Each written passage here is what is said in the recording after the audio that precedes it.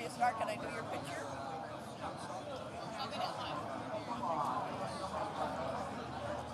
I just want to do your photo. Where do you want to do it? Right here's good. Oh, okay. How's my hair? Good as fine. All right, everybody, let's start getting towards our room. Our seats, please.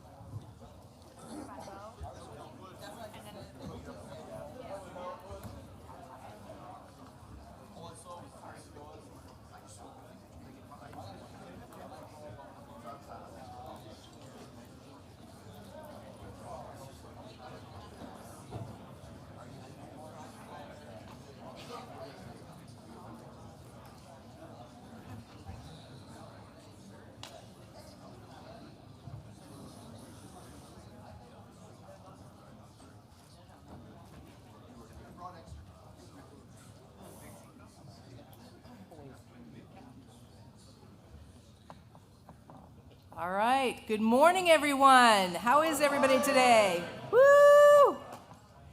All right. Welcome to the annual meeting of the National Board of the United States Coast Guard Auxiliary, the finest uniformed maritime volunteer organization of the world.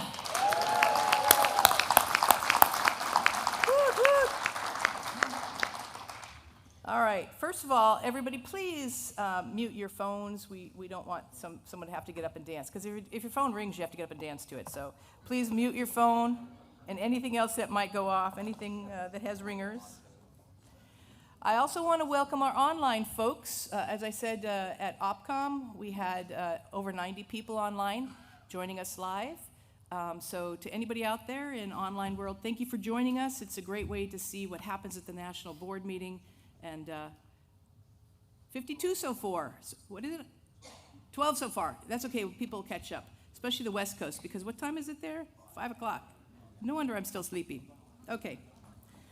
This morning we're going to begin with the invocation, the presentation of colors, the Pledge of Allegiance, and recognition of past Commodores who crossed the bar since our last meeting. At this time, will everybody please stand?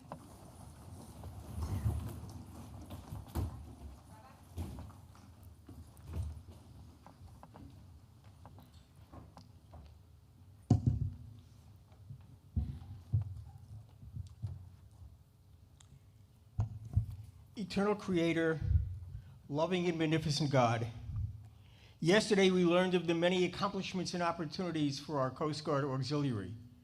We heard how we are fulfilling our ethos, proud traditions, worthy missions, and how we are fulfilling the dictum that whoever saves one life has saved the entire universe.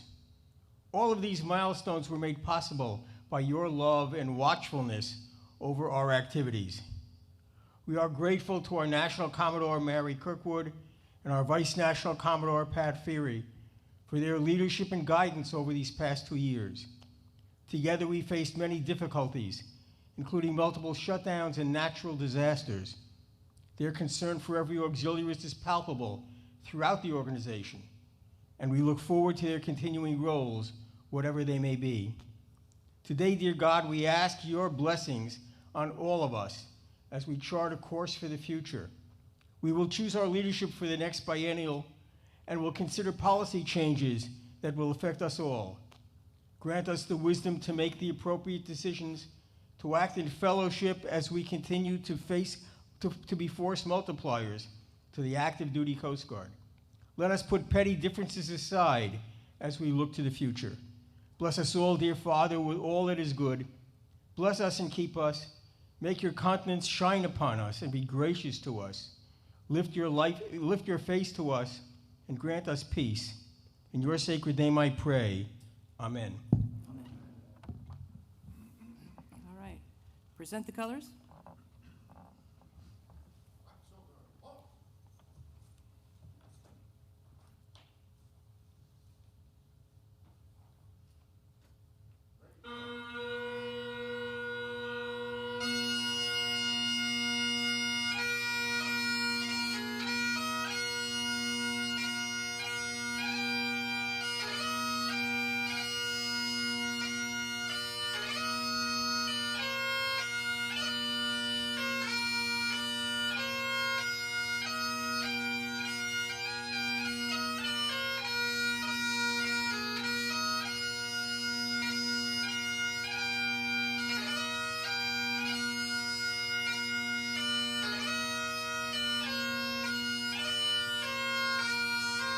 Halt!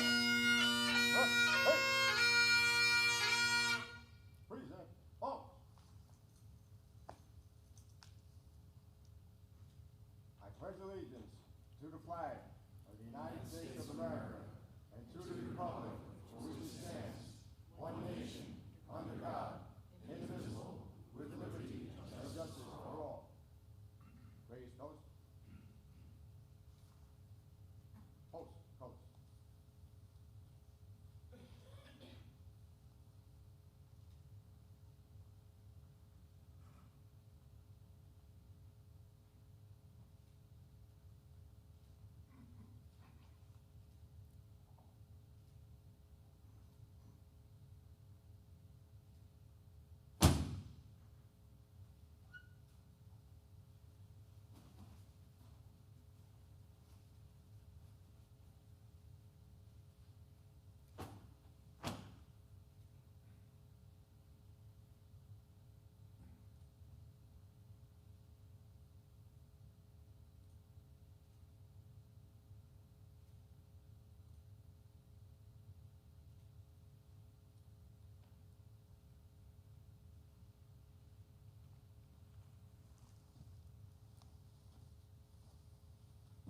All right, shoulder off.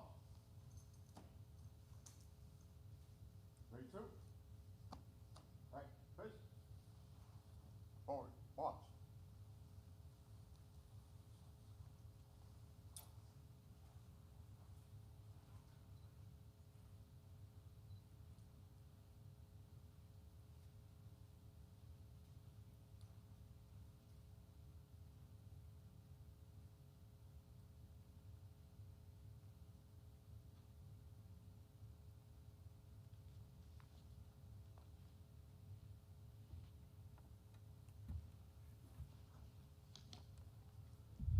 All right, thank you.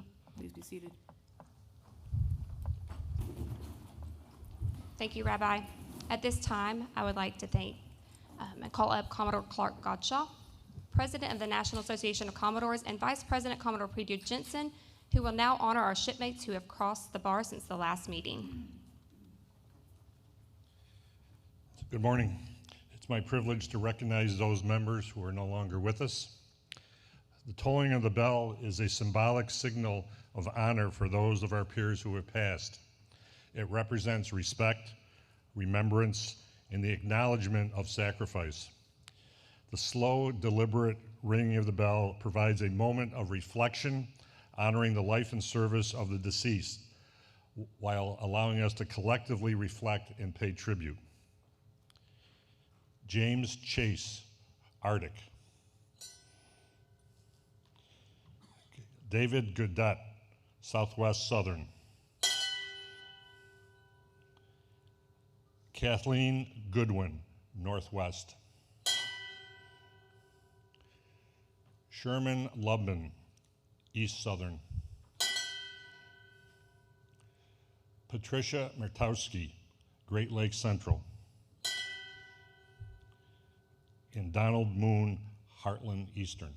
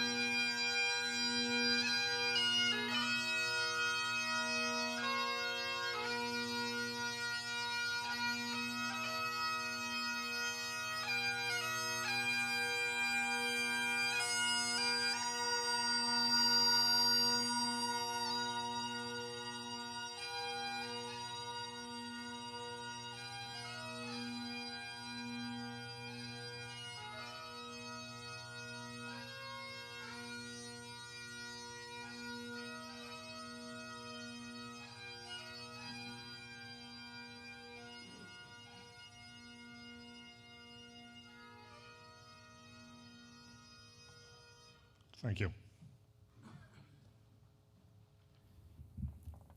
Thank you very much. Special thank you to District Southeast Region, Auxiliary Color Guard, and to David Larson for playing the bagpipes. I would now like to call up Commodore Martin Goodwin, our district host, to say a few more remarks.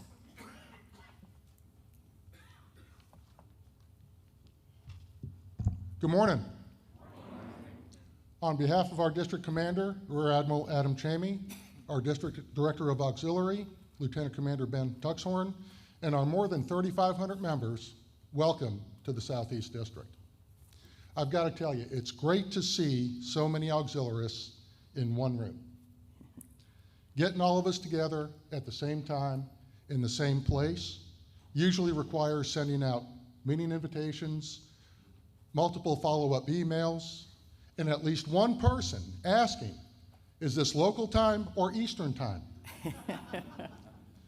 You know, we come from different districts, we serve different missions, and bring together different experiences to the table. We bring different experiences to the table. But we're united by something much larger, a shared commitment to serve the Coast Guard, the boating public, our communities, and each other.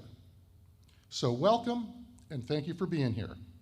I hope you get to at least experience some of what our beautiful area has to offer. Thank you.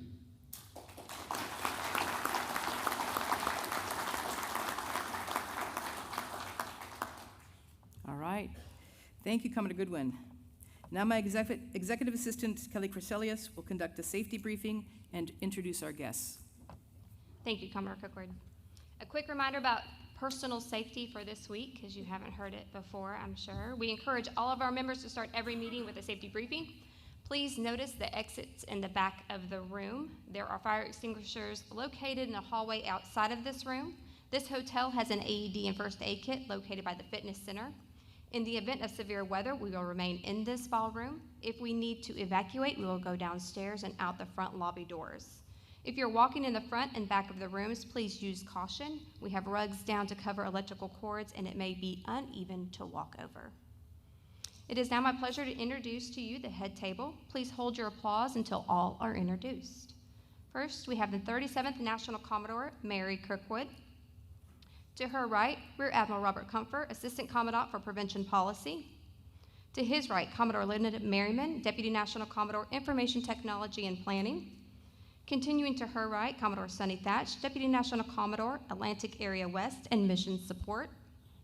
To his right, the Chief Director of Auxiliary, Captain Brent Schmadeke. And on Commodore Kirkwood's left, Vice National Commodore Pat Ferry. To his left, Captain Daniel Koss, Director of Inspections and Compliance. To his left, Commodore Michael Bozarth, Deputy National Commodore, Pacific Area and Operations. To his left, Commodore John Crogwin, Deputy National Commodore of Atlantic Area East and Recreational Boating Safety.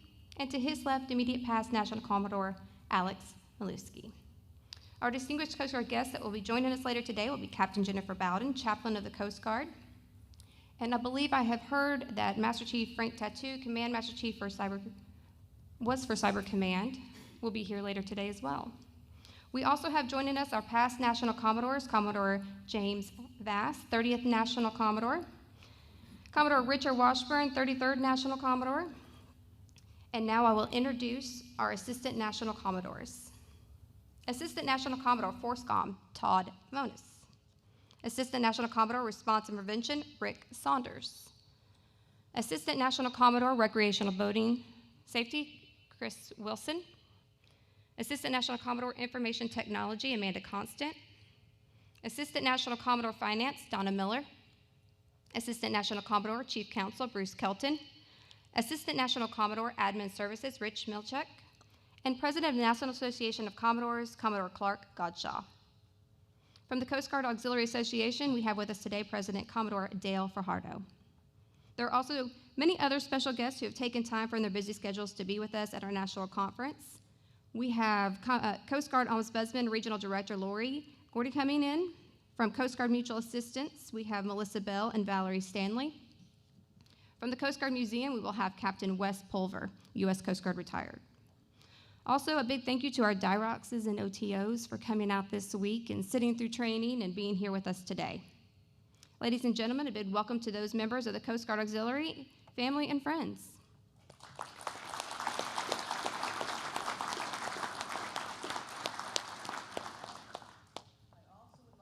Go the thank you to our DIROXs and our OTOs that are here because you keep us going.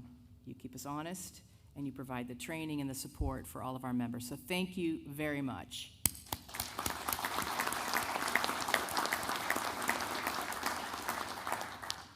So once again, I welcome everyone here in person and those watching online. At this time, I convene the annual meeting of the National Board of the U.S. Coast Guard Auxiliary. Kelly, will you please call roll of the National Board? Yes, ma'am. I will now conduct the roll call. National Commodore Mary Kirkwood. Here. Vice National Commodore Pat Ferry. Present. Immediate Past National Commodore Alex Maliski. Chief Director of the Auxiliary, Captain Brent Schmadeke. Here. Deputy National Commodore Atlantic Area East Recreational Boating Safety, John Krogman. Here. Deputy National Commodore Atlantic Area West Mission Support, Sonny Thatch. Here. Deputy National Commodore Pacific Area and Operations, Michael Bozarth. Deputy National Commodore Information Technology Planning, Linda Merriman. Here. Northeast District Northern Region Commodore Glenn Gayton. Here. Northeast District Southern Region Commodore Michael Klasick. Here. East District Northern Region Commodore Noreen Shavini. Here. East District Southern Region Commodore James Thomas. Here. Southeast District Commodore Martin Goodwin. Here. Heartland District Coastal Region Commodore Doug Ritchie. Heartland District Eastern Region Commodore Ron Bono. Heartland District Western Rivers Commodore Robert Ersman. Great Lakes District Central Region Commodore Mark Villano. Great Lakes District Eastern Region Commodore Stephen Botsford. Great Lakes District Western Region District Chief of Staff Craig Feldy. Southwest District Northern Region Commodore Jim Losey. Southwest District Southern Region Commodore Rodney Donahue. Northwest District Commodore Klaus Nyhaus. Oceania District Commodore Jody Nelson. Present. Arctic District Commodore Chester Williams. Present. President of our National Association of Commodores, Clark Godshaw. Here. All right. All right. Commodore Kelton, do we have a quorum? Yes, we have a quorum. Excellent. Your attendance here is greatly appreciated, and I hope you'll find the proceedings interesting and helpful. If you need assistance while you're here, the following national staff are here to assist you. My executive assistant, Kelly Creselius, Kat Stevens, new this year for us, and Jen Austin, somewhere, okay. Our conference coordinator, Tom Butler, Patrick Brown, and Roger doing the AV in the back.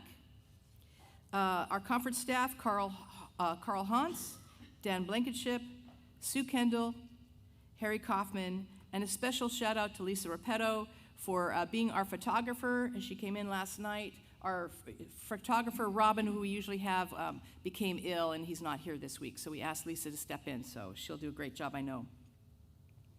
We'll now turn to the important task of electing our national officers who will serve from November 1st, 2026 to October 31st, 2028. All candidates have been certified by the Chief Director as eligible to run for their respective offices. The Tally Committee is composed of past National Commodores, Commodore James Vass and Commodore Rich Washburn, and Deputy Chief Counsel Jason Pfeiffer, who are present but ineligible to vote. Commodore Washburn will be the chair. Commodore Kelton, will you please discuss the voting guidelines? Okay, good morning, everybody. The elections will be conducted pursuant to the procedures set forth in the National Standing Rules, Article 2. My first question is, does anybody, any of our voters, have any questions about those rules and procedures that's set forth in the Standing Rules, Article 2? Okay. Prior to each election, Commodore Kirkwood will announce the authorized voters for each election, and prior to the initiation of the election process, Commodore Kirkwood must declare that the nominations are closed and then proceed to the elections. So that's the process we're going to follow. Before we proceed to the elections, Commodore Kirkwood has to declare that the nominations are closed. Any questions? Thank you. you, Commodore.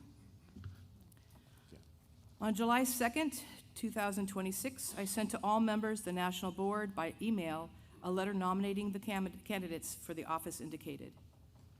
For National Commodore, Commodore Pat Ferry, V. NACO, Commodore Michael Bozarth, D. NACO. For Vice National Commodore, John Krogman, D. NACO Land East, Sonny Thatch, D. NACO Land West. For Deputy National Commodore, Land East, Michael Klasick, Martin Goodwin, Jim Thomas. For Land West, Mark Villeneuve. And for PAC area, Curtis Hahn and Klaus Niehaus.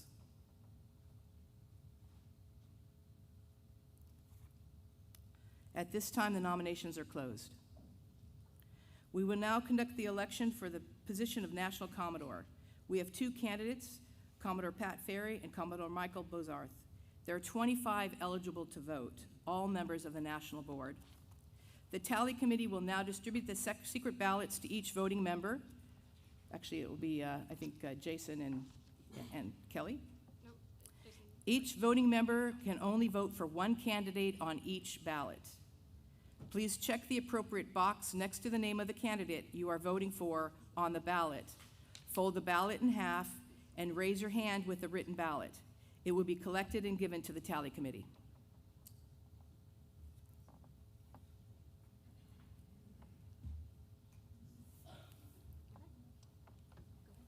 Raise your hand if you're eligible to vote. Yeah, raise your hand if you're eligible.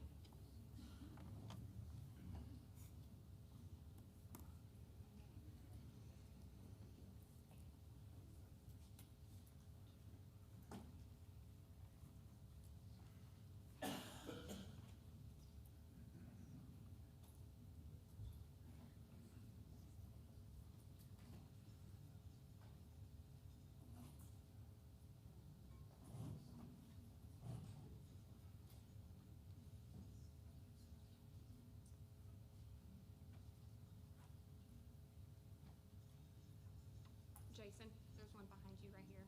You want to grab him real quick?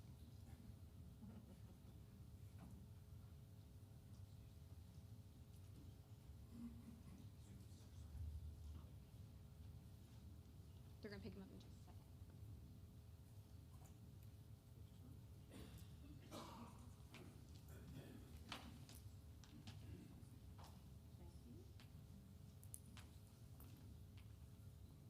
Did everybody receive a ballot that is eligible to vote?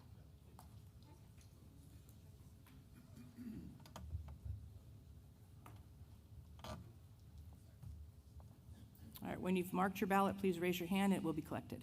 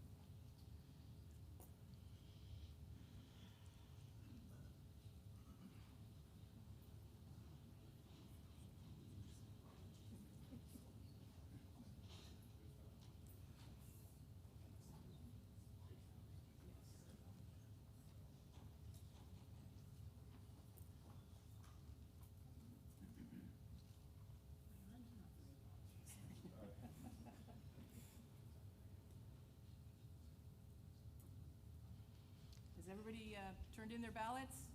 Raise your hand if you have not. All ballots turned in? Okay. While the Tally Committee is counting the ballots, I am going to do a set of awards. So at this time, I'd like to call up Commander Franson. Would you please join us at the podium? Rear Admiral Kampfer, Captain Schmadeke, and Commodore Kirkwood, would you please go to the front of the podium down here to present some awards?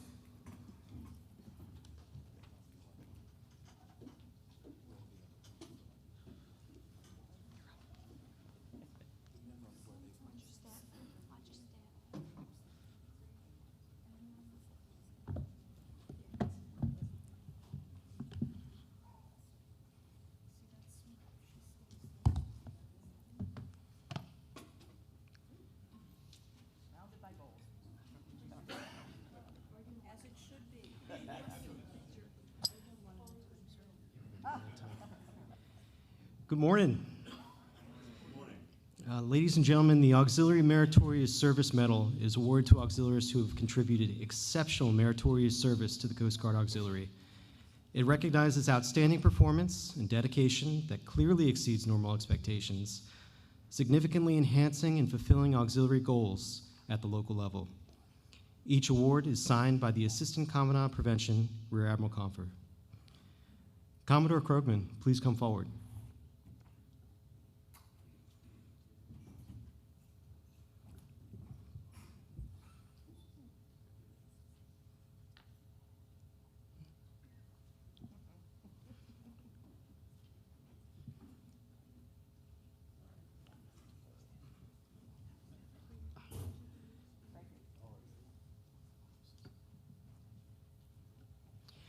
Attention to award.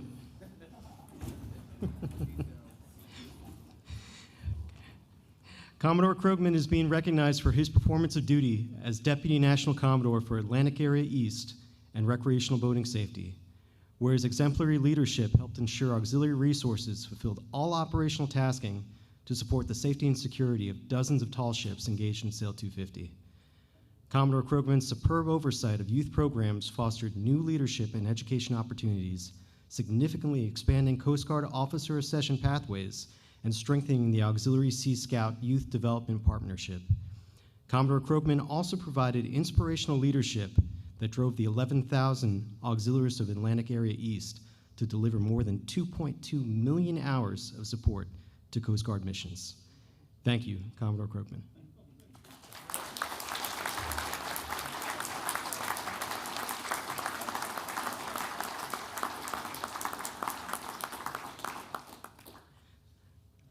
Commodore Thatch, please come forward.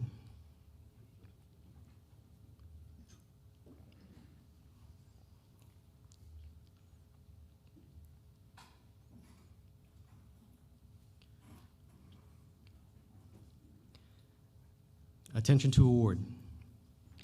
Commodore Thatch is being recognized for his performance of duty as Deputy National Commodore for Atlantic Area West and Mission Support, where his exemplary leadership helped guide the rapid implementation of executive orders and the orderly transition of national directorates. Commodore Thatch's exceptional coordination skills fostered advanced professional development, including the reinstatement of proctored operational exams and the creation of Senior Auxiliary National Director's Advanced Leadership Course. Commodore Thatch also provided inspirational oversight that secured the integration of auxiliary publications into the Defense Visual Information Distribution System and drove members to deliver over 1.1 million support hours. Thank you, Commodore Thatch.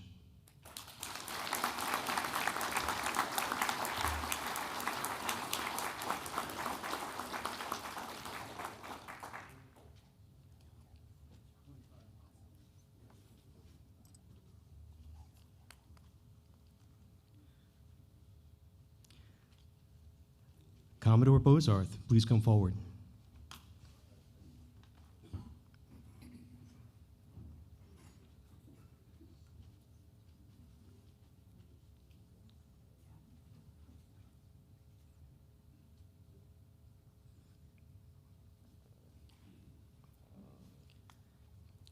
Attention to award. Commodore Bozarth is being recognized for his performance of duty as Deputy National Commodore for Pacific Area Operations, where his exemplary leadership helped conceive and lead the Auxiliary's Mission Ready Force Initiative to provide the first verified auxiliary national operational readiness picture. Commodore Bozarth's insightful supervision fostered the rapid development of a cadre of over 110 auxiliaries trained to support FEMA's geospatial damage assessment requests. Commodore Bozarth also provided inspirational leadership that drove the 3,300 auxiliaries to Pacific Area to deliver more than 700,000 hours of support to Coast Guard missions. Thank you, Commodore Bozarth.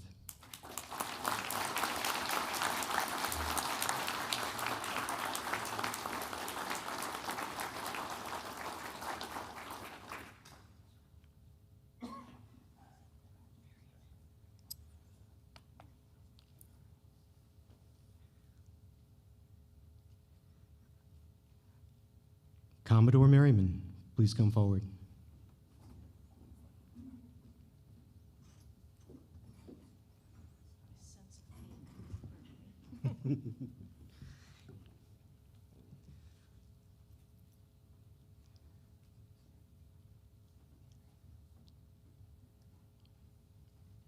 Attention to award. Commodore Merriman is being recognized for her performance of duty as Deputy National Commodore for Information Technology and Planning, where her unparalleled technical expertise helped manage the maintenance and improvement of more than 40 mission-critical IT systems. Commodore Merriman's exceptional leadership fostered expanded integration with Coast Guard Cyber Command and the delivery of vital artificial intelligence and cybersecurity training to active duty staff. Commodore Merriman also provided superb stewardship over a major help desk transition that generated $75,000 in savings and safeguarded critical operations during contract delays. Thank you, Commodore Merriman.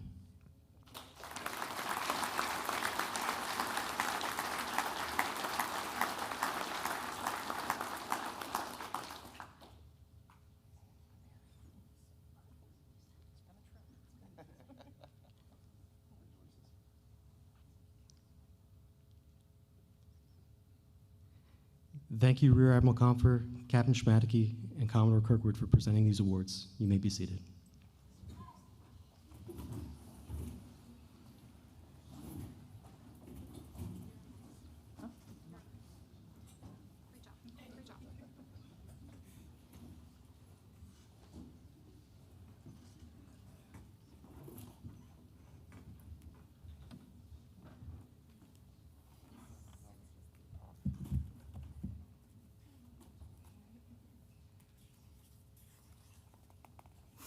All right, we have completed the tally, and we have a winner. And our new National Commodore is Commodore Pat Ferry.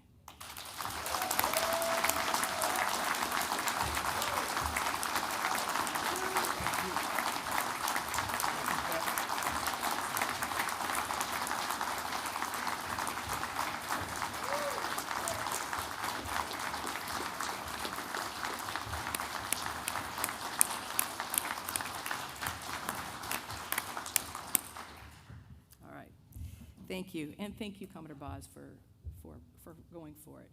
This is a huge position, and I just appreciate so much that people are willing to step up after having done this job for 2 years. I think they're crazy, but I do appreciate it.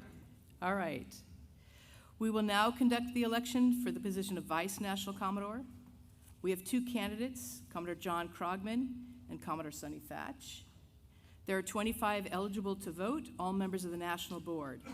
The Tally Committee will now distribute the secret ballots to each voting member. Each voting member can only vote for 1 candidate for each ballot.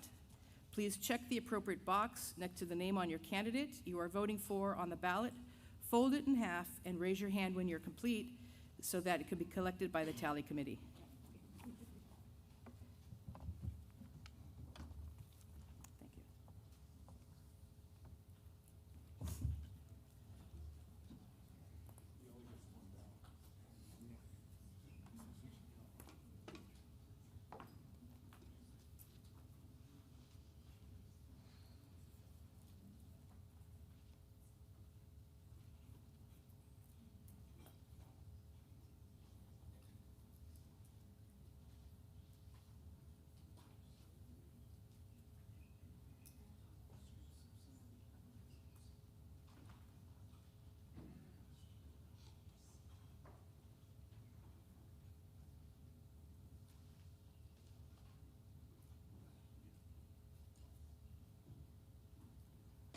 Has everybody received a ballot who should? Raise your hand if you haven't. Okay, we still have 1 more ballot to put out, please.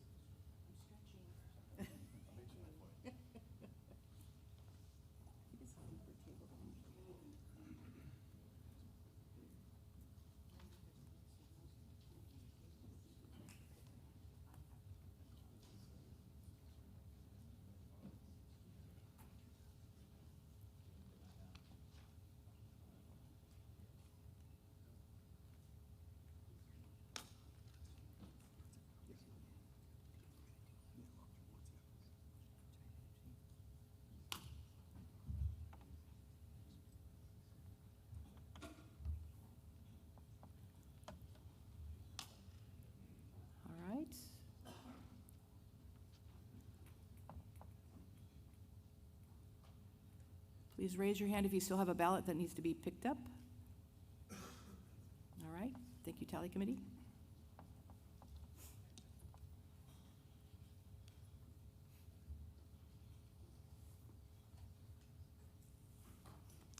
Thank you.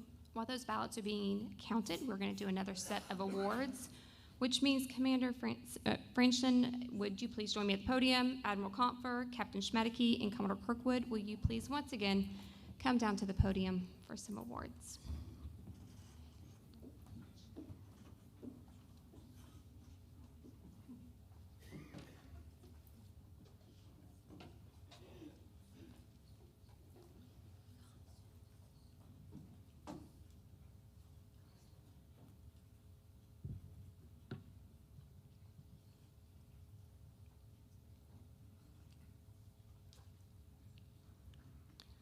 Commodore Constant, please come forward.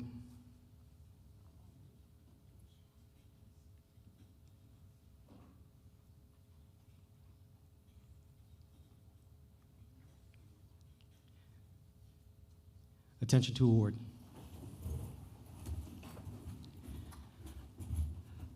Commodore Constant is being recognized for her performance of duty as Assistant National Commodore for Information Technology, where her skilled leadership helped manage more than 40 mission-critical IT systems and orchestrate the seamless transition of the auxiliary's help desk service. Commodore Constant's astute expansion of cybersecurity programs fostered crucial Coast Guard augmentation, including the assignment of the first auxiliary unit coordinator to Coast Guard Cyber Command. Commodore Constant also oversaw the production of 150 recurring analytics reports and provided high-level counsel that directly enabled the successful deployment of 1,000 critical AUX data system changes. Thank you, Commodore Constant.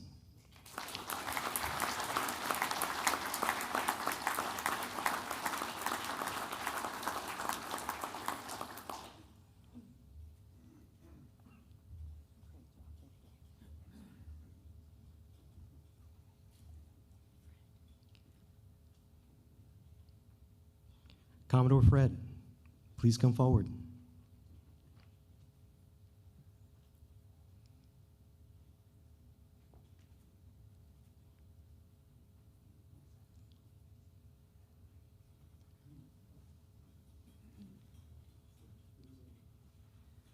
Attention to award. Commodore Fred is being recognized for his performance of duty as Deputy Assistant National Commodore of Force Readiness Command, where his unwavering commitment and strategic vision helped update and renew the letter of intent formalizing the auxiliary's partnership with the Boy Scouts of America.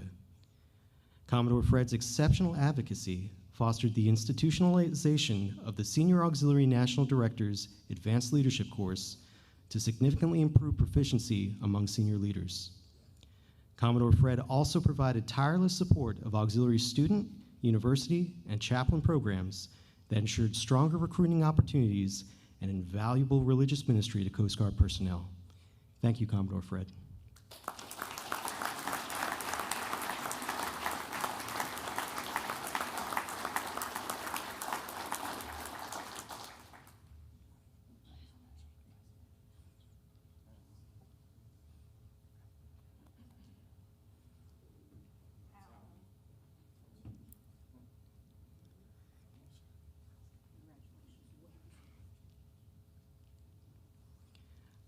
Commodore Michalczyk, please come forward.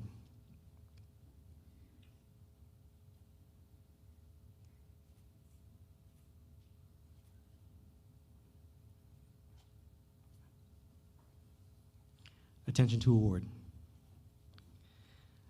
Commodore Michalczyk is being recognized for his performance of duty as Assistant National Commodore for Administrative Services, where his extensive law enforcement and administrative experience helped establish the fledgling Administrative Investigations and Administrative Services Directorate. Commodore Michalczyk's leadership fostered the development of creative training presentations, instructional videos, and professional development tools that institutionalized standard formats for auxiliary legal, finance, and materials communities. Commodore Michalczyk also provided conscientious oversight of all investigators and organized an unprecedented, secure national filing system for unit records that significantly eased administrative burdens on district staffs. Thank you, Commodore Mihalchik.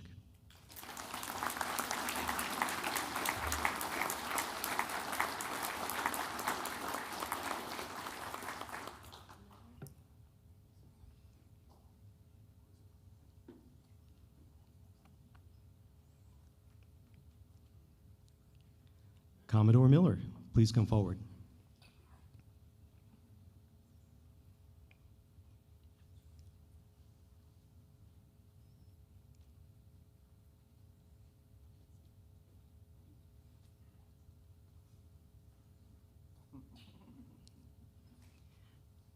Attention to award. Commodore Miller is being recognized for her performance of duty as Assistant National Commodore, Chief Financial Officer, where her superb financial management expertise helped comprehensively update the auxiliary's financial and materials, controls, standard operating procedures for all districts, divisions, and flotillas.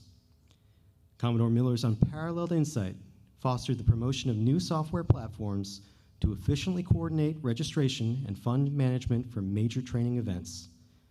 Commodore Miller also provided meticulous auditing of auxiliary unit financial reports and outstanding liaison to the Auxiliary Association, ensuring records at all levels were kept in accordance with generally accepted accounting principles. Thank you, Commodore Miller.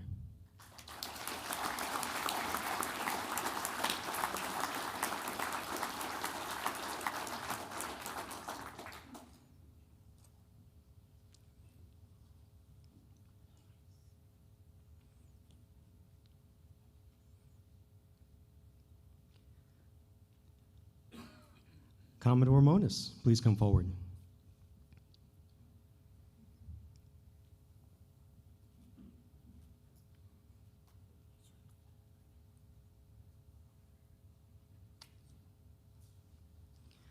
Attention to award.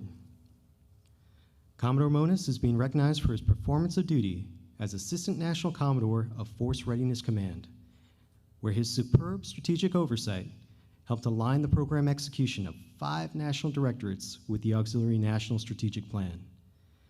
Commodore Monis's insightful initiative fostered advanced leadership and professional development initiatives, including the development of the Senior Auxiliary National Director's Advanced Leadership course.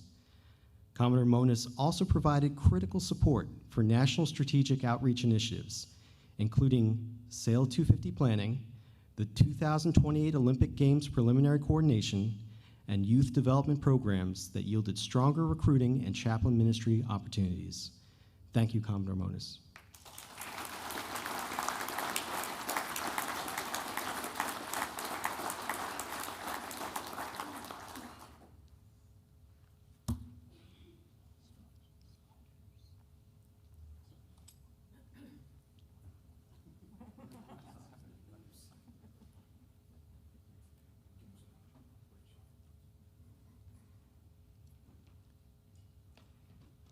Commodore Saunders, please come forward.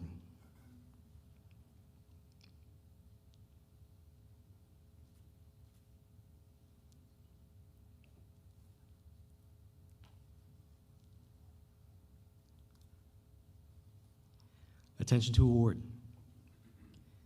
Commodore Saunders is being recognized for his performance of duty as Assistant National Commodore for Response and Prevention, where his extraordinary programmatic leadership helped drive major auxiliary modernization and readiness initiatives nationwide.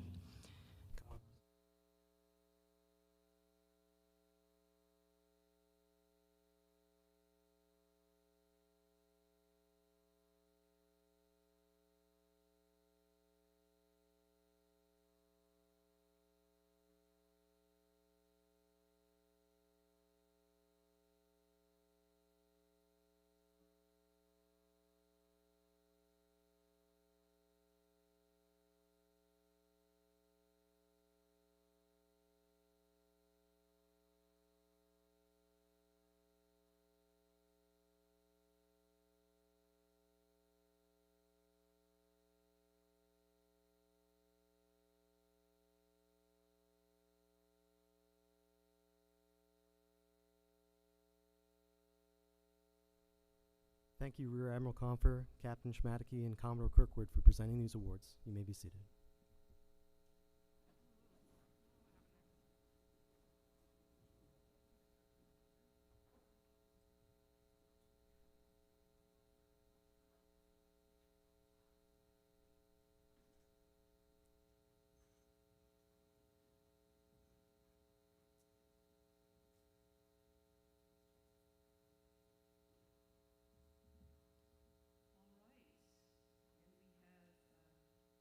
Our new Vice National Commodore, Commodore John Krogman.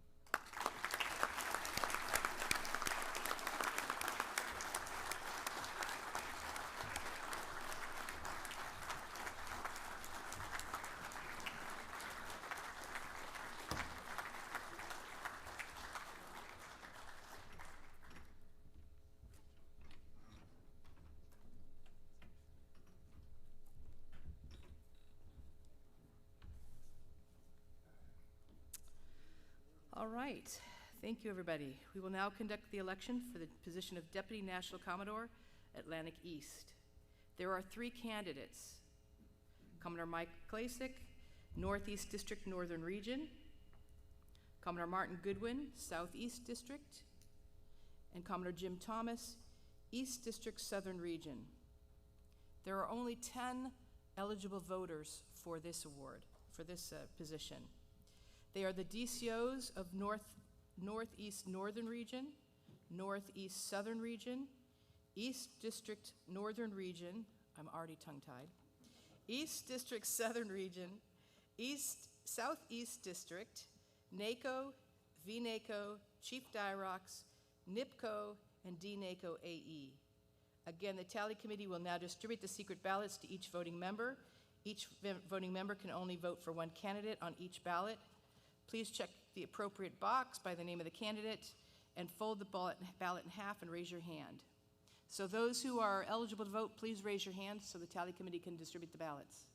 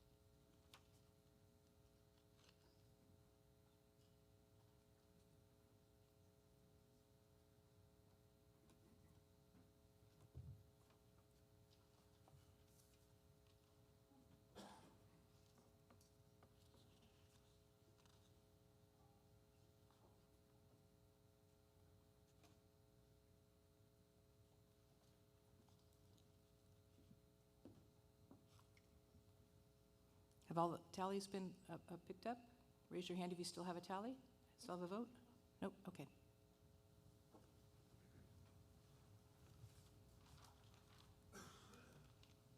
All right, we'll try this mic again. Commander Franson, would you please join me at the podium? We're going to do another set of awards, so you know the drill. Admiral Confer, Captain Schmadeke, and Commodore Kirkwood, would you please come to the front of the podium to present some awards?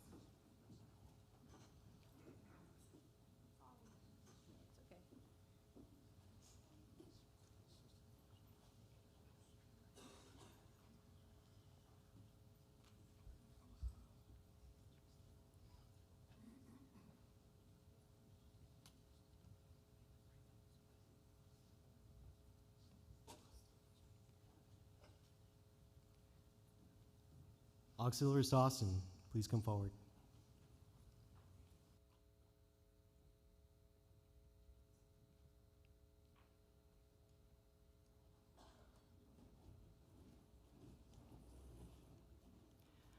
Attention to award. Auxiliarist Austin is being recognized for her performance of duty as Senior Fellow of Informational Technology and Executive Assistant to the Chief Director of Auxiliary for the Aux Data Information System, where her profound initiative and IT experience helped design and execute a critical data backup process that protected irreplaceable system data. Auxiliarist Austin's exceptional coordination skills skillfully translated operational requirements into clear technical specifications, keeping development on schedule and driving the rapid deployment of over 1,000 critical aux data enhancements. Auxiliarist Austin also provided superb responsiveness to myriad report requests and meticulously trained district staff in patrol order management to ensure timely claim reimbursements.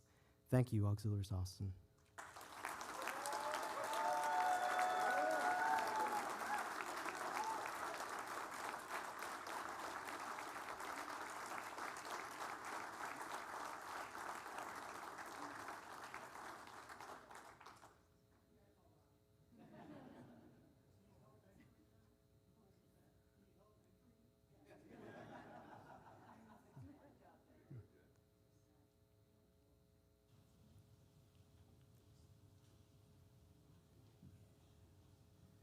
Auxiliarist Barth, please come forward.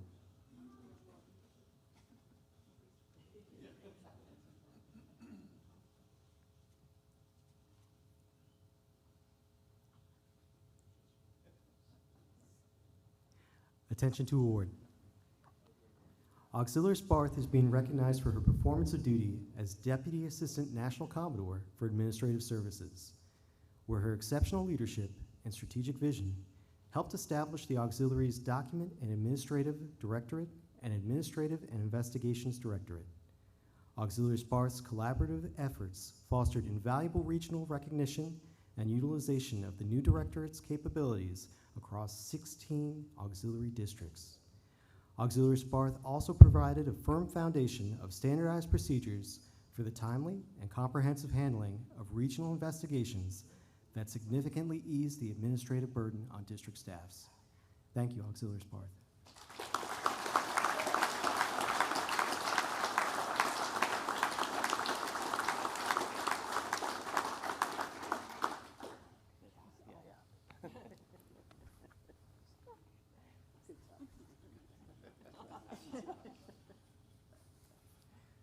Auxiliarist Denton, please come forward.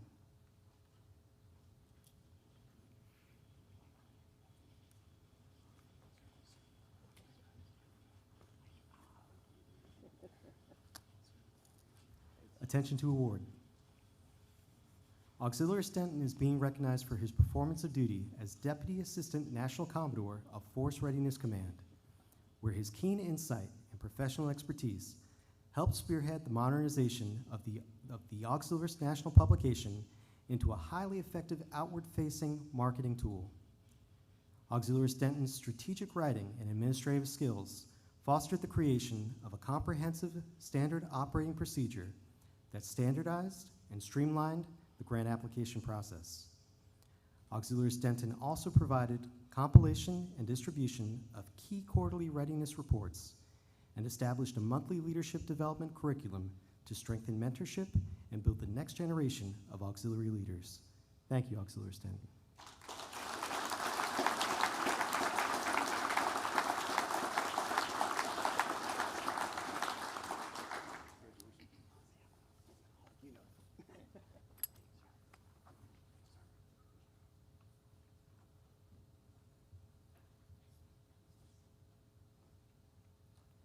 Auxiliarist Espino, please come forward.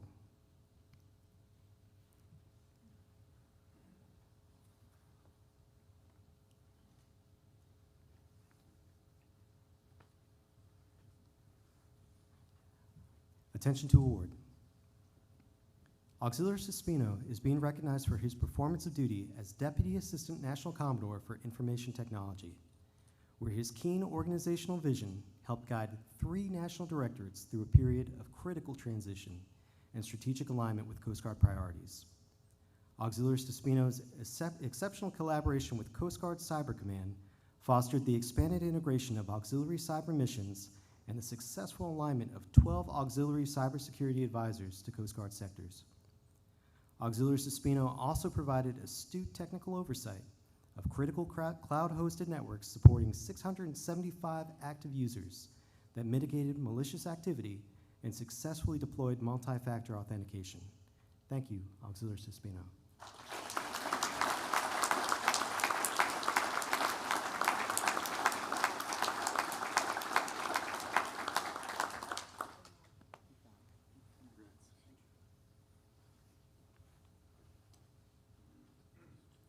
Auxiliaries Hendricks, please come forward.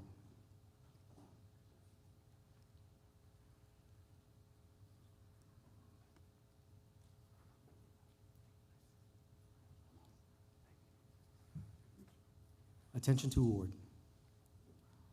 Auxiliaries Hendricks is being recognized for his performance of duty as Deputy Director of Training, where his exceptional leadership helped coordinate 9 division chiefs responsible for providing a comprehensive array of leadership, operational, and member training programs. Auxiliaries Hendricks' exceptional coordination skills fostered the pioneering deployment of 11 new courses within the Auxiliaries' new online classroom learning management system. Auxiliaries Hendricks also provided diligent administrative oversight of a comprehensive review of all training materials to ensure executive compliance and successfully resolved more than 535 national help desk cases. Thank you, Auxiliaries Hendricks.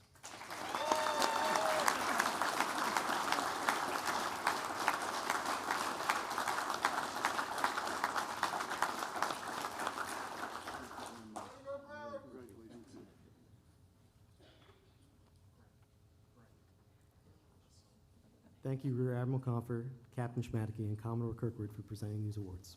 You may be seated.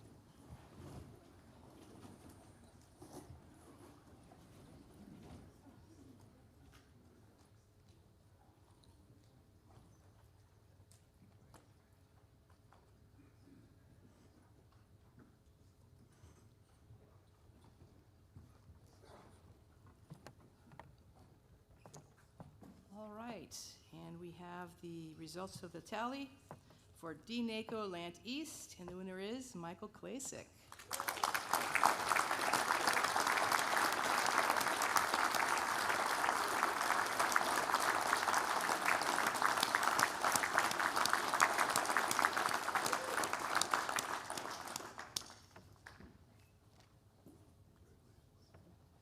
All right.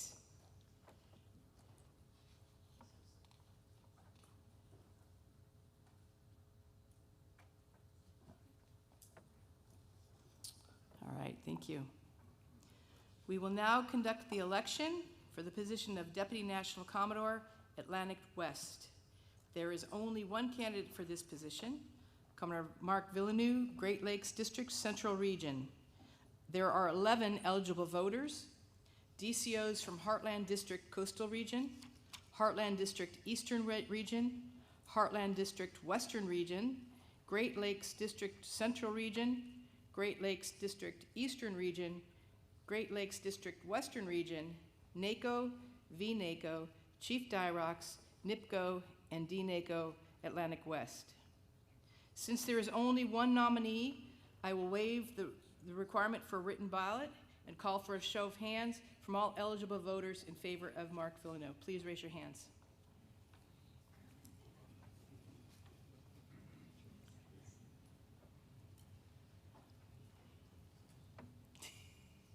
Mark.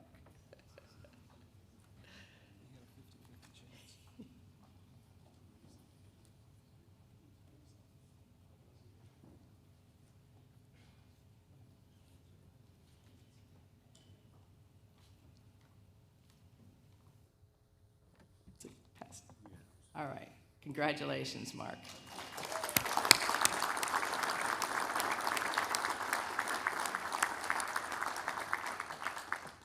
All right. We will now conduct the election of the position of Deputy National Commodore Pacific Area. There are 2 candidates, Commodore Curtis Hahn from Southwest District Northern Region and Commodore Klaus Niehaus from Northwest District. There are 10 eligible voters for this election, DCOs from Southwest District Northern Region, Southwest District Southern Region, Northwest District, Oceania District, Arctic District, NACO, V-NACO, NIPCO, Chief Dyrox, and D-NACO PAC area. The tally committee will now distribute the secret ballots to each voting member. Each voting member can only vote for one candidate of each ballot. Please check the appropriate box next to the name of the candidate you're voting for, fold it in half, and raise your hand with the written ballot. It will be collected by the tally committee.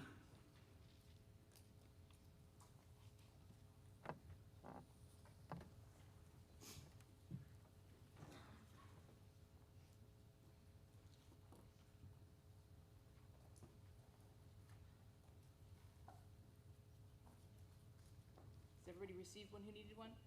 Yes.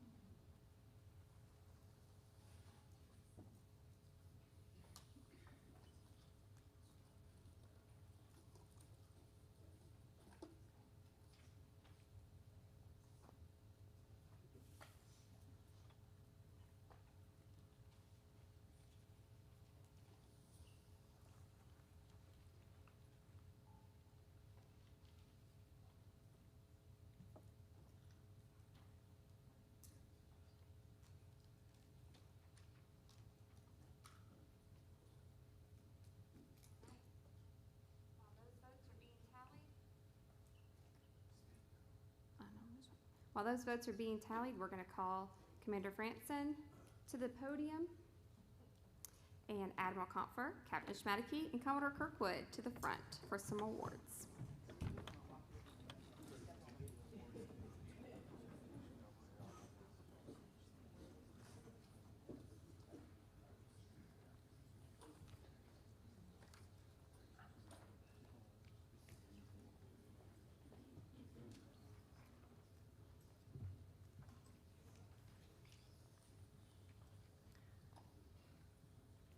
Auxiliaries Johnson, please come forward.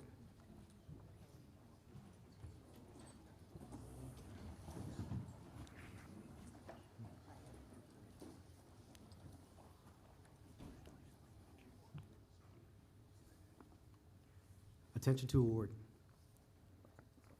Auxiliaries Johnson is being recognized for his performance of duty as Director of Student Programs, where his visionary leadership helped arrange more than 4,600 hours of auxiliary support to the Academy Introduction Mission for prospective candidates. Auxiliaries Johnson's exceptional coordination skills fostered a strong national network of Coast Guard officer recruiters, bridging connections with auxiliary university program units to directly support the selection of 7 students for direct commission.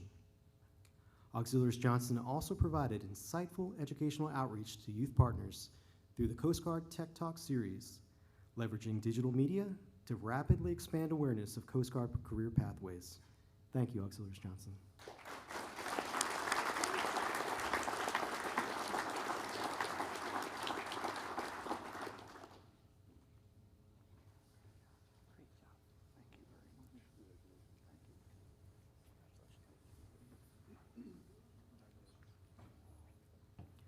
Auxiliaries Minervini, please come forward.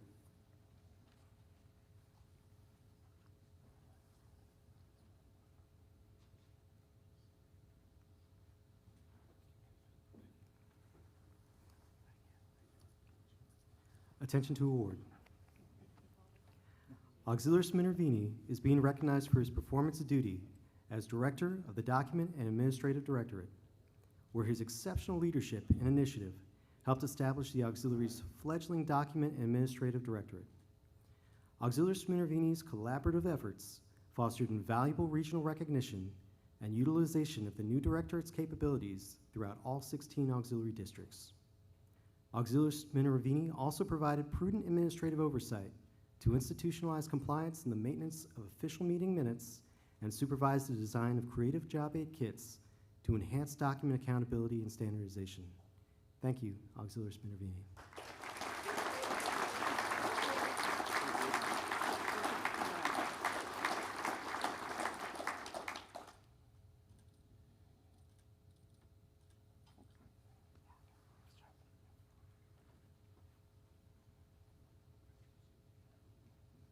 Auxiliaries Peoples, please come forward.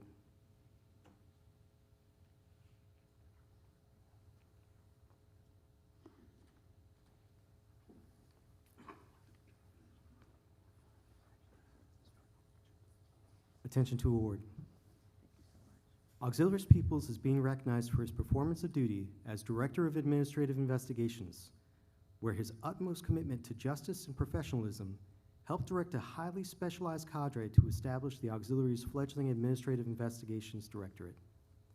Auxiliaries Peoples' inspirational leadership fostered the successful streamlining of investigative processes and considerably improved coordination with the Coast Guard's Office of General Law, the Coast Guard Investigative Service, and the Auxiliary Legal Team.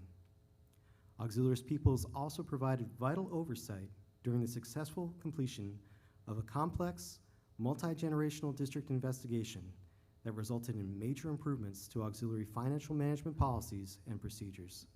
Thank you, Auxiliaries Peoples.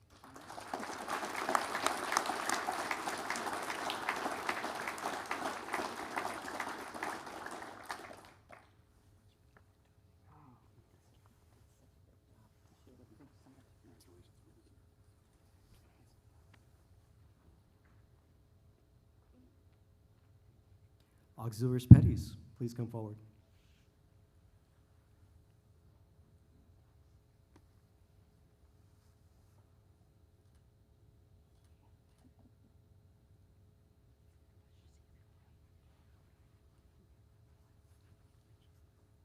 Attention to award.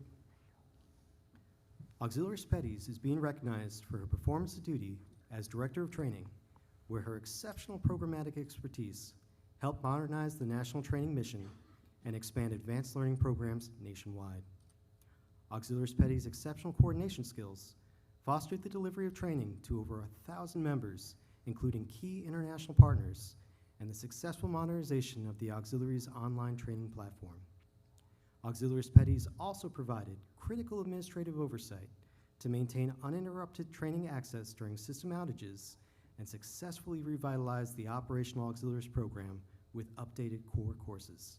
Thank you, Auxiliaries Petties.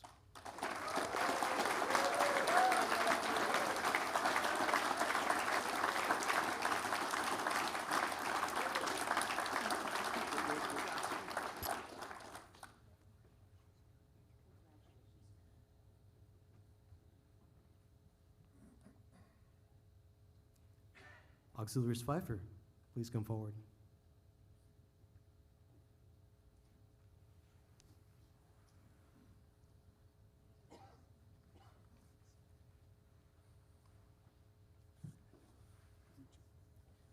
Attention to award. Auxiliaries Pfeiffer is being recognized for his performance of duty as Deputy Assistant National Commodore Chief Counsel, where his superb legal expertise helped guide district legal officers to uniform compliance with all administrative and procedural requirements. Auxiliaries Pfeiffer's extraordinary mastery of Coast Guard policies fostered the successful review and completion of more than 25 complex investigations, including a major district inquiry that yielded significantly improved financial management policies. Auxiliaries Pfeiffer also provided vital oversight as chairman of the Auxiliary Legislative Liaison Committee, revitalizing the program with a quarterly state law tracker and delivering essential good order and discipline reports. Thank you, Auxiliaries Pfeiffer.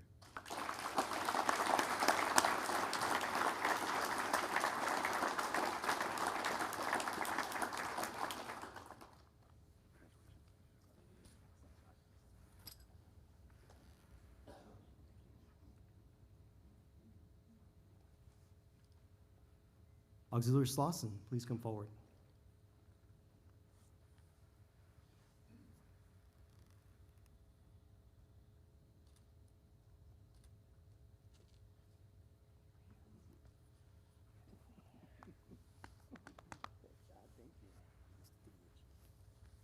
Attention to award. Auxiliary Slauson is being recognized for his performance of duty as Deputy Director of Administrative Investigations, where his keen administrative insight helped create standardized reporting templates and best practices that significantly improved clarity across all investigations. Auxiliary Slauson's exceptional initiative fostered the development of the Investigations 101 program for unit commanders and significantly streamlined coordination with Coast Guard and auxiliary legal teams.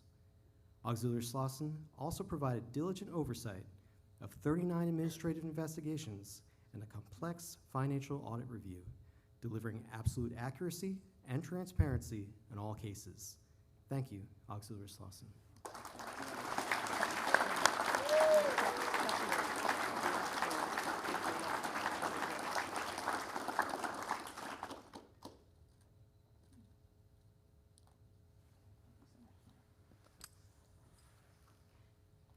Thank you, Rear Admiral Comfer, Captain Schmadeke, and Commodore Kirkwood for presenting these awards. You may be seated.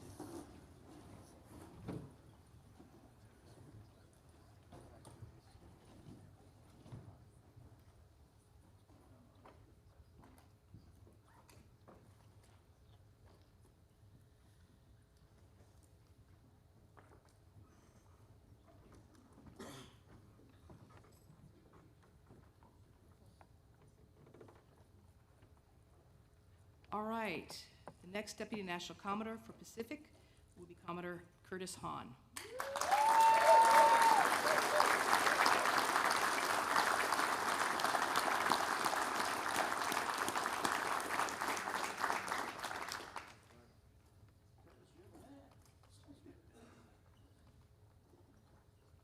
All right. Ladies and gentlemen, the national officers for the period of November 1st, 2026 through October 31, 2028. Please come forward and have your picture taken. National Commodore Pat Ferry, Vice National Commodore John Krogman, Deputy National Commodore Atlantic East. Oh my gosh, who was that? Place it. Oh, this has been overwhelming. It's been overwhelming. Deputy National Commodore Atlantic West, Mark Villeneuve, and Deputy National Commodore Pacific, Curtis Hahn. Please join me in congratulating them.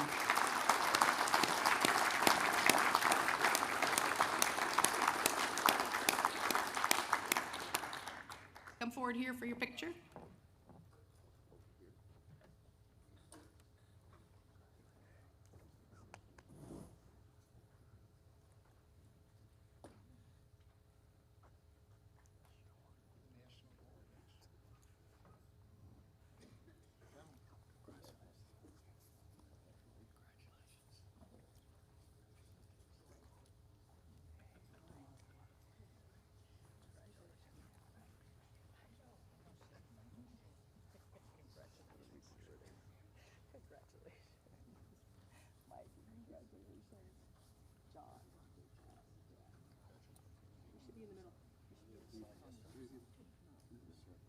Everybody's bossing me around.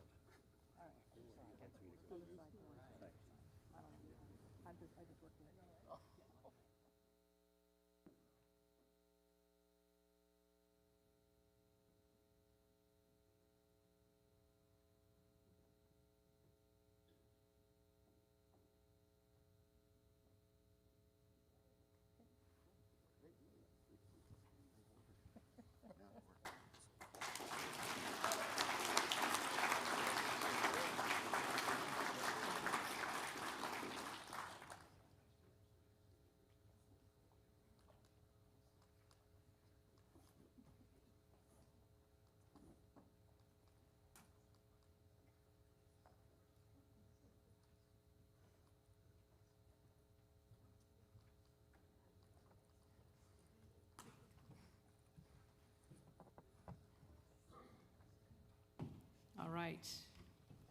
I would like to thank the members of the Tally Committee.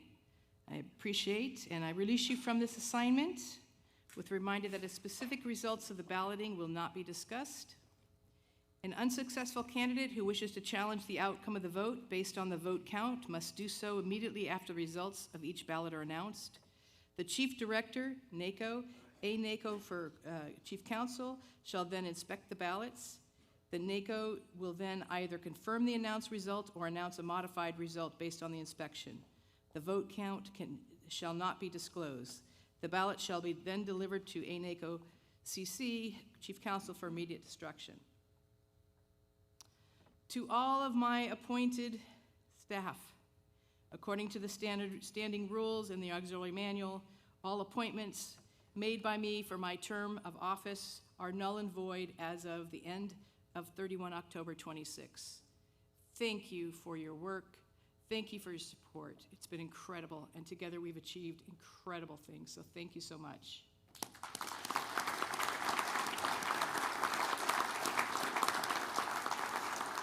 Ms. Crisellis? All right, at this time, congratulations to all.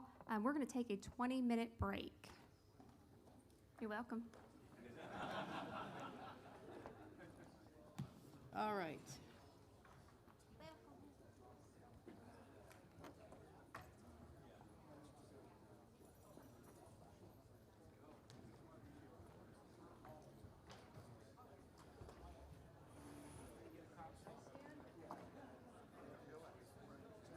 I stand corrected by Commodore Merriman, who has been my mentor and my guide through this for everything administrative procedurally, and she's kept me honest and out of jail, as has our chief counsel.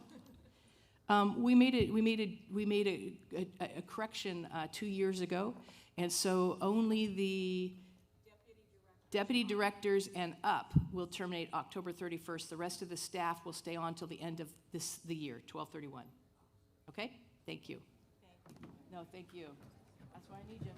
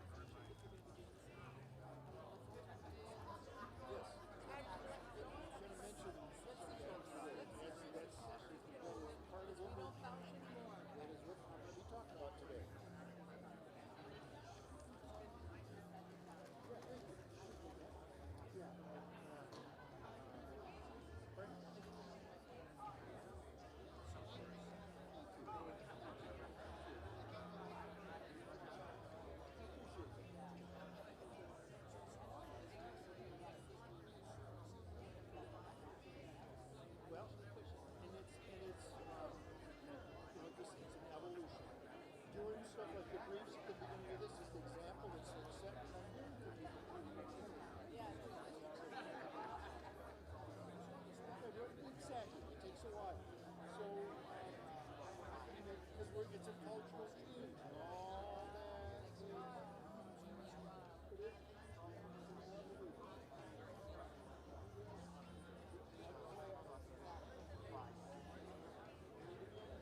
and know that improving safety culture works. In aviation, between 1990 Buffalo. and 2001, I think it was, 2001, we had nearly one death per year in aviation, one fatality per year. 15 fatalities in 17 years, and 2 critical injuries. Yes, auxiliary aviation. In 2001, we had 2 fatalities in Florida. Did stand down for a while. Shortly after that, took changes. Part of that.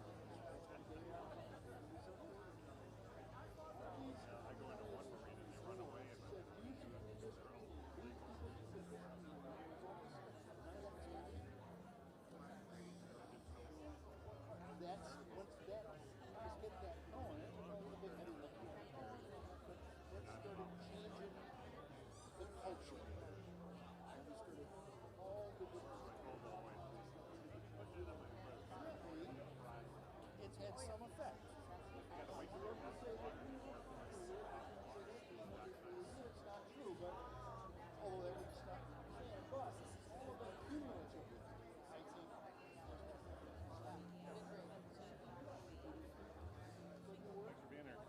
Yep.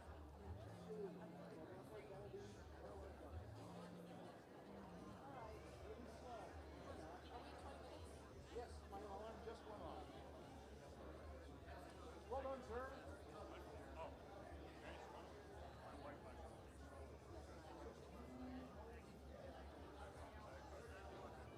And how much time do we have? How much time do we have?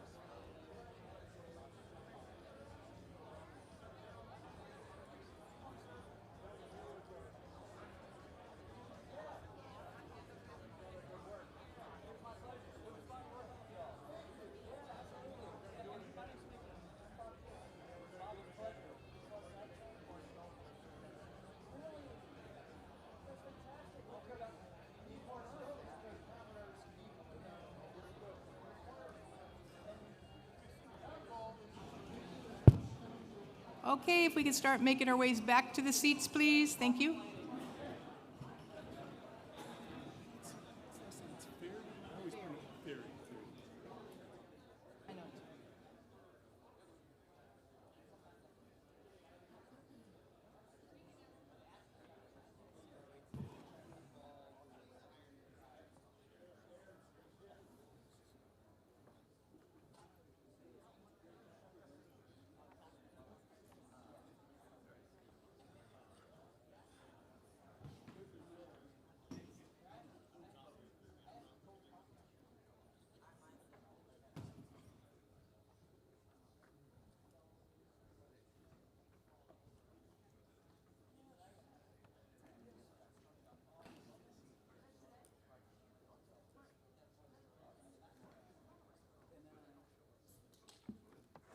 Okay, please take your seats.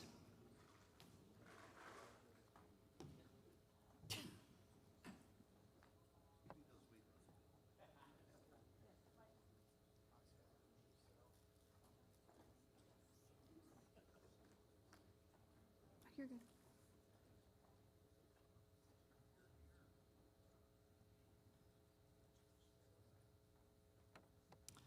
Okay. I now reconvene the meeting of the National Board and call for a visual confirmation of a quorum. I attest that NextCom is present and accounted for. President of NAC is here. Dean Akels will attest to their areas. Commodore Krogman? All right. Commodore Thatch? Thank you. Commodore Boz? Okay. We still have a quorum, correct, Bruce? Thank you. Okay. All right. Thank you. It is now my pleasure to call up Rear Admiral Robert Comfer to the podium. Rear Admiral Robert Comfer serves as the Assistant Commandant for Prevention Policy and is responsible for the development of national policy standards and programs promoting marine safety, security, and environmental stewardship. 3 directorates carry out the mission: inspections and compliance, marine transportation systems, and commercial regulations and standards. Thank you for being here, sir.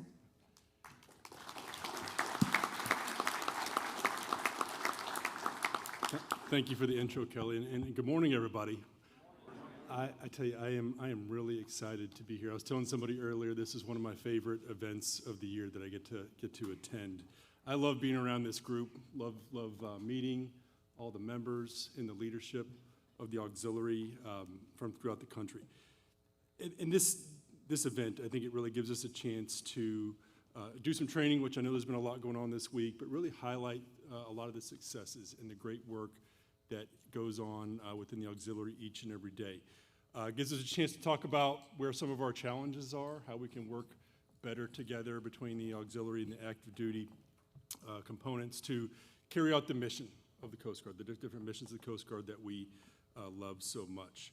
So I am new to this role as Assistant Commandant for Prevention Policy. Took over for Admiral Arguin just a few months ago, but I'm certainly not new to the auxiliary. I was in Captain Koss' position as 5PC prior to that and worked with Captain Schmadeke and National Commodore Kirkwood on auxiliary issues over the last year or two. And I tell you, I've been in units throughout the country, and one of the first things I ask when I go to a unit is, okay, let me introduce me to the flotilla commanders, introduce me to the key auxiliary folks within those ports, because we rely on you so much to get our jobs done every day. Before I move further, I do want to congratulate our winners of the election. So Pat Ferry and John Krogman, congratulations, and the rest of the leadership team. And I really look forward to working with you over the next few years in advancing the missions of the auxiliary. And I know we're going to more formally recognize National Commodore Kirkwood tomorrow, but again, Mary, I just want to say thank you for your leadership. It's been a pleasure, a joy working with you over the past couple years. So again, I'm new to the job, and I've been trying to get out to different units throughout the country and to meet folks and meet the teams that are out there. And just last Friday, I was out at Marine Safety Unit Chicago and did a unit visit when I was out there. Captain Koss was with me. Met some of the Chicago folks a little bit earlier this morning. Went into the unit. First person I saw at the unit was an auxiliary, standing the watch, checking people in. And I tell you, I get a certain level of comfort when I go into a unit and I see auxiliary members working side by side our active duty folks. And I tell my wife, I don't feel like I'm getting older. I think it's just the people that I work with are getting younger and younger. But it gives me again, a certain level of comfort when I see an auxiliarist. I know that there's an adult in the room, somebody who's there, whispering in the ear of the CO or the OINC, giving that sage advice and wisdom that we need to do our jobs correctly. And I want to say I appreciate that. And again, it's always great to see those folks out in the field. So our auxiliary, we are doing a lot, a tremendous amount, supporting the Coast Guard missions in many new different ways. We highlighted a lot of that during the awards that we presented over the last hour. We're asking you to do many different things, and you have stepped up. And I think of things like chaplain support and culinary assistance to many of our cutters and stations and shore units, cyber support, recruiting, a lot of great stuff. And I want to, we're continuing to push the mission and rely on those skill sets that are really unique to the auxiliary, things that we don't have within our active duty workforce that we are asking you to do and rely on you to help us with. So I want to thank you for that. But I also want to take a minute to, really focus in on the importance and the value that the auxiliary brings to the recreation of boating safety mission. This is incredibly important. We are coming off our most successful year in the RBS program that we have had in its history. We had the fewest number of deaths in the RBS community this last year. Going back to, we started tracking these statistics with the states back in the early 70s, and we had our most successful year last year. And there's a lot of things that go into that, but a key piece of that is the work that our auxiliaries do throughout the country to promote boating safety and do our vessel, the recreational vessel examinations and working with the boating public to make sure they're wearing their life jackets and all the things that we are doing collectively to move that mission forward. And this is significant because we could not have done that without the support of the auxiliary and the work that you do each and every day. And I want to highlight just a few things that a few successes and things that we have done over this last year. One is the partnership with other recreational boating safety organizations. Under National Commodore Kirkwood's leadership, the auxiliary has formalized partnerships with 7 organizations to promote boating safety, and signing letters of intent with the U.S. Rowing Association, West Marine, National Marine Electronics Association, and others. And she has rejuvenated the partnerships with the Civil Air Patrol, which is a key partnership in the National Safe Boating Council. The National Recreational Boating Safety is also an important one that the auxiliary has been really helping us market and push throughout the country. Really been at the forefront of assisting Captain Schmadeke and the BSX2 team to promote that survey, and it really guides the federal and state boating safety program development and helps reduce accidents by identifying high-risk behaviors. And I know auxiliaries nationwide have significantly raised the boating public's awareness of the vital survey through the vessels safety checks that you do and partner visits and boating safety courses that you provide. And that survey is vitally important to our program. We take that, the results of that gives us a pulse on what's out there in the recreational boating community.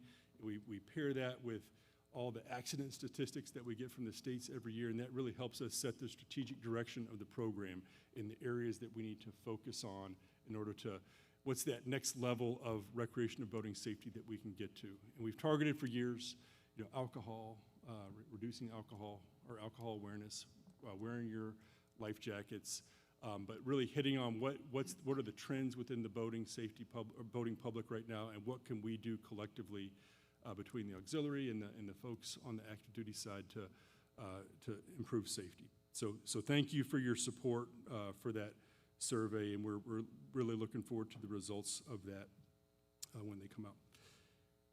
You have provided direct assistance to many of the 5P, the prevention programs that I run. Last year we put out kind of a help wanted advertisement to auxiliary for different things that we needed, and you answered the mail. You answered that call to help. A couple of examples are investigations branch. We needed interpreter support for Vietnamese fishermen and shrimpers, and you provided that. Also help with some next of kin notifications for some fishing vessel casualties that were resulted in loss of life, and you helped us with those interpreter skill sets. On the investigation side too, we also had a flood of or a backlog of Freedom of Information Act cases, and you provided assistance in helping us process those cases in man hours to get after that backlog. And on the data side too, I'm always amazed when I talk to auxiliaries, the unique capabilities and the things that you have done throughout your careers or things that you continue to do as your full-time jobs and the unique capabilities that you bring to the table. And one of those has been in data, and we had several folks I know that were helping our quality management office with a pretty big project that we've been working to consolidate all of our national policy within prevention. We started this a couple years ago and realized, hey, we've got thousands and thousands of policies that are kind of scattered throughout different offices and different places in headquarters and throughout the Coast Guard. We're trying to consolidate all that into one application that's easily searchable and easy for coasties to use, easy for industry to use. And we really relied on several of our auxiliaries to help us with that program, and we're set to roll that out here shortly, but it's been a tremendous value add by our auxiliaries to help us with that initiative. Paddlecraft has been another one that's been a big success. We have continued to see growth in that industry, whether that's stand-up paddleboards or canoes and kayaks, and you've helped meet those needs of the RBS community to make sure that people are operating those crafts safely. In May, the auxiliaries held a hugely successful paddlecraft training event with the American Canoe Association in Charleston, South Carolina, and it really immersed paddlecraft instructors and enthusiasts in an intensive 4-day train the trainer event, and I know there's plans to build on that success and do another event in April of this year. So thank you for that support. Again, when we look at those accident statistics and things that we need to focus on in the future in areas where we see increased growth and increased risk within the RBS community, that's one that we've got our eyes on right now, particularly stand-up paddleboards. And the work of the auxiliary to help us drive those initiatives and make sure that people are wearing their life jackets or wearing their leashes for stand-up paddleboards and things is hugely important. So again, appreciate the support there. The Aux Data database support. I know we had several auxiliaries that have been key in the ongoing enhancement and protection of the Aux Data database to meet the growing auxiliary and Coast Guard information needs. I know we recognized Commodore Amanda Constant and Jen Austin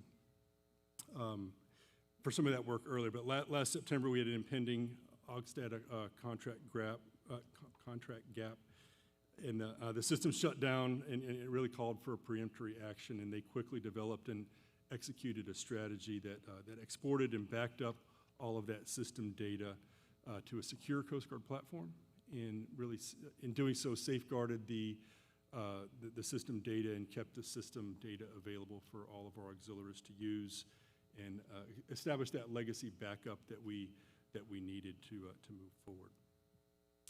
And understand, Mary, you've been very involved with fitness, and there's some, I missed the walk this morning, but she's really placed an emphasis on fitness of our auxiliary members, and we are doing similar things on the active duty side and really stressing readiness and fitness and making sure we're all healthy and able to carry out the mission every day. So I didn't get a chance to go to the walk this morning, but maybe tomorrow morning I will be there, and again, encourage everybody to do that. So again, thank you. I just want to take a few minutes again and welcome everybody here, and I really do look forward to engaging with everyone in this group over the next couple days. And again, congratulations to all of our election winners this morning. I look forward to working with you in the coming years. And thank you all for the support that you provide to the mission and to our members each and every day. It is a pleasure to be on this team with you.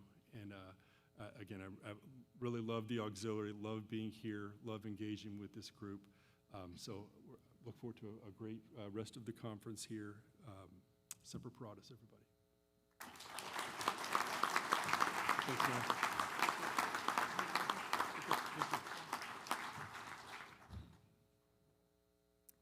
Thank you, Admiral. Thank you for being here. Thank you for your remarks today. We really appreciate you. I would like to now call up President of the Coast Guard Auxiliary Association, Commodore Dale Fajardo. Morning, Commodore.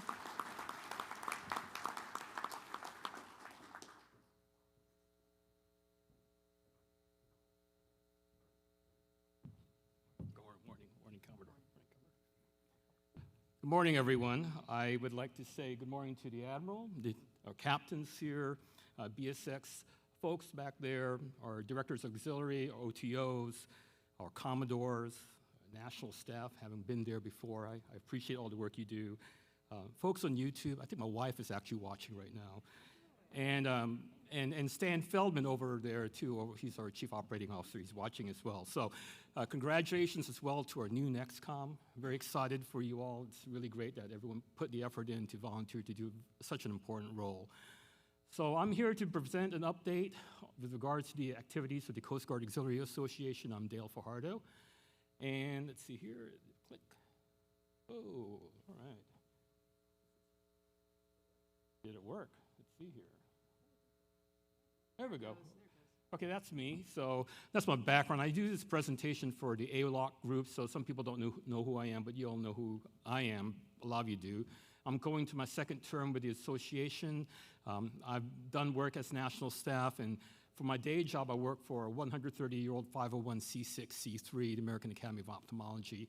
It's an entity that has a 9-figure asset valuation, and my area of asset valuation is around 8 figures. So the thing is, I'm trying to apply some of the concepts that we use in terms of nonprofit management to the association. In my background, I was in the Navy, and Admiral, sorry I went to Annapolis, but I know New London's great. So anyway, I'm glad to be here. So a little bit, at least I know a little bit what you guys are doing. You know what, maybe you could just press the next slide for me, if you don't mind.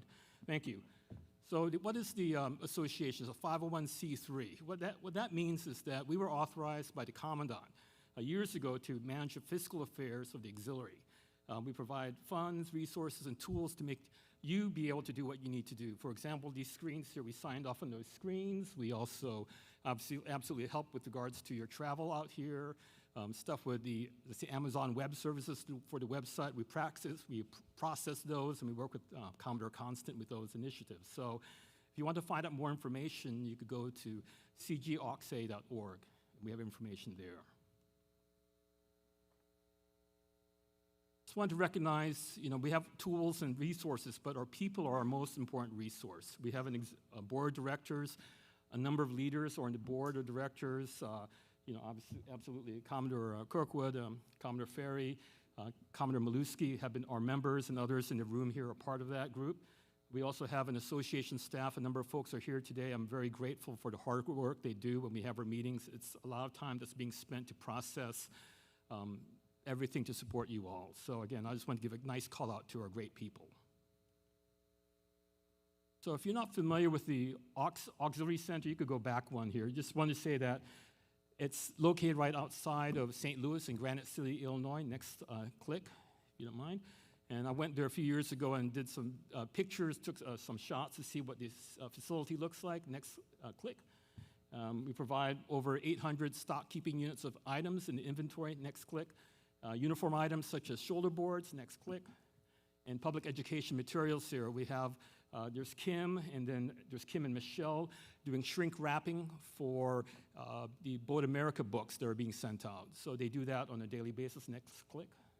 We have on-site staff. Heather's the manager who runs the warehouse, along with, again, I mentioned Michelle and Kim. There are 3 people, they're paid to do work for us, and they do a great job. Next click, please. We're also looking to do process improvements. Donna Miller, our CFO, who's also dual-hatted as your ANACO for finance, as well as Bart Knapp. He's our Vice President of Financial Affairs. He's also the Deputy ANACO for finance. They came over there, they did a visit. Next click. They had a chance to talk to the staff and look at opportunities to improve the way the warehouse operates. Next click. We're also leveraging artificial intelligence. I'm getting Heather trained up in AI.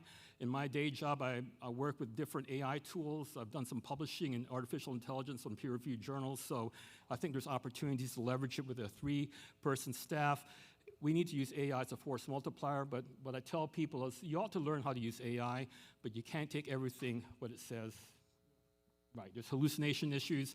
And in medicine, we're using it in medicine, and we were testing it out. And when I first started using it back in 3 or 4 years ago, before what people knew what ChatGPT was, it was making some mistakes. But at the same time, if you're interested to know, when we visited Google Health, machine learning is so interesting that if you look at the back of the eye, and you can't tell what the back of the eye looks like, but ML can actually tell it with around 94% accuracy if it's a man or a woman.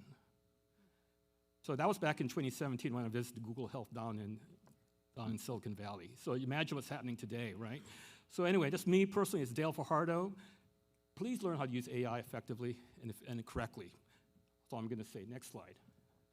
Also, one of the things in terms of process improvement, we've been able to improve the fulfillment cycle 1 to 2 days. We've consolidated with Federal Express to make sure that we get the best rate. And talk about best rates, if you choose to buy something less than $20 or $35 for your total bill, though we love e-commerce, call them up, because they'll give you a better rate in terms of shipping. You'll get the actual shipping price instead of a solid price, though. Heather, it's really great chatting with you all. You know, this is the only time we're actually calling someone up, which isn't part of the Gen Z culture, to actually call someone up on the phone and get an order in. And they'll be more than happy to help you out and save you some money. And please tell your folks, your Fatilla folks about that, okay? Next slide. I know Donna Miller, I was watching the presentation, they talked about pass-through donations. We processed over $200,000 worth of donations over the year to your units. It's a lot of money, and it's just all done by volunteers, and we don't charge anyone for that. So that's one of the things we try to do for you all. Next click. And if you get a letter like this from Bart, email or in an envelope if a district commodore gets it, or even your division commander or flotilla commander, make sure you process that check within 90 days. We've had issues where we get stale checks. I don't know anyone who just doesn't like to cash a check, but please cash a check, all right? That'll help us out. Next click. Now I wanted to talk about an initiative with recruitment and retention with grants. Now Southwest District, Northern Region, that's formerly D11 North, Commodore Lorcy came up to us, to the board, and was making a call for, click please, a grant for recruiting video. And they produced a video about, I got a copy of it within the past few weeks. I took it and wanted to do a 30-second snippet of it. But I've done video production many years ago. This is an excellent video. I suggest you reach out to Jim to take a look at it. You have active duty. I think the captain, the CEO of the Weishi, I think he was interviewed, if that's correct, right? And a lot of active duty people participating in it. It looks really sharp. He's making sure that people are in the right, have the right uniform, haircut, everything looks good. So I think it's a really worthwhile video to take a look at. Nice narration, very clean. Next click, please. And as part of the Net3 initiative they had for a recruitment program, Jim told me that at least in that district, they realized a 1.5% net gain. That's the first time in 16 years they've seen a gain in terms of membership. And they're on track for a 4% gain in 2026. Next click, please.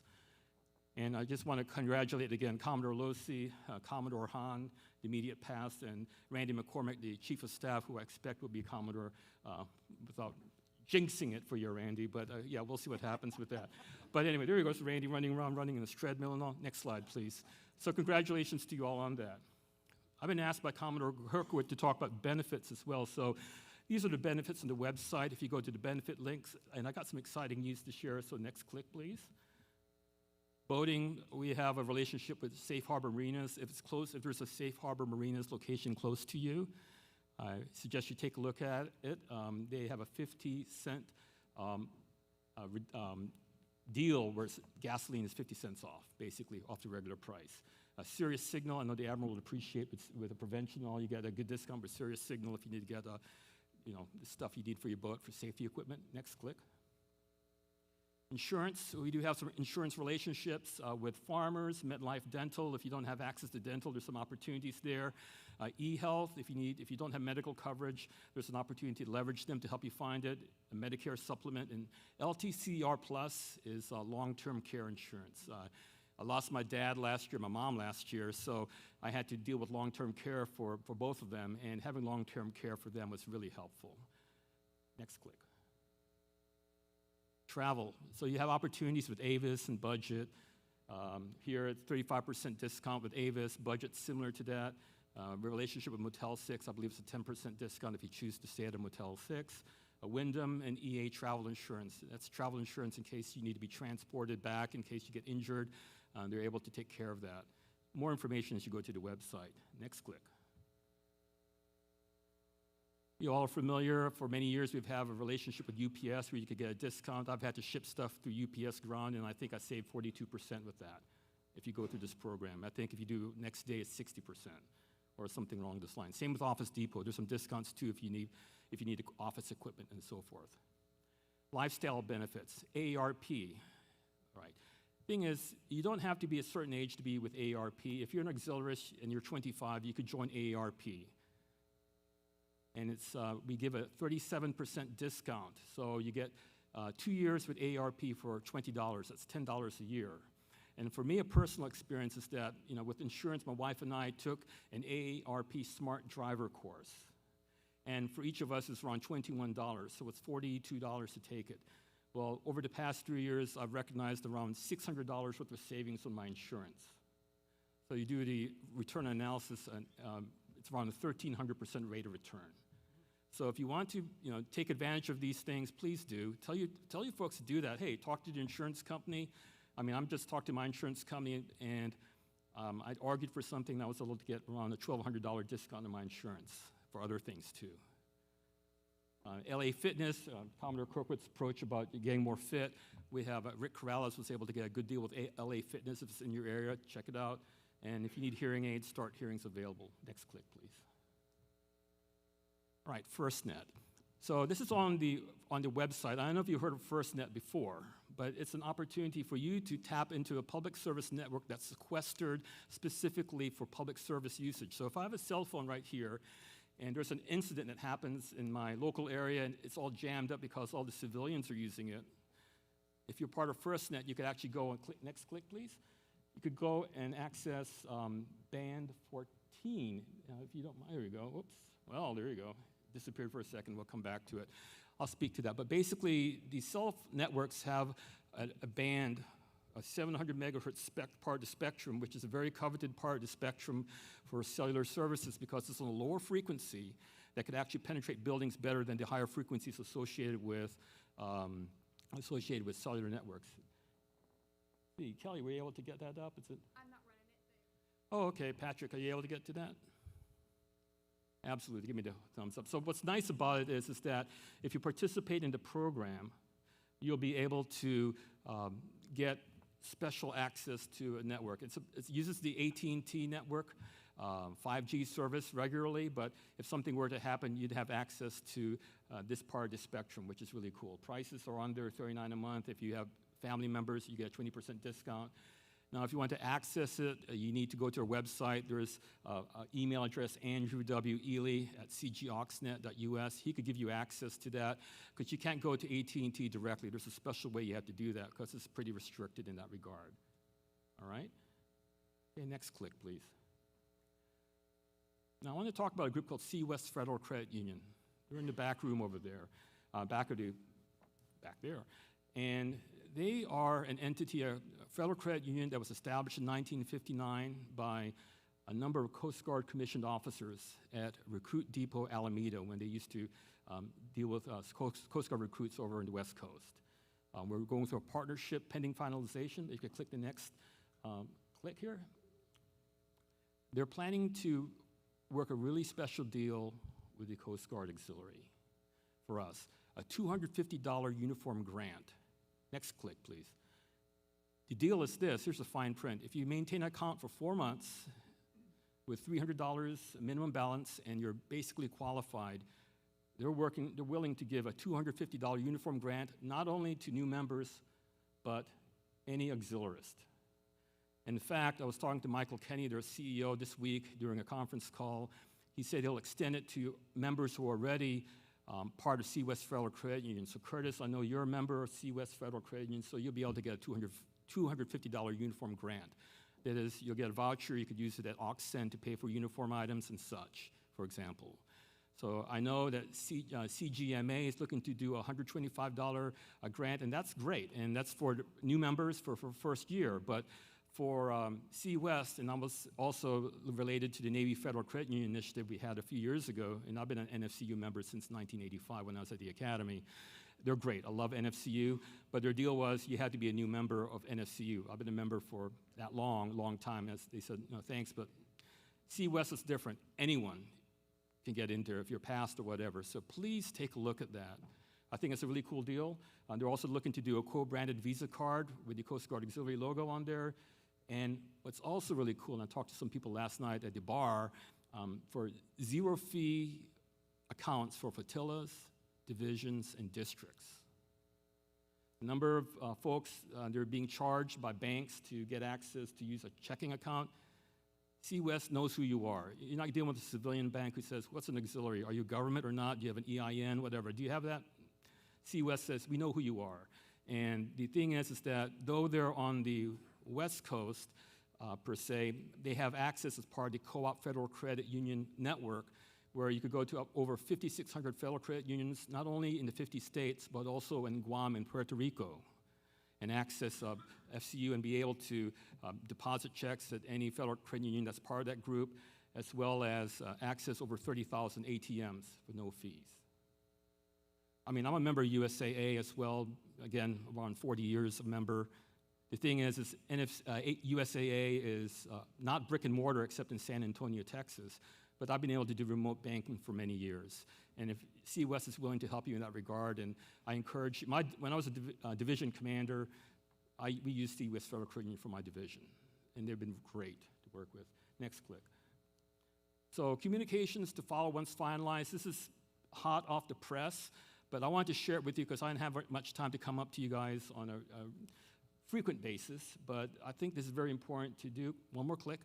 And I want to offer my appreciation to Michael Kenny, the CEO, Kevin Alvarez, marketing manager, and John Robert Hickam, who's a liaison officer with regard to the various entities. He's been great to work with. We've had discussions for a number of months, almost a year, but it's finally coming to fruition. I think this is exciting news for you all. I hope you think it is as well.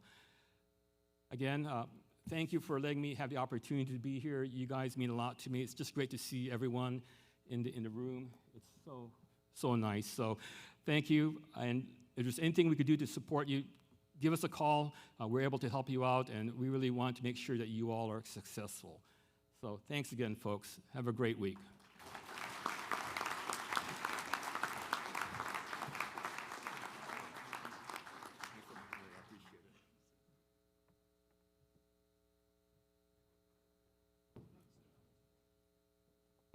All right. Thank you, Admiral Kampfer, for being here and your remarks, and also thank you to Dale Fajardo, Commodore Fajardo, for all you do for the association and keeping us updated with great information. So we have more news coming around the association soon, too. So there'll be an L2 out probably next month or so about another great program that we're going to be doing there. Each member of the board has received a copy of the minutes from our national board meeting on March 20th. At this time, I would like to request a motion to waive the reading of those minutes. Motion by, got it? Is there a second? Commodore Thomas? The motion to waive the reading of the minutes from our national board meeting held on March 20th has been made and seconded. Is there any discussion for the motion? Being none. There being no request for discussion, we will now take a show of hands for all members on the board for the adoption of the motion. All those in favor, please raise your hands. Kelly and Bruce, if you would tally the count.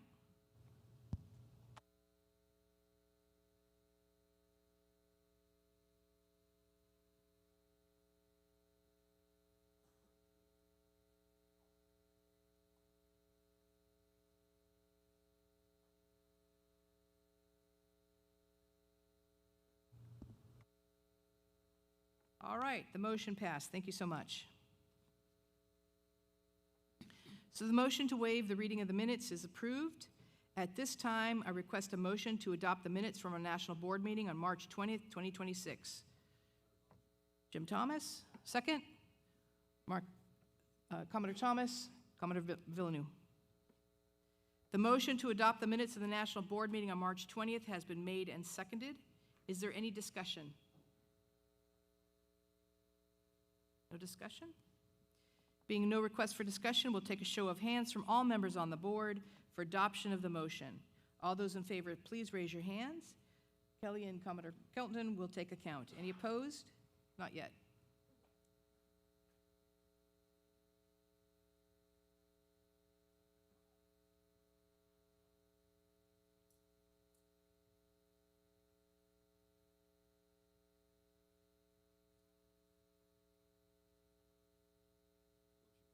Okay. Any opposed, raise your hand. All right, motion carries. Thank you. So the motion to adopt the minutes of the board meetings from our national meeting has been passed. Is there any old business to be brought up before the national board? All right. Seeing none. Is there any new business to be brought before the board?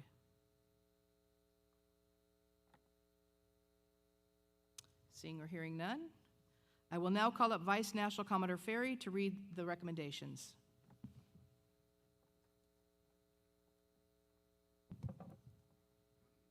Thank you, Commodore Kirkwood. The recommendations have been discussed at all the area meetings, the committee of the whole, and have been in your hands for 30 days. I will summarize each recommendation and to be considered. But keep in mind that the actual text will be what will be moving forward to BSX for their approval if the recommendation passes. So the first recommendation before the board is from Commodore Kumpf, and it has to do with the reduction of national conference and seminars to only one annually. It's kind of cut and dry. Do we have a motion to move the recommendation forward? No motion to move the recommendation forward. The recommendation dies. Correct, Bruce?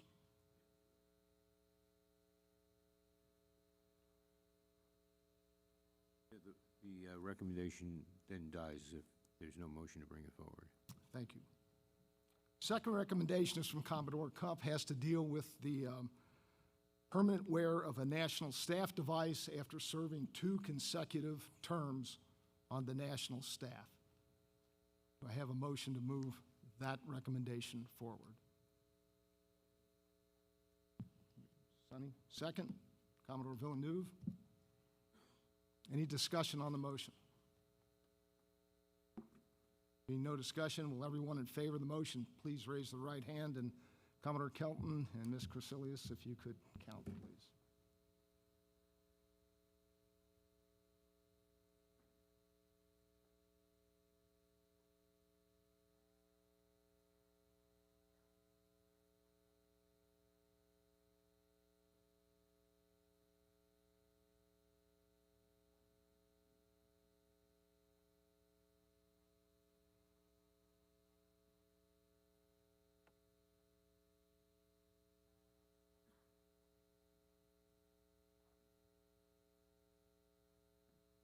Is anyone opposed to the motion not moving forward? Please raise your right hand.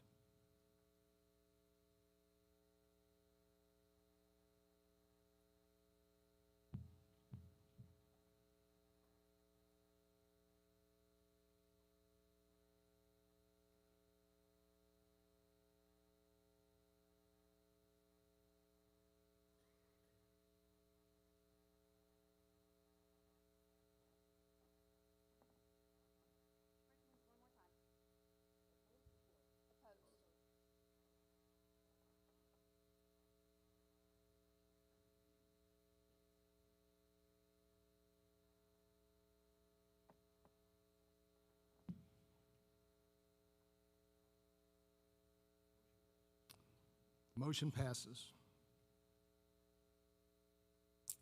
The next recommendation deals with the computation of what constitutes a quorum at any unit meeting to conduct business.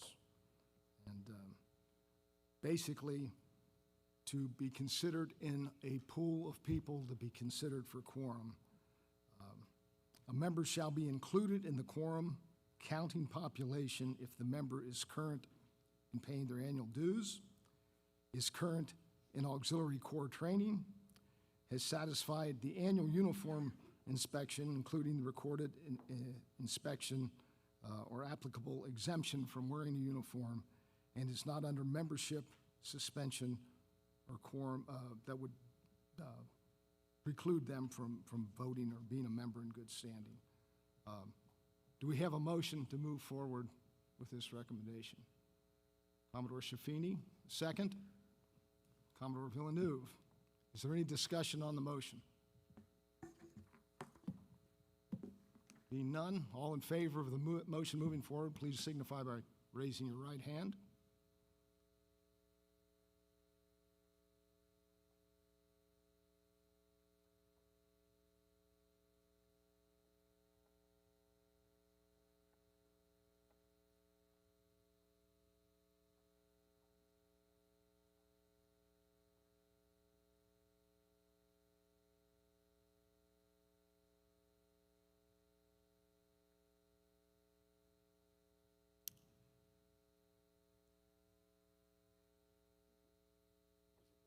The motion passes. Thank you.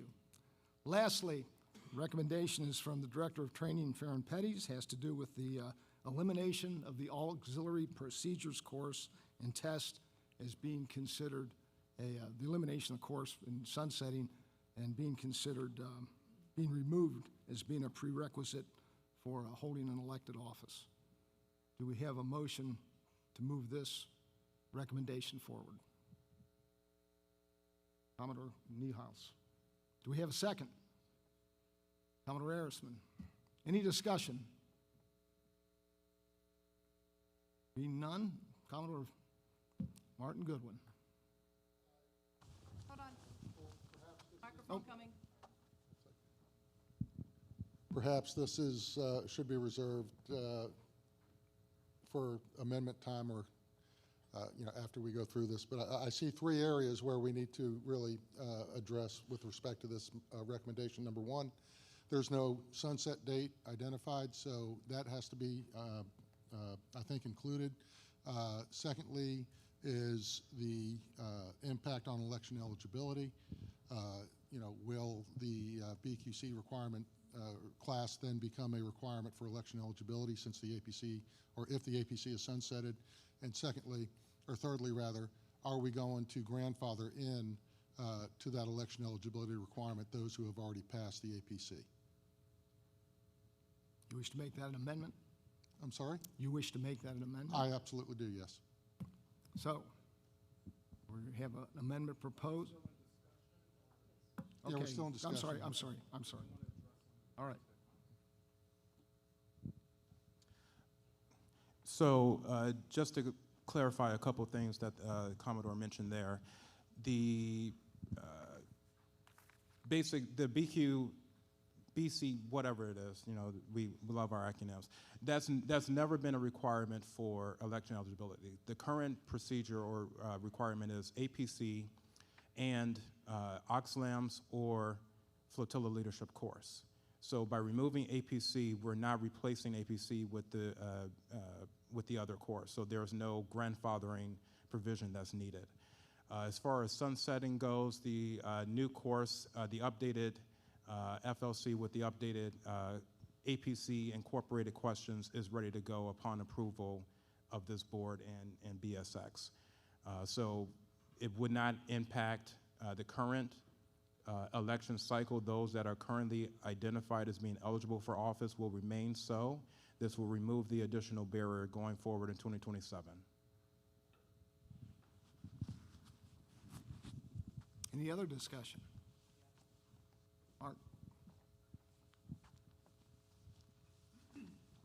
Commodore Villeneuve. Oh, I'm sorry.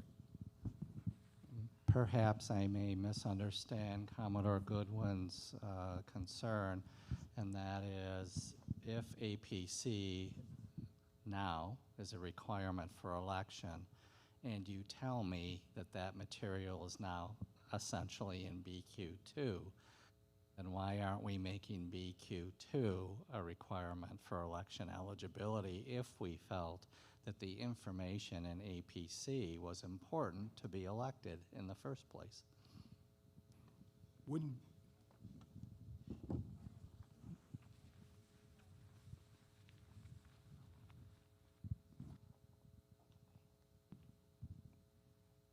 So that's, just to be clear, the APC course curriculum has been spread out amongst several different programs or classes, BQ2 and the FLC.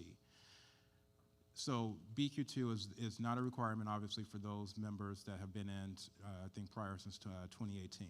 So the incorporation of that information in that course is meant to capture new members coming in. For members that are not under that requirement, that's where the other two leadership courses that have been required and are still being required, OXLAMS and or FLC. That information is covered there.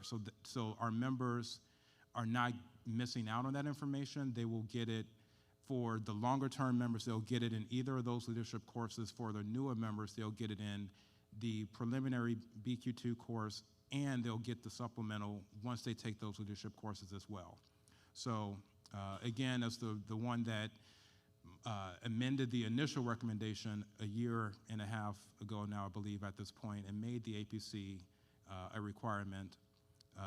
Again, I feel confident in the work the training department has put into this and moving over all of the questions that were pertinent from APC into the courses that will remain that I hope to still comprise that election eligibility requirement. So I hope that clarifies that we're not missing information. The information is still there.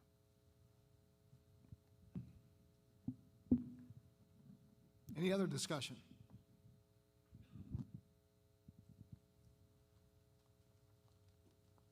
Are we ready for a vote? Jim? No, amendment has not.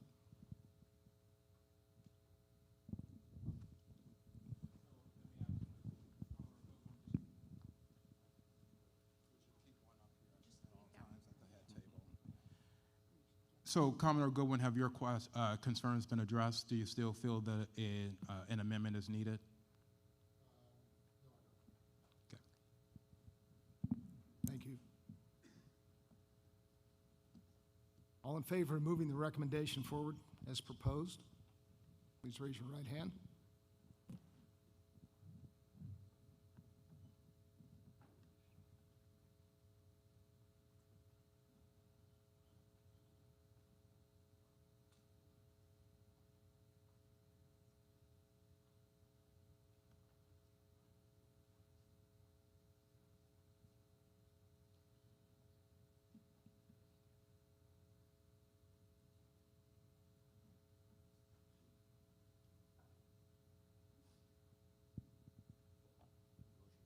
The motion passes.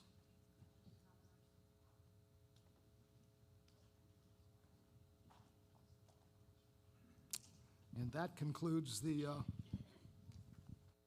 process of moving forward with the recommendations. Thank you for your input, everybody, and I think we did a good job yesterday. Dave Ford Committee of the Whole hashing this out. So, thank you. Commodore Kirkwood.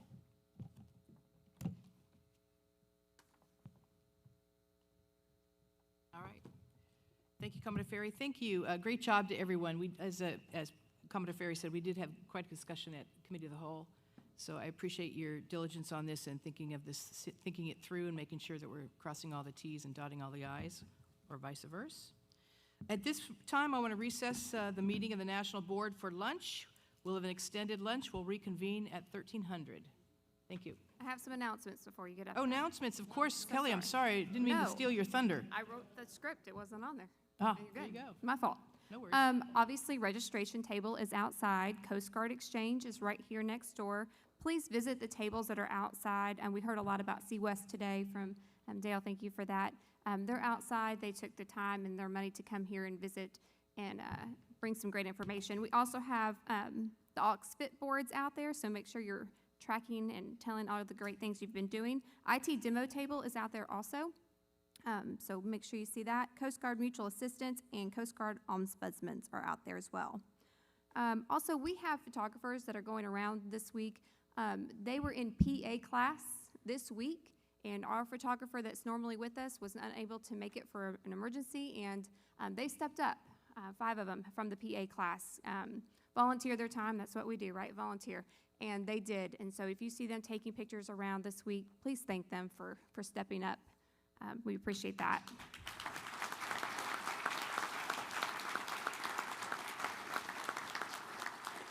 And if you have not received an email from Donna Miller, please check for that today at lunch. If you haven't, please see her.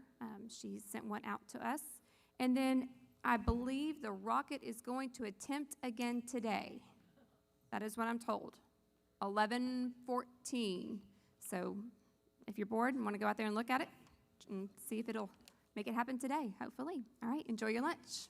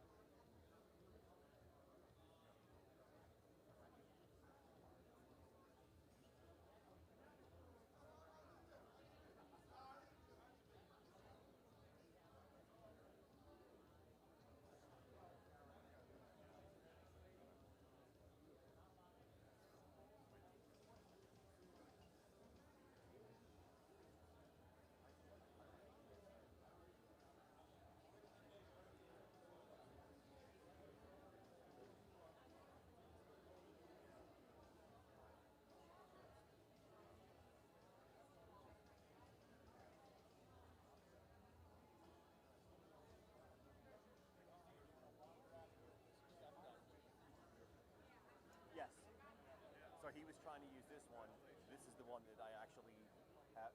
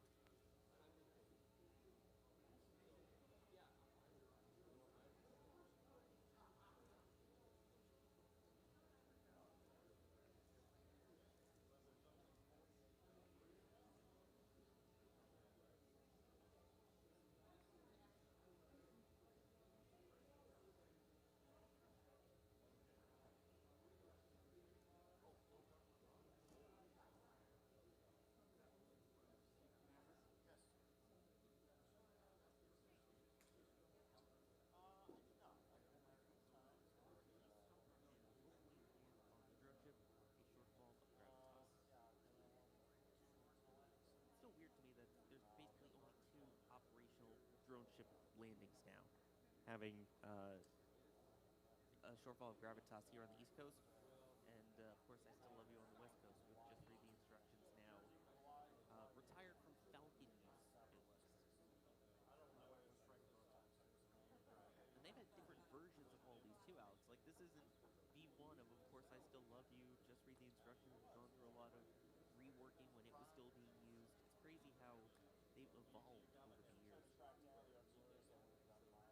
Yeah, I mean, just read the instructions. I'm sad that that was the one that was retired because it had its own lineage system, right? And it's sad that, we have not seen that on a show for Gravitas or, of course, I Still Love You. So, yeah, but hey, maybe at some point I have Hello, no idea. Commodore.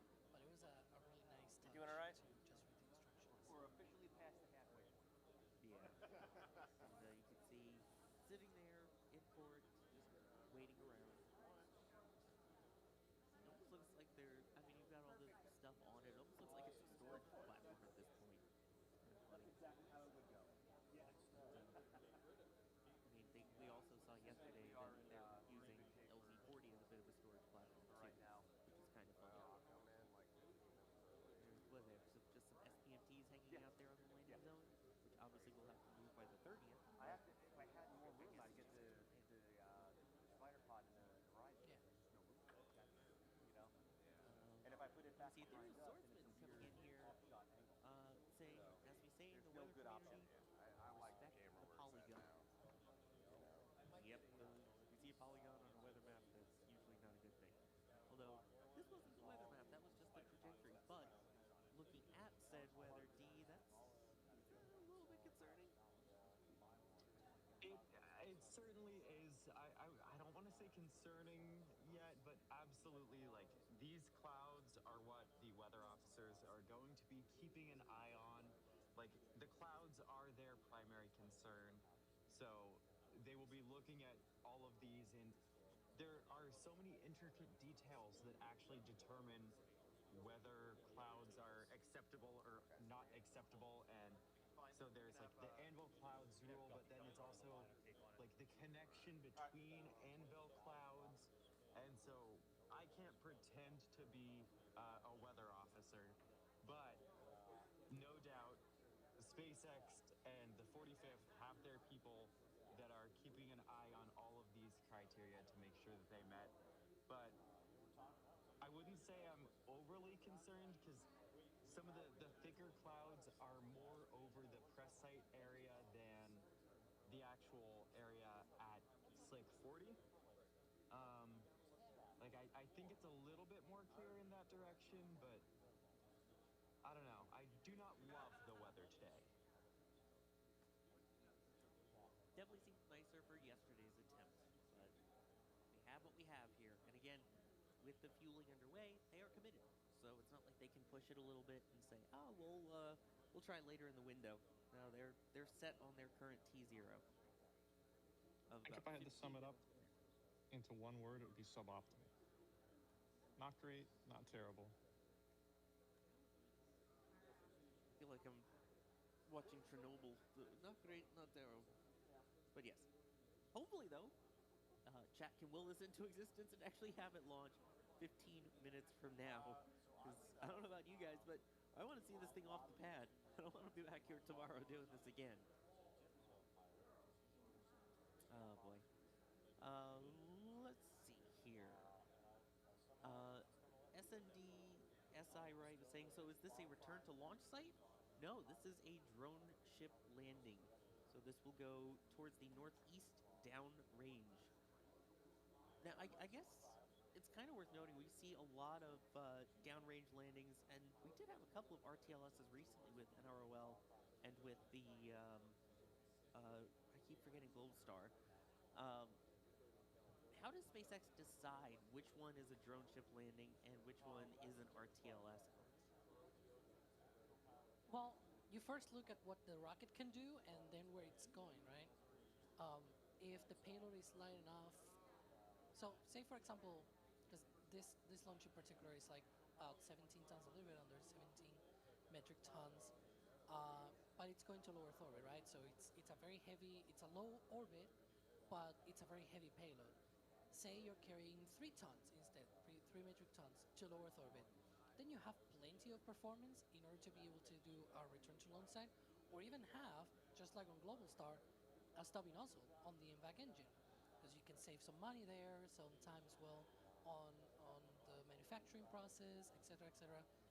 However, those 3 metric tons, if you were to tell me, no, I'm carrying those 3 metric tons to the moon, for example, or to Mars, or something like that, which Falcon 9 can do, by the way, maybe even have to be expended. That, like, at that point, because you're carrying to such a huge and high orbit, and with high energy, you might even need to expand the booster. This is basically the two big things that you need to look at when it comes to, okay, what kind of recovery can I do with my booster? If it's low enough of an orbit and it's also a low payload mass, then you can do an RTLS, a return to launch site landing. If it is a high orbit but a low payload,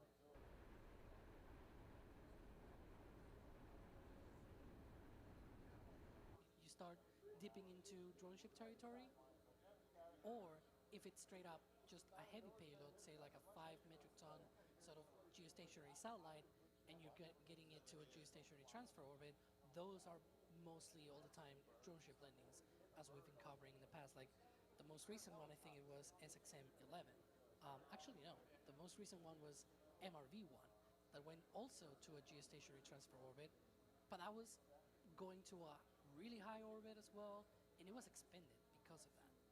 So just to put into perspective here, the two main things that you gotta take into account is how far away you're throwing your payload, and also how big it is, how much mass you're carrying into that high or low orbit, depending on where you're going. So that'll be the thing that determines whether it goes back to land, or has to go to a drone ship, or even, as I said, gets expended. It's always sad to see them get expended, even though that was the norm for like 60 years, which is kind of wild. But yeah, we've been lucky with a lot of RTLSs recently, with the couple that we've had. And when it comes to Starlinks, I think it's also worth noting that that's basically some of the heaviest payloads that Falcon 9 launches, is these Starlink satellites.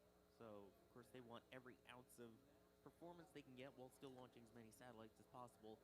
And that's why we tend to see a lot of the drone ship landings with Starlinks, even though there was one point where the cadence was so high that they were discussing, maybe we consider actually doing a landing at an RTLS, put a couple less satellites on it, do RTLS, that we can get more launches in there, which now that they're scaling back the Starlink launches, at least from the Cape on Falcon 9, yeah, that doesn't seem like something we'll see anymore.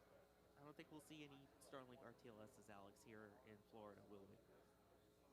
Very unlikely, and I don't think we're going to see that at all with Falcon 9. However, Starship is going to be your Starlink RTLS, because the booster is always coming back to land. So unless they, for whatever reason, they think it needs to be expended or something, which I really doubt with Super Heavy and 33, excuse me, I was thinking also about the ship. With 33 engines, that thing probably shouldn't be expended once they start catching boosters on the regular, but yeah. And hopefully the ship will come back too, so yeah, both stages returning. So you could say the 39 engines. All I can think of is from last night's stream where we were putting merch on a Starship ship to see where would the flaps go through the sleeve holes, would it be ears? It was just funny because we were talking about the back to school collection that we have over at shop.nasaspaceflight.com, which, in case you didn't know, we have children's sizes too of some of our favorite merch over there. So with it being back to school, if you're looking to get someone a cool space shirt so that they can wear it in school and talk to their friends about it and start them out early as a space geek and space enthusiast, you should totally check out that part of shop.nasaspaceflight.com. And if they're too young for school, as you can see, we have the baby onesies as well. Really get them started young and go, you're going to be a Space Geek fan, and get them hooked. So you can check out the children's section, especially with back to school happening now at shop.nasaspaceflight.com. And by the way, if you do have a child who has a favorite design from one of our regular collections too, you don't see it, send a message to the shop team, and we'll see if they can make that happen for you. We don't guarantee that the TPS collection is anti-boo-boos.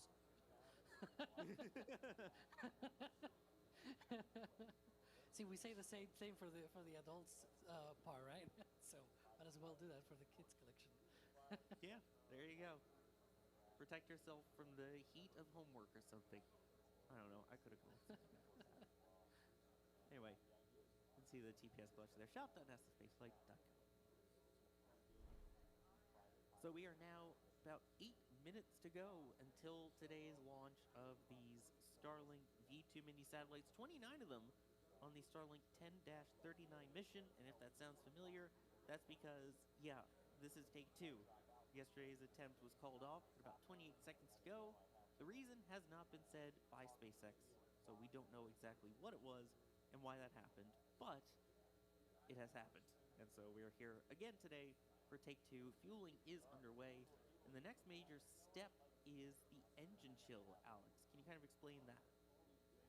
Yeah, so hopefully in about 7.5 minutes from now, those engines will ignite.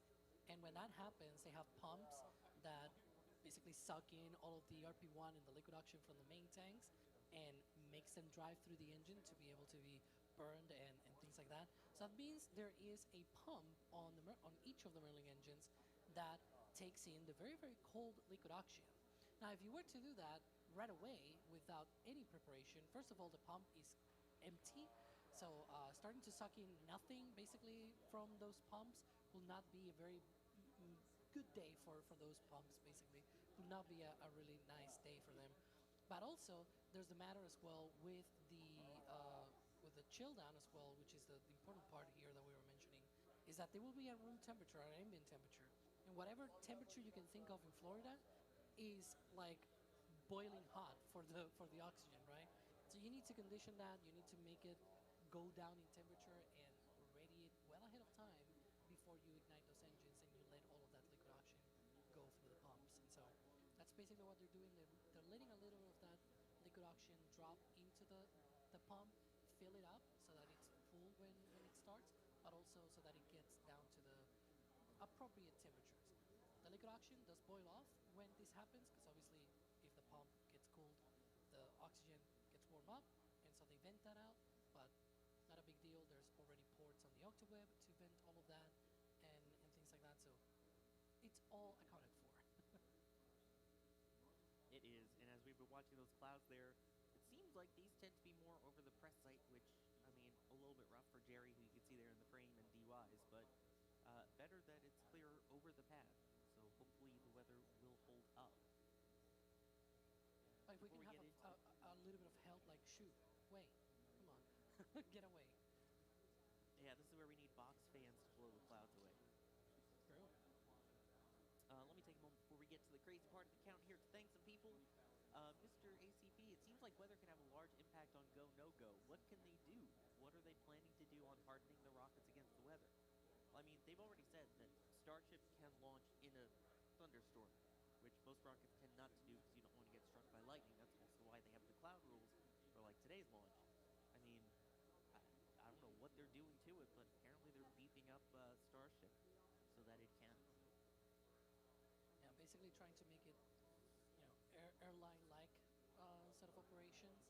I will say though, if you do have a lightning storm coming through, and you know that it's gonna go away in like 30 minutes, airlines normally do delay because of that.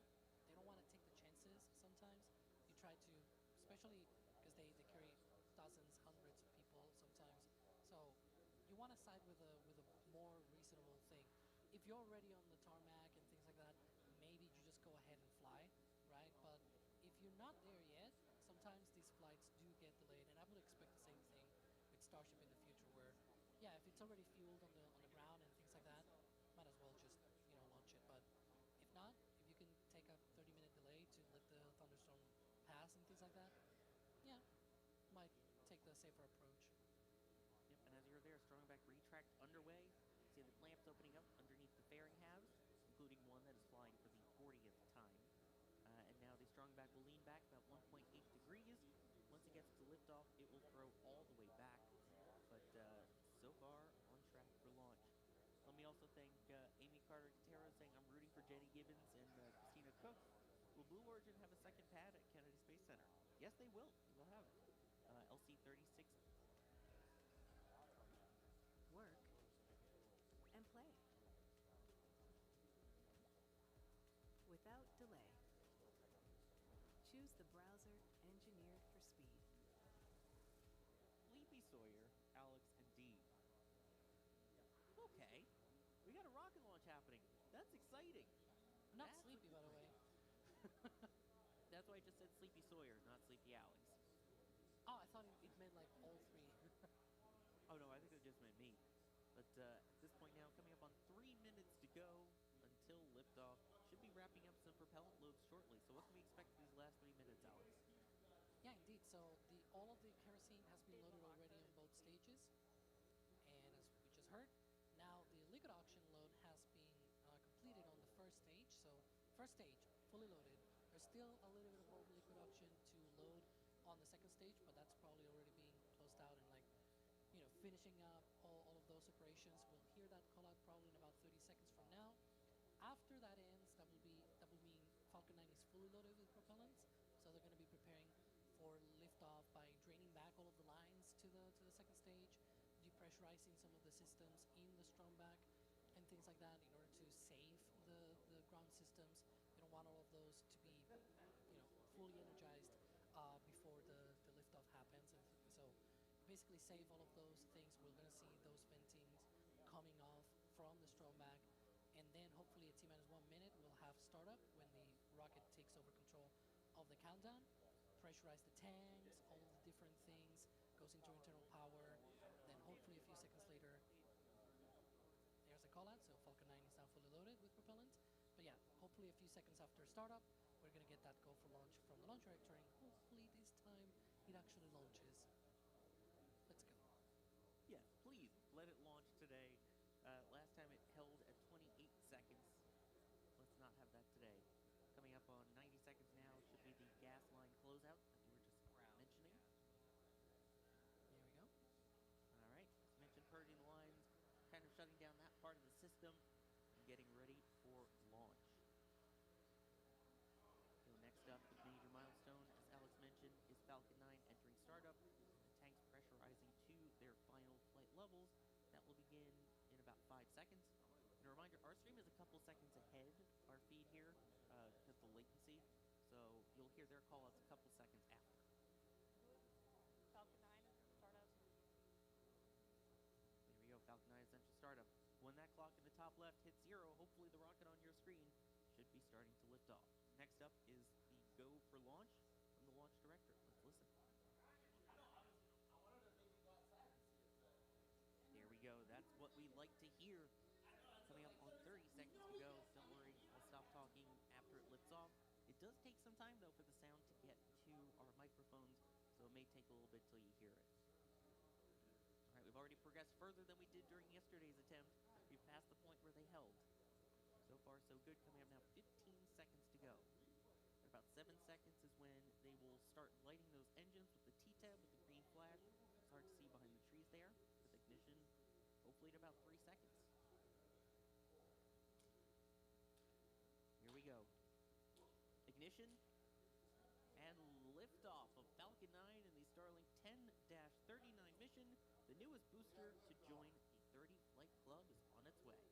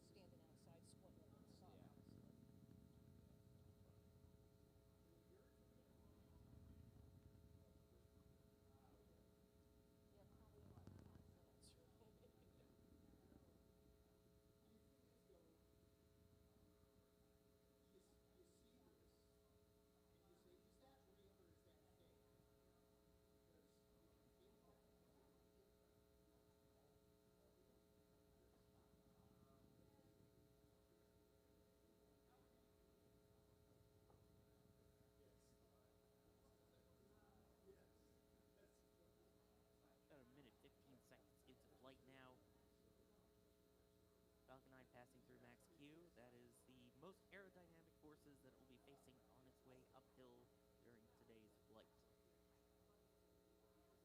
And at this point now, it's getting to the thinner parts of the atmosphere, and the plume should start to expand as it gets into those thinner parts.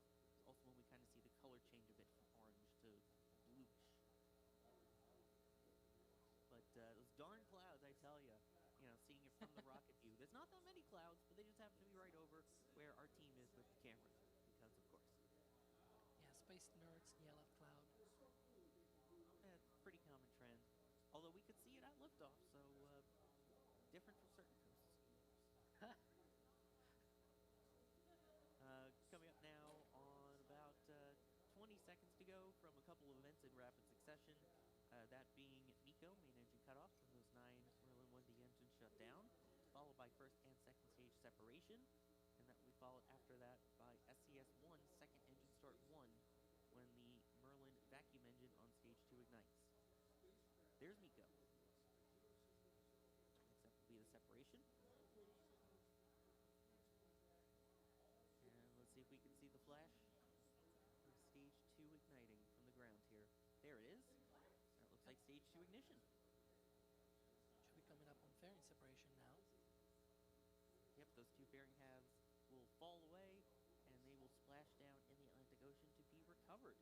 In fact, one of those setting a record for the most flights by a fairing half at 40 flights. Yep. The other still is quite an old one. It's still 32nd flight for the other half. There we go. Maybe we'll see it fly off. Ah, reflection. There And it is. there it is. You can see it, especially on the right side there. So with that, those will fall down and parachute down to be recovered downrange by Doug, the vessel. Yeah, just to put in perspective the craziness of the reuse of this flight is that the booster has already done its 30th launch. Of course, it needs now to do its 30th landing, hopefully in a few minutes from now. The fairing halves, one of them 32nd flight, the other 40th flight. Isn't that crazy that we are, like, every single thing in this flight is well past 30 flights now?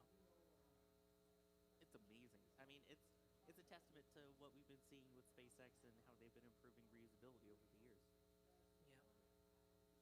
As more companies now join the reusability club at least.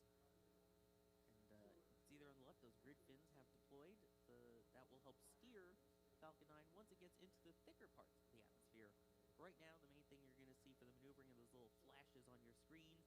That is the cold gas jet thrusters that are used for maneuvering. It's going to kind of keep it in line, and in about a minute or so, it should be reaching apogee, or the highest point in its trajectory. And once it does that, you'll start to see that altitude number drop and the speed increase. There we go. Speed's starting to go up again, and the altitude is decreasing. So it is now past the highest point, and that means it is on its way downhill. And the shortfall of gravitas is waiting to the northeast in the ocean for the booster to hopefully come and touch down on it in under 4 minutes. Yeah, if anybody is wondering about the fairing halves, those are going to take a little bit longer. They use thrusters in order to orient themselves with the bottom end, the roundy part of the fairing instead of the open part, right? The roundy end that sort of is facing the wind, and it's sort of like a surfboard basically, but it's instead of surfing through the atmosphere. And then once it comes out and it slows down from that reentry, then it pops out a parachute and then it splashes down. But the parachute, it takes a while, right? Because if you've seen anybody jumping off from a parachute, from a plane with a parachute or something, it takes a while. It takes minutes and minutes. So actually the booster lands first, and then the fairing halves something like 30 minutes after launch. It's actually when they touch down. So it takes a while. Coming up next will be the entry burn. That starts with a singular engine on the first stage, followed by 3 total engines igniting, and that will help slow the vehicle down by fighting fire with the supersonic retro propulsion as EJ loves to point out. And you'll see there in the graphic it goes to 1 and then 3, and you can tell it goes to 3 on the screen because now it looks more like a rectangle. But yes, that's sort of creating a thermal heat shield. So it's creating a way to protect itself from the re-entry forces by basically creating a heat shield out of heat through it. Or they say fire with fire. And there we go. That looks good. Now the booster will do some more orienting to get itself ready to hopefully hit the target and stay on the target, not just hit it, land on it, which is a shortfall of gravitas. Also, when we should start seeing those grid fins get active in a little bit, as we now get into the thicker parts of the atmosphere where they're actually useful, as it is 30 kilometers in altitude and decreasing. Meanwhile, stage two now 17,500 kilometers an hour, 153 kilometers in altitude. So far, so good there. I love it when it's like this perspective of the clouds in the horizon, because you can see it fighting through the atmosphere. Yeah, you can see that grid fin on the right there starting to move a bit. And now we'll keep an eye out to see if we can see the drone ship. It's sometimes easier to see the drone ship actually at night beforehand because of the light. But we'll see. It's now going slow.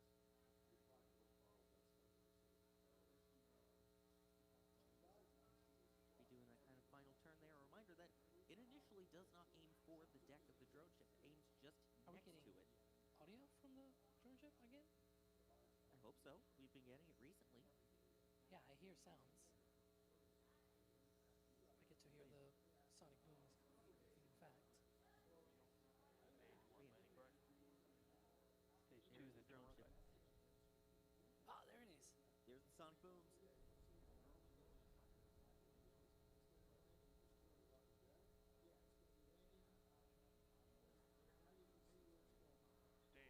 like deployed. Save time creating content and generate a high-quality clone of your voice with 11 Labs.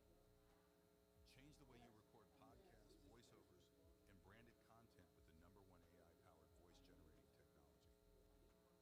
Stop searching for the perfect voice and stop wasting time re-recording take after take. Try 11 Labs for free and start elevating your content today. And they're shut down. Hopefully we'll hear nominal orbital insertion. Nominal orbital insertion. There we go. That's what we like to hear. Falcon 9 delivering the Starlink satellites to their initial parking orbit right as planned. And the landing smack dab in the center there. That's what we'd like to see. So now we have booster 1078 being the 6th to join the 30 flight club. And now 29 more Starlink B2 mini satellites complete on their way to orbit. Oh man, that was, for what we could see at least, that was pretty. I don't know about the field team. How was it from where you guys were? I mean, we saw the cool behind the scenes of it poking through the clouds.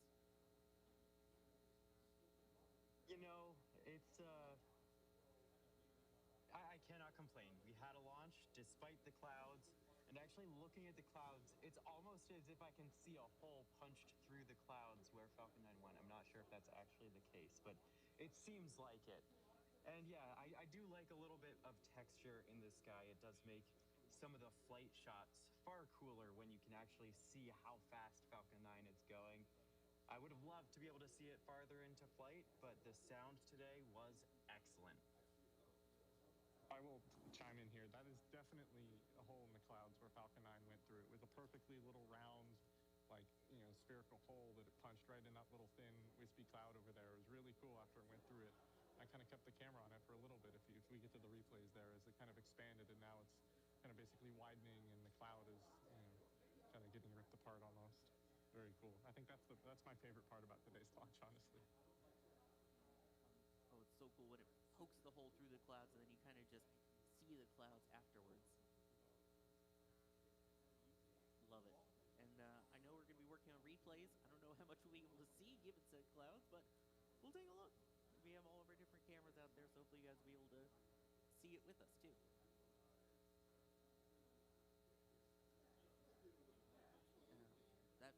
The mission finally launched at least, so that's a good thing. And if you're wondering, geez, man, I want another Falcon 9 launch with more Starlink satellites on it. Yeah, don't worry. There's one at 12:25 a.m. Pacific time on the West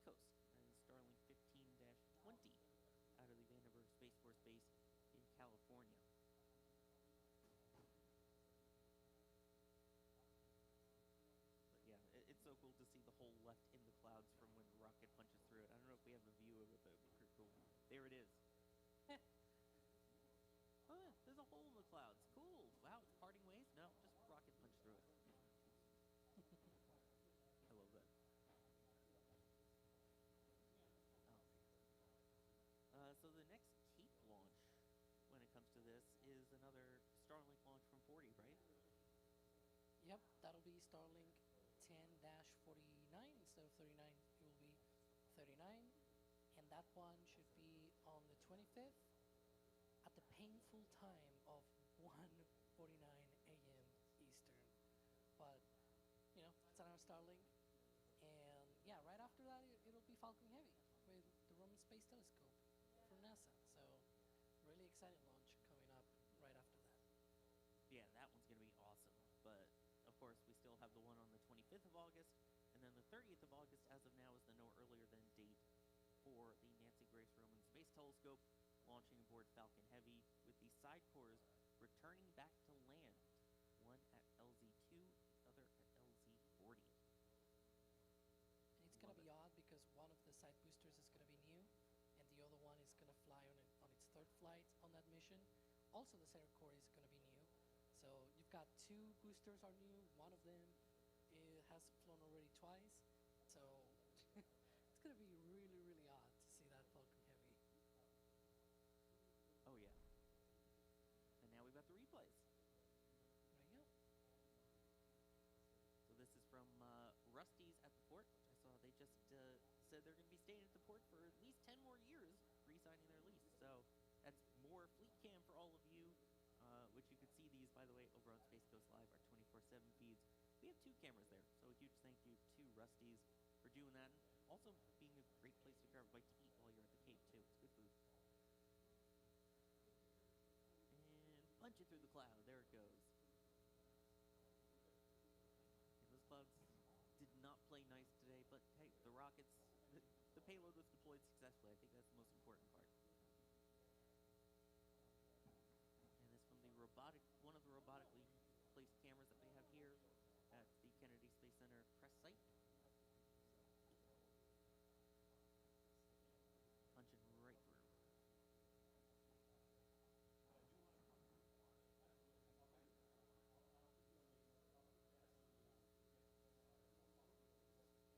Contact shot there. That space geeks yell at clouds. We need the behind the scenes one. I mean, that was so cool to see that one on stream, yeah. There it is. Oh, there we go. Is it Jerry? I think it was Jerry clapping, yeah. And then getting ready to track. And there it goes. And there it landed.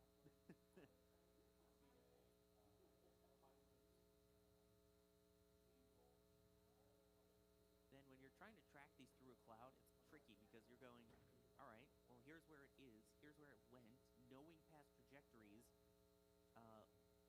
what direction is it going, and you try and predict where it's going to pop out of the clouds. It is not easy. Almost exactly what I did for this one. I kind of just blindly aimed the camera at the top of the cloud that I thought it was going to come out of, like right about where it was. It was actually pretty accurate. I was kind of impressed. Nicely done. Yeah, it's not easy. It's kind of a guessing game in that sort. But here we go. This is the replay, I believe, from Jerry's camera. So we'll take a look.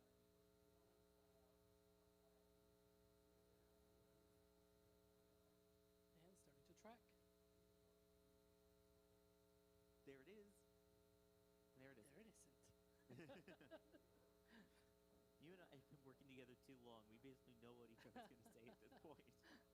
Yeah. Yeah, trying to see if it comes out of the clouds, and it's like, nope. Oh, it will. It'll come out of the clouds eventually. There it is. Boom. There. Perfectly done.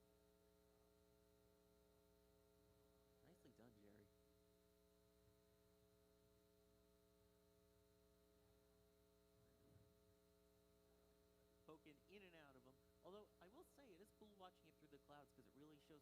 definition on the exhaust plume. I do like that.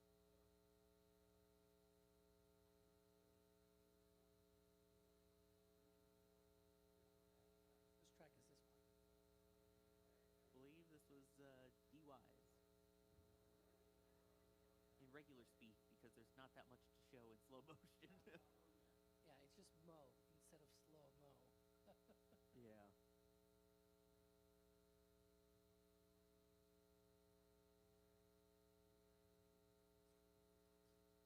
Oh yeah, so I said one of the fairing halves was flying for the 40th time, right? And that Yeah. it took a long time.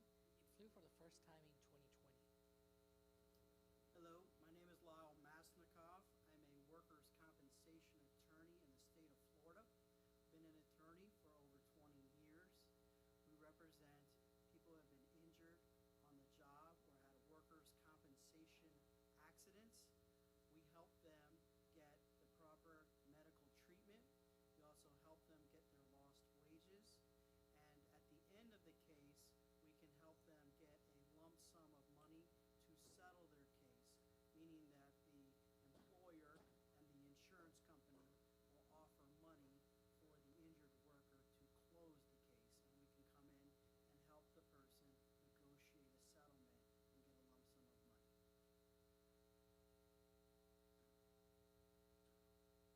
Questions and chat about really bad puns and other cool things too.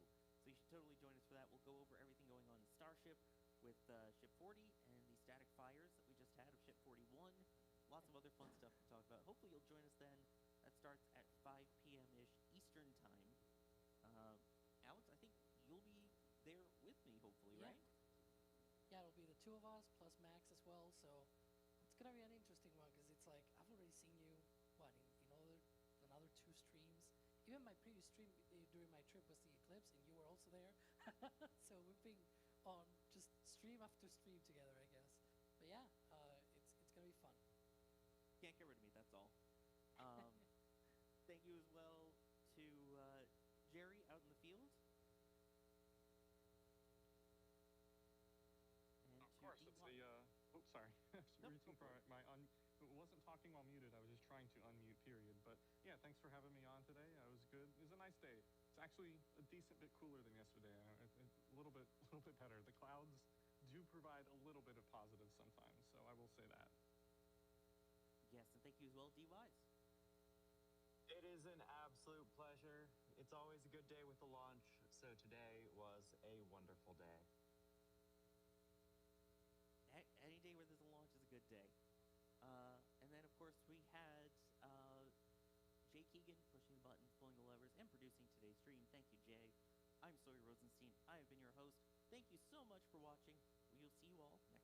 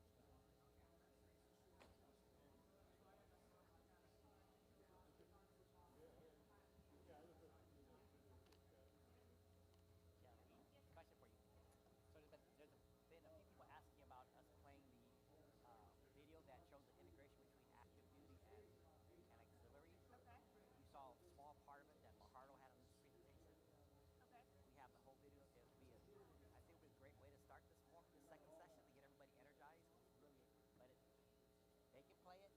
I gotta, obviously you'd have to work it into the very beginning of the session. I do not. I can definitely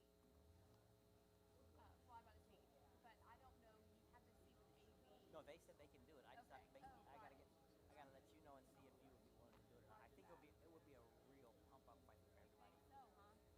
And of course, Has it very. been vetted? And 'cause Oh, if you get me in trouble on YouTube. Oh no, it's been fully vetted through I'll get fired. active duty PA. Yeah, it's already out of distribution. Okay. So we would, yeah.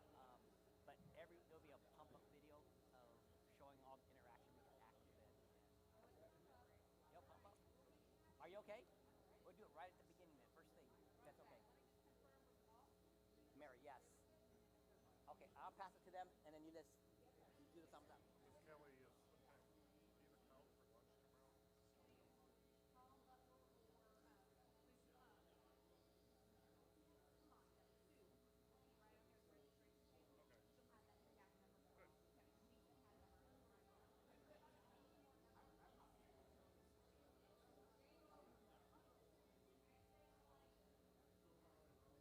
either out for lunch tomorrow. Still the board chair for United Way, the board chair for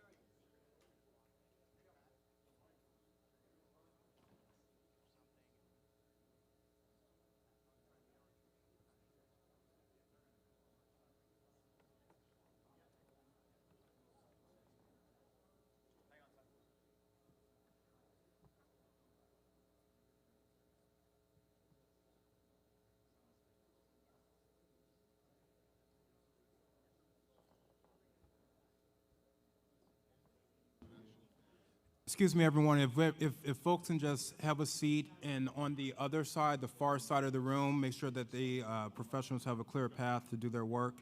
Thank you.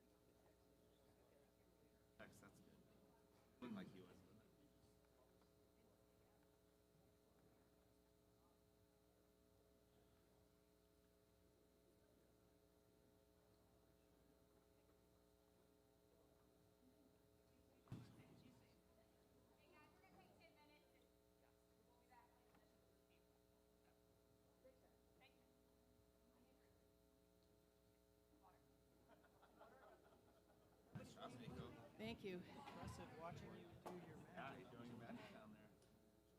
40 years, 44 years, 44 years is nice. You're asking all the good questions. 44. My last job was stroke coordinator.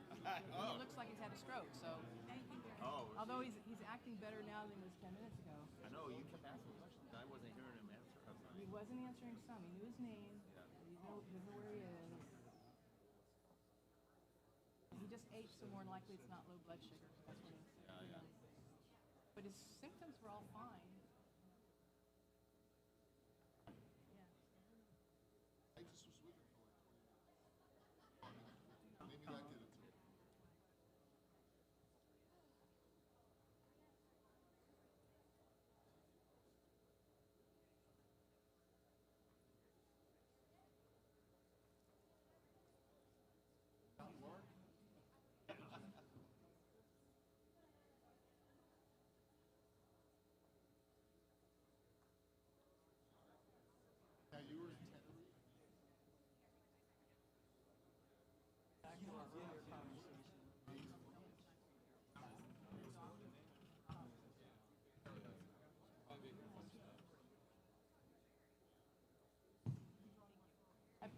I appreciate you being there. Oh, I appreciate that. I just, you know me. Yeah, but you know me, I gotta take over. Take charge. I'm not gonna Feels walk like by. a lot of responsibility sitting right there, so I'm gonna get up really quick. I know you would have. Yeah, no. Actually, when you, yeah, when I saw that you were there, I was good. Yeah,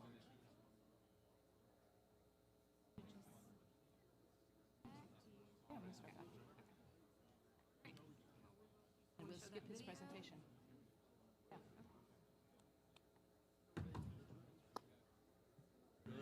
I'm good. I'm good. What I do. 44 years, ICU nurse, stroke coordinator, ER nurse. When you go down, this is the place to do it. They had doctors, ER nurses, Hey, we another doctor. I didn't know he was a doctor, what kind of doctor he is, but Mark is an ICU pulmonologist. So. Got it. Okay.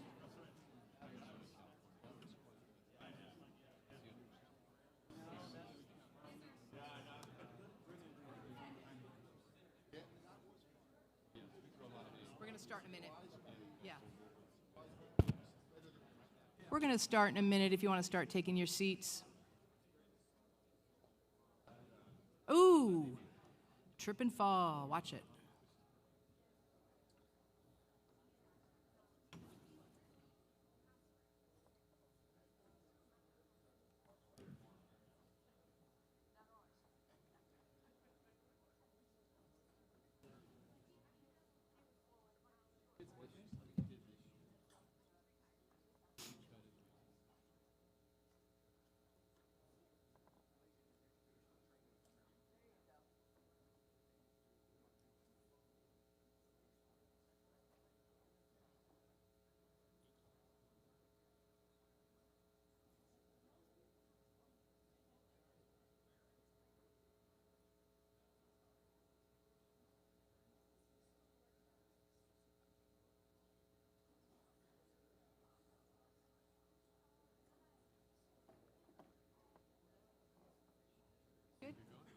let's go get going.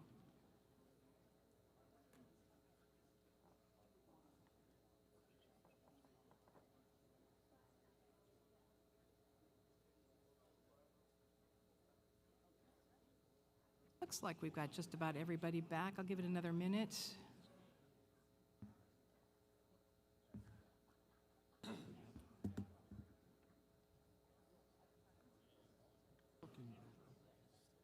Yeah, he was able to follow commands and open up his wallet and get his ID. I mean, that's much better. Yeah, but still, something's up. Okay.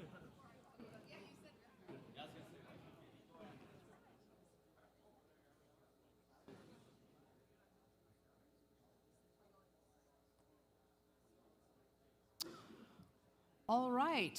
Before I reconvene the meeting, I just want to say a few words. Stuff happens, and that's why we need to be prepared. So 2 things. I'm going to use this as a teaching moment. I'm going to use this as a shout out for safety briefings.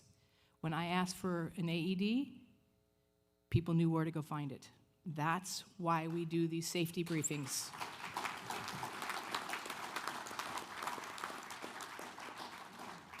Otherwise, we'd be standing in line at the front desk to ask a question of, do you have an AED and where is it? So that's the importance of these safety briefings at the beginning of every meeting. Flotilla meeting, public education meeting, PA event, whatever you're doing is a safety briefing. So that was Pete Jensen, Commodore Jensen. He was going to be preparing. As you saw, most of you saw, he just passed out, hit his head, so we were worried about that. He was not alert at first.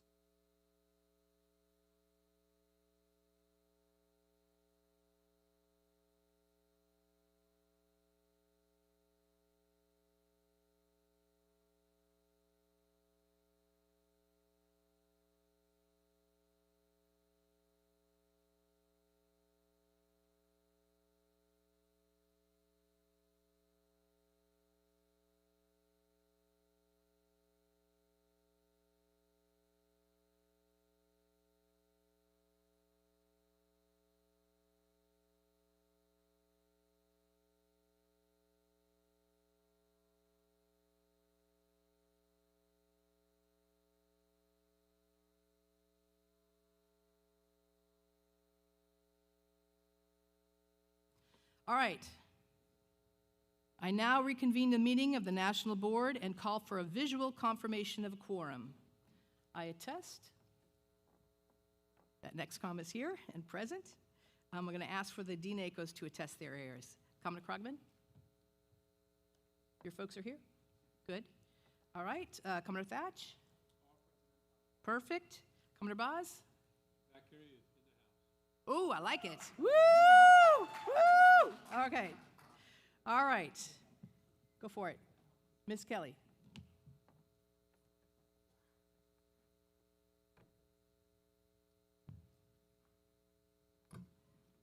Come back to the video later because it is not playing on my laptop. So at this time, I would love to call up Captain Brent Schmadeke, who is, as you all know, our Chief Dyrox. The podium. Thank you. All right. Well, welcome back. Hopefully everyone's got some coffee. Just another shout out to the docs and NACO for taking over there. Just keep Pete in your thoughts as we go through the afternoon, and hopefully we get a good update from the staff over there at the hospital. But thanks. Admiral Confer, thanks for coming today. Really appreciate it. NACO, congratulations on your 2 years. It's about another month or so, and off into the sunset. Congratulations to Pat and to John on being elected into the new positions, and congratulations to all the Commodores that are also new. So congratulations, it's great. I have one more person to introduce on the BSX staff, which we've already introduced everyone the last couple of days, but I want to introduce Captain Cost. He is just checking into the new position. He's actually taken over Admiral Confer's old job, so we've got a lot of continuity in there right now, which is great. But I'm going to let Captain Cost come up, introduce himself, and say a few words. Captain Cost.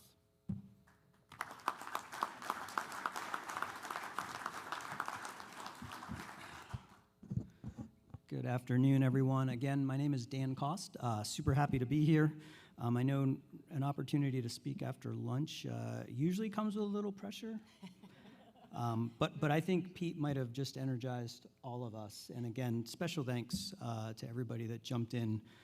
It's pretty impressive to acknowledge the auxiliary and kind of the volunteer work that you do, but then to watch your actual professions come into action for something like that is just impressive. So, Commodore, thank you to you and your leadership team for what I have seen came in yesterday. Has just been super impressive, and I'll come back to that. But thank you for your leadership the past 2 years.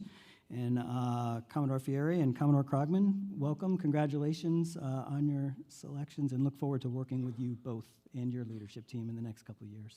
So, and I just want to give a shout out to everybody who helped make this happen. This is truly impressive. I think I was talking with a couple folks up here earlier that if you asked a bunch of headquarters folks to try to do something like this, I'm not sure that we would necessarily pull it off with the professionalism that you all do. I am a super huge fan of bagpipes, so I still have chills from this morning. It was awesome. It really was. So again, I'm really excited to be here, kind of stepping into this new role. Admiral Confer certainly have some big shoes to fill, and I don't know that I'll be able to fill the big shoes, but I do think that I meet the hairstyle criteria between Admiral Confer and Brent, so maybe that's probably why I'm in the job here. So. A little bit of background about me. So yesterday when I was sitting down, I heard folks, the team kind of talking about operational highlights, which were super impressive. But I was taken back to the days where I sat in front of a little bit of an auxiliary panel to try to get into AIM. And so for those of you that do that, I am a product of your hard work. And it's pretty cool.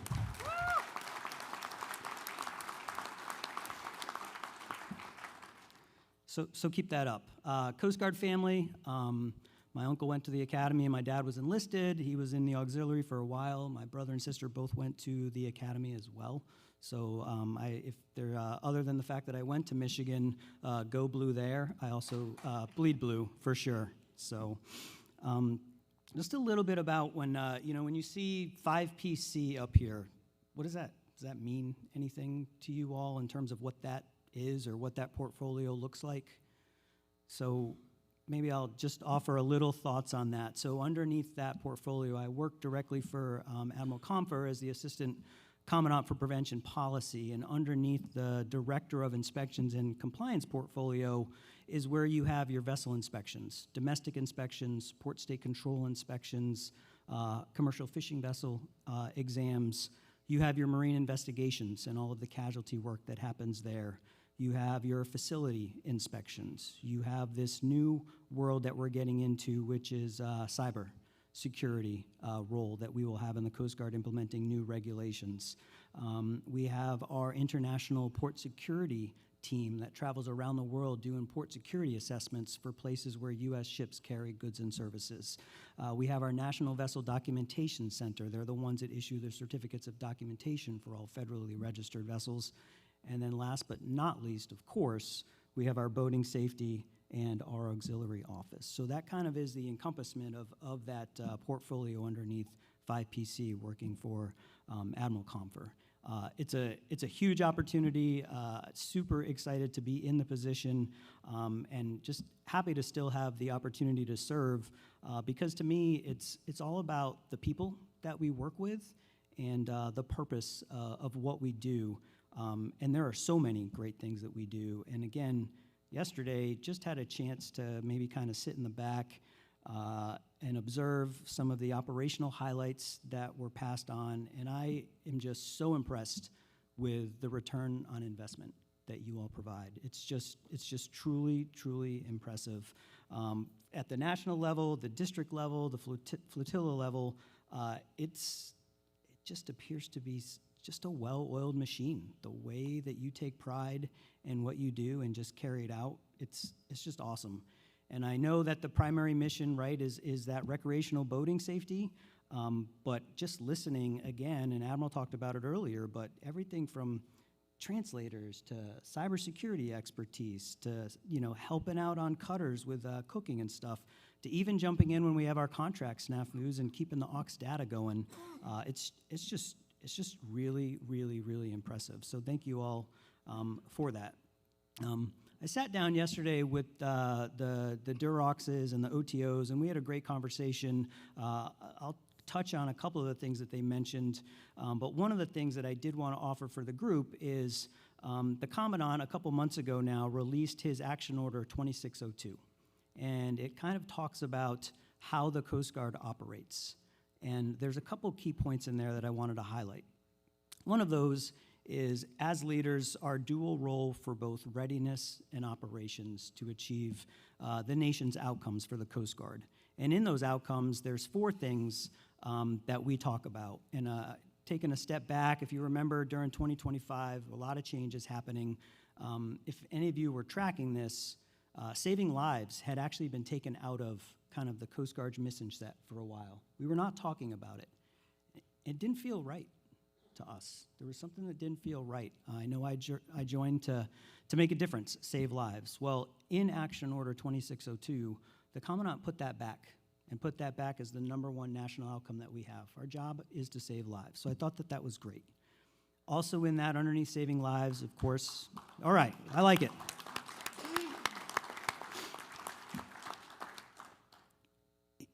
After saving lives, we still have this border control mission, which I think we can all appreciate. There is some value and goodness there. In particular, for us in the world of marine safety and prevention, the thing that follows after border control is flow of commerce. I think we all can appreciate that value, ensuring that our waterways are safe and secure so that our goods and services move on the water. And then the last one was contingency operations. So those are those 4 national outcomes that we have. And I think one of the things that I take away with respect to our time here is that we really are kind of looking at one team, one fight with what we do. And a great example that I know we're looking at the after action report on it now, but everything that was done for Op Ready Eagle is just really, really impressive to see kind of the amount of behind-the-scenes work and then operational execution that happened for a super significant period this summer. Some highlights that I've seen, and I may not have this exactly right because I know information's still coming in, but I think I saw 304 members and 5,500 hours of auxiliary support for operations, logistics, and admin support. I mean, that is truly, truly impressive just for a huge kind of surge type of experience. So congratulations to you all, and thank you all very much for what you did to support that. What's really interesting is that kind of surge can't happen unless you are all doing this on the daily, right? Like you guys had to be able to do this regularly in order to surge to be able to do it. And I think that's really important to think about. As I think about the world that we're kind of potentially dancing around in these days, we could very quickly be shifting from a peacetime period to maybe a non-peacetime period.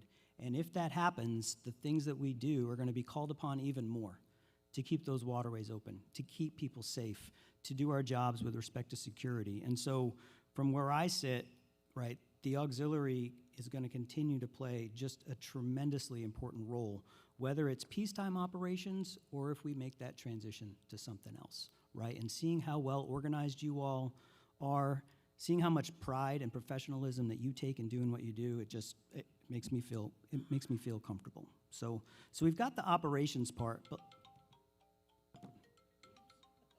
Should I make him dance?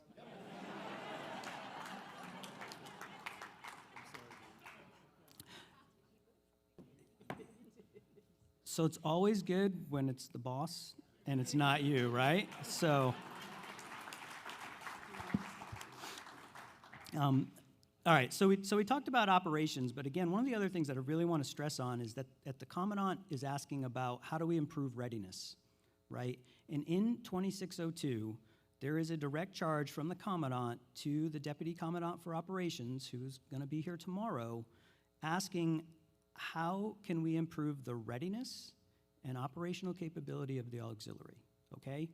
I think that that's really, really important, and I think that it's also important for you all to kind of think about that messaging and that opportunity. So when I think about readiness, right, it's not just, hey, how many boats do we have available? How many aircraft do we have available? It's also, how are we equipped for the future, right? What do our IT systems look like? How are we getting our people trained to step up and do what we need to do? Do we have the training funding that we need? And what I heard yesterday is we don't, right? And so we need to be looking at that. And I think that the Commandant's asking us, what can we do better? So I hope we're going to take that opportunity, and I know there's been some great conversations about how do we get after that. So I would encourage you to keep thinking about that. How do we build a more predictable funding framework to be able to support you all in what you do every day? So I'd encourage you, keep talking about training, talking about the purpose and the timing of which we do what we have to do, and keep thinking about how you highlight your incredible ROI. It truly is impressive. How do we capture that? How do we bottle that? How do we make sure we send that up to our senior leaders so that we can make sure that we're supporting you? So again, thank you all for what you do. You are absolutely probably some of the most incredible force multipliers that I have ever seen. You are the strongholds in our maritime communities for building the relationships that we need to keep the ports running. Super excited to be here. Thank you again, Commodore, for your leadership. And again, to the new leadership team, look forward to working with you. And I can't wait to see what I can do to help all of you advance Coast Guard auxiliary operations and readiness. Thank you. We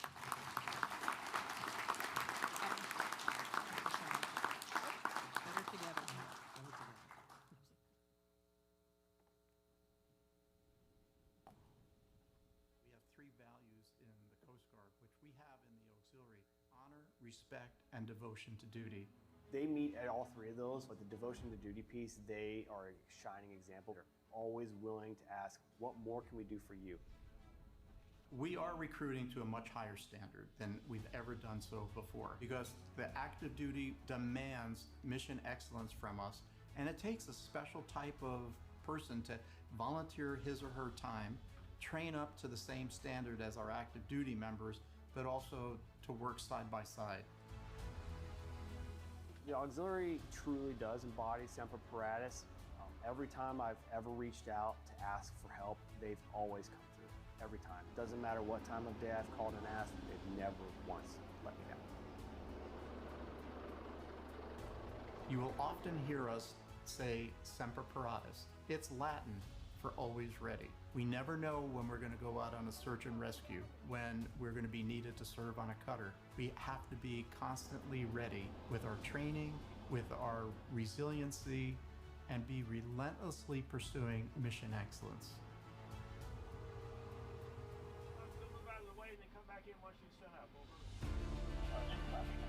Coast Guard is always prepared for everything. It's in a continual state of training. It's a continual state of readiness. It's always ready to respond, and I think that's what makes the Coast Guard really unique. We have to be flexible as auxiliaries when the mission is required. We train hard, we qualify, we make sure that we're physically fit to do the mission, and we're ready to do the mission. So we, an active duty side, they're always ready. On auxiliary side, we also maintain the same level of readiness, ready to go when the call comes.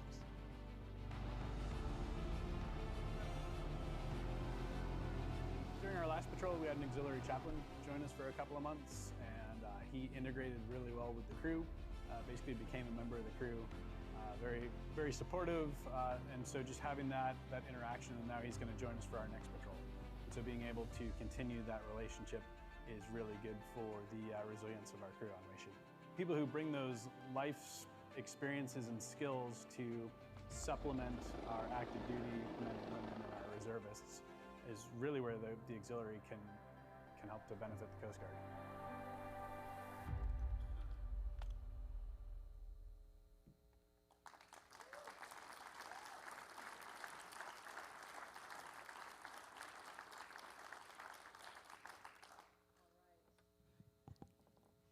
Did anybody else get tingly feeling with that? Yeah, awesome. So again, hats off to Commodore Losi and his team at Southwest North Region for putting that together. That's very powerful. How many of you would put this out at a recruiting booth, and how many people do you think would be interested in joining? This is the kind of materials that we need out there to attract our folks to come and support us. Excellent, Jim. Thank you so much. It was very well done, and I appreciate it. I noticed a few people on there I know. In fact, you'll notice Pete Gorenberg, who is our Auxiliarist of the Year, who will be here tonight, I think, and his wife Tiffany were both in the video, as well as Alton, who's Commodore's aide and stuff. So it's my home district, so I'm real proud. I'd be proud anyway, but I'm real proud. So great job. Really awesome work.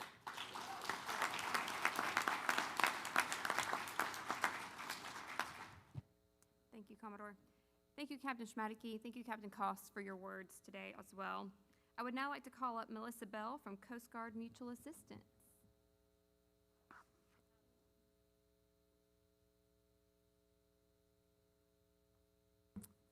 Hello, my name is Melissa Bell, and I'm the CFO of Coast Guard Mutual Assistance. And I'm so excited to be here again this year. Last year was my first year with you all, and I certainly hope this won't be my last. So by show of hands, who out there knows already who CGMA is? Okay, good stuff. Well, hopefully you'll still come away having learned maybe one new thing at least this year. So what I'm gonna do is I'm gonna talk about who we are, what we do, and how we do it. So as you know, we're the official relief society for the Coast Guard. I say official, where it's by Title 10 congressional mandate. You all know there's a lot of organizations out there that support the Coast Guard, but we are the official one, and we're proud that we're one that supports everyone in the Coast Guard community, including auxiliarists. So as you also might know, our motto is helping our own. And CGMA has been around for 102 years, and we've been supporting auxiliarists for the last 45 years. Here's what CGMA does. We support the financial resiliency of the Coast Guard. Our goal is to prevent short-term financial challenges from becoming long-term financial problems. Because we all know if you're distracted by finances, you can't focus on the mission, and we need everybody focused on the mission. We deliver assistance in the form of grants, free money, and interest-free loans, and we disperse funds daily in the form of ACH and Zelle. So depending on when you submitted an application and how quickly it gets approved, members find they have funds within 24 hours of the approval of their application. And we're also happy that you don't have to give to get. We give to everybody. So we'll give you assistance even if you haven't donated to CGMA. We won't be upset if you do donate to CGMA, but we will give you assistance either way. And what we don't do, we don't conduct credit checks. So we won't hurt your credit score. We won't hurt your security clearance, and we don't limit the number of times you can apply, or you can apply for the same program multiple times or different programs, and you can apply for more than one at a time. And here, let's look at what we did over the last year and a half. We're gonna look at last year and then this year to date. Last year we gave $12 million in assistance, $9 million was in loans, and $3.1 million was in grants. And you can see auxiliary were a big piece of that. Look at auxiliary in depth here. Auxiliarists, almost 600 of you gave to the tune of almost $102,000. And then we gave out assistance in almost $232,000 to 51 auxiliarists. So this again just highlights you don't have to give to get. You know, we gave out a lot more than we got. And so far this year, we've provided almost $6 million in loans and $1 million in grants. Grants are always lagging at this time of year if there's been a slow hurricane season like there has this year, and some of our programs like the Supplemental Education Grant haven't gotten into full swing. So again, one thing that has really highlighted CGMA over the past end of last year and beginning of this year is the government shutdown. Again, we give to everybody. We gave out almost $4 million in loans, to 1,400 civilians, because there were civilians between the two shutdowns. They missed weeks and weeks of pay. The last one, they missed almost 3 paychecks, or 2.5. So, I mean, as many of you know, there's times in your life where you can't do that. You can't continue to go, and you can't focus on your job. So we got a lot of positive press for that, because we are one of the only organizations that supports members other than active duty. Our sister organizations with the Army, Navy, Marine Corps, they only support active duty and retirees. So we're very proud that we support all of you. And so far this year, we're on pace to match last year. Although I thought it was interesting that we've already given out assistance to 49 auxiliaries this year, whereas we did 41 in all of last year. So we're on pace to help more, but maybe a less average per individual assistance. So let's talk about the different types of assistance, because that's what you're really interested in, right? What kind of money can you get, or are you eligible for? So our first bucket is disaster and emergency relief. And as you can expect, being on the coast, there's a lot of hurricane damage that coasties sustained. So we've got the basic living expenses, car and home repair loans. Those are self-explanatory. And also food loss grants. That's an easy one. That's a grant. That's money you get if there's a named storm or you've been without power for any reason for over 24 hours. You can get $250 to replace all that lost food if you don't have any dependents, or $500 if you have dependents. So it's definitely worth it. And then the education assistance, it's timely. Probably got kids going back to school, or maybe you're going back to school. There's a lot of assistance here and that auxiliaries are eligible for, and you don't have to just pick and choose which you want. I mean, you could get a supplemental education grant and an education loan. They're not mutually exclusive. You can get them at the same time. You can apply at the same time. I do want to point out the assistance is for you, dependents, your spouse, and the supplemental education grant has some changes to it. So if you are familiar with our programs, last year we opened it twice, once in the spring, once in the fall, and we said, it was kind of first come, first serve, which created a run on the bank, if you will. And so the minute we opened it, we had given away all of our budgeted amount within hours, which was really a disservice to those that are on cutters and those on the West Coast.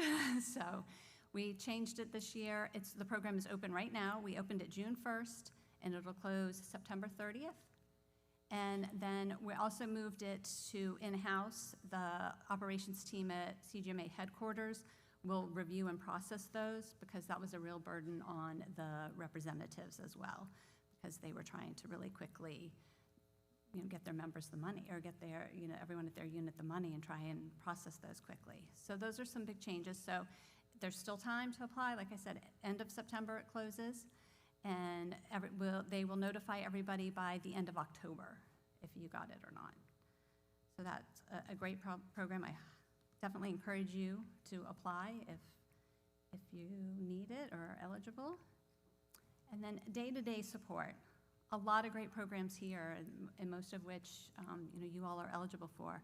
I remember when I was researching CGMA before my interview 3.5 years ago, I was really impressed by the adoption and reproductive services loans. That was something that really struck me that I didn't really expect to see, that I thought really kind of speaks to the kind of organization CGMA is and how they want to help.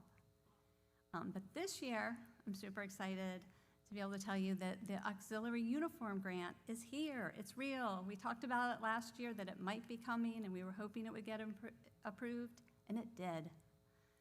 So it's a pilot program. We've just started it. Hopefully this will help in that recruiting process. You're just talking about the need to recruit. So hopefully it'll help. It's good for those first year members, up to $125. And again, it's a pilot program. We'll see how it goes. If it gets super successful, we've talked about trying to get sponsors to maybe help so that we could expand it.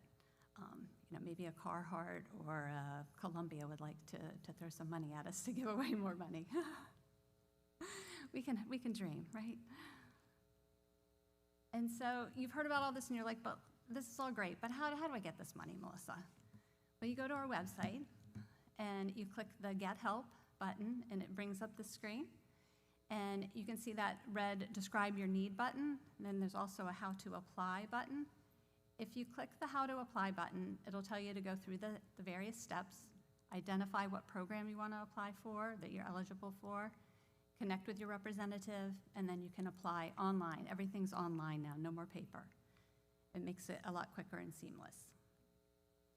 So just as an example, I showed you if you click that Describe Your Need button, I typed in, I'm an auxiliarist trying to adopt a baby. And it thinks for a couple seconds, and then AI pops up that you're eligible for the Adoption Home Study Grant and the adoption loan. Again, not mutually exclusive, apply for both. And then if you click the, hopefully you all are seeing, yeah, Find My Representative button, then you can type in your zip code and it'll show you where your closest representative is. And then once you go through the process, you'll see what information you need to submit your application, and you're on your way to getting money from CGMA. So I don't know about Valerie, but she'd probably agree with me. We've got Valerie Stanley from CGMA in the back. But one of my favorite parts of our staff meetings is when someone's reading a thank you note or a story about some of the assistance we gave. Because, yeah, I'm the CFO, I deal with numbers, but these are the faces behind the numbers. And there are many times, I know I have, and probably Valerie too, have been moved to tears in a staff meeting when you hear the horrible things, the horrible situations folks found themselves in through no fault of their own. And you just feel it's so rewarding to know that you could help, even if you were just some piece of that, getting them that assistance. And you can see the one example, the one note here is from an auxiliarist, and he's referencing last year. It was also a slow hurricane season, and by the end of the year, we hadn't given away as much money as we had budgeted. And hey, we're here to give away money. So we converted some loans to grants last year. We looked at some programs that were kind of the neediest, and we did that, and you can see how impactful that was. And it's really meaningful work, and really proud to be a small part of it. I think that there's just some more, some letters. You can see what we do. And now to the how we do it. It does take money. We do need money to give away money. And we are very proud to point out that we give away, if you donate to us, that money is going to go back into the Coast Guard community. We received $3 million in contributions last year, and we gave out $3.1 million in grants. You're not paying my salary. That comes from, our investment portfolio. Your money's going right back into the community. And here you can see how the donations are kind of divided up. Most of it's coming from the Coast Guard community. We do have some corporate sponsors in the community at large, especially with things like the government shutdown. And when there's a lot of hurricanes, we get a lot of press, so we do get more money from just the community at large once they hear about CGMA and the great work that we do. So, how can you help CGMA? Obviously money, but beyond that, there's more. You could become an ambassador. Valerie Stanley is our volunteer coordinator, and she runs our ambassador program. Valerie, wave. So if you're interested in becoming an ambassador, I would please come see either one of us, because we can't be everywhere at once. I'm here talking to you all today. We've got folks all over the country, especially this year. We have traveled far and wide. We need to get our message out. We want everyone to know about us, who we are, what we do, and how we do it. And you can host a fundraiser. Oh, and we also have information. We have a golf tournament coming up in this area in Kissimmee in November. So you could, if you'd like to golf, we've got registration forms at the table outside. And here's some information about the ambassador program. And just in closing, there's one thing if you remember one thing from today, I just want you to, next time you're in financial stress or you know if someone is, please, please, please tell them to reach out to CGMA. And if you didn't see a program that fits exactly what they need on the website, or I didn't talk about it, still reach out to CGMA. We like to get to yes. And those were guidelines. Those are like, these are all the programs auxiliaries are eligible for. But that doesn't mean you're never eligible for one of the others. There's exceptions to every rule. So please always reach out. Also, talk to us if you know of a need that we're not meeting. That's how the uniform grant got here. I mean, we don't know what we don't know. So please let us know how else we can help, and we can take it back to headquarters and talk it through and see if there's another program that we could start this time next year. So, are there any questions? Yes.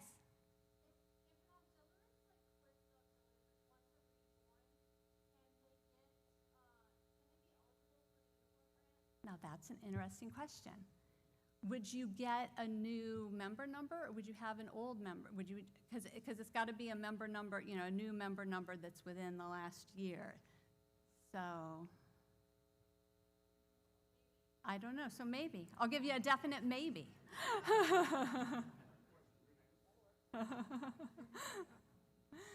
Any other questions? If you think of anything else, Valerie and I will be here all day today, tomorrow.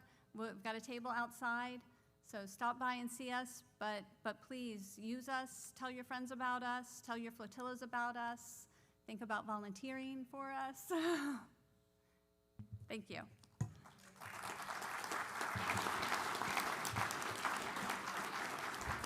Thank you, Melissa, very much. It's amazing how much the Coast Guard Mutual Assistance does for us, for auxiliaries, little old auxiliaries. So while you were speaking, I made a donation, one of many for this year, and I challenge every one of you right now to pick up your phone. It takes 30 seconds. There's a help needed. There's also a what is it? Help, need help? But there's also a give. Get help, give help. Yeah, and so give help. So I encourage you all to take a minute, $5, $1, whatever it is, to go ahead and do this. And challenge you at your flotilla meetings and stuff to do it as well, because this helps all of us, as well as our active duty folks. So thank you. Thank you, Mayor.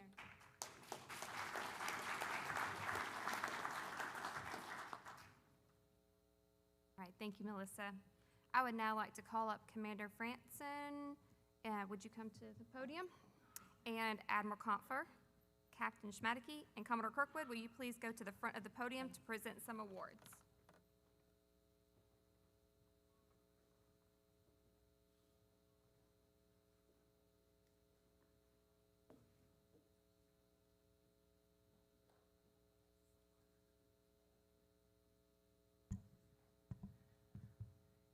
Good afternoon, ladies and gentlemen. At this time, it's my pleasure to announce recipients of the Auxiliary Meritorious Service Medal, as well as the Auxiliary Commendation Medal. The Auxiliary Meritorious Service Medal is awarded to auxiliaries who have contributed exceptional meritorious service to the Coast Guard Auxiliary.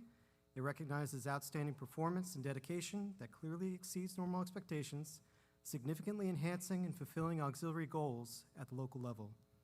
The Auxiliary Meritorious Service Medal is signed by the Assistant Commandant of Prevention Policy, Rear Admiral Confer. Commodore Kelton, please come forward.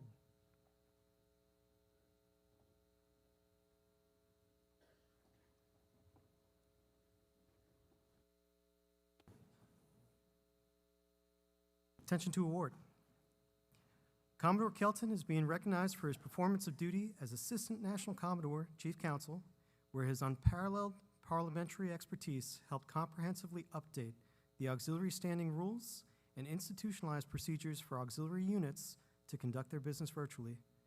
Commodore Kelton's meticulous review of letters of intent fostered the formalization of new auxiliary boating safety partnerships with the Civil Air Patrol, National Safe Boating Council, and the National Marine Electronics Association.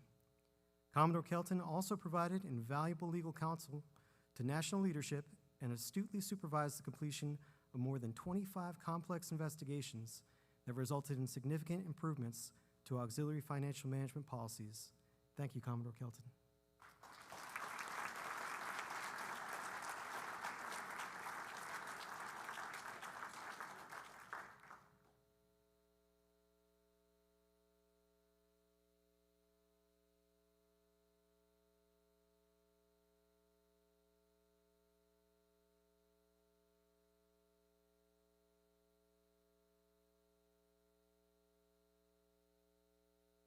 This time, I'm pleased to announce recipients of the Auxiliary Commendation Medal. The Auxiliary Commendation Medal is awarded to auxiliarists in recognition of outstanding assistance that furthers any of the auxiliary's authorized activities except operations. Each award is signed by Captain Schmadeke, Chief Director of Auxiliary. Commodore Hahn, please come forward.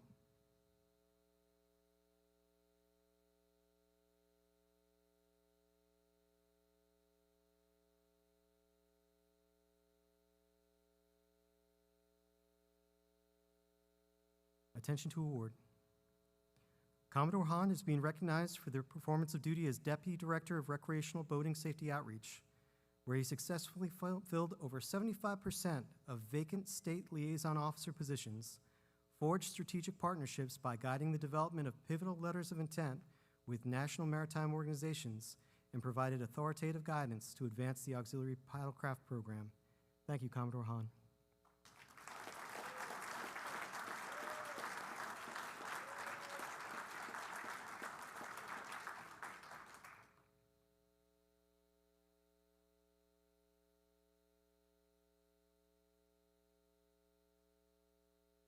Auxiliarist Arenas, please come forward.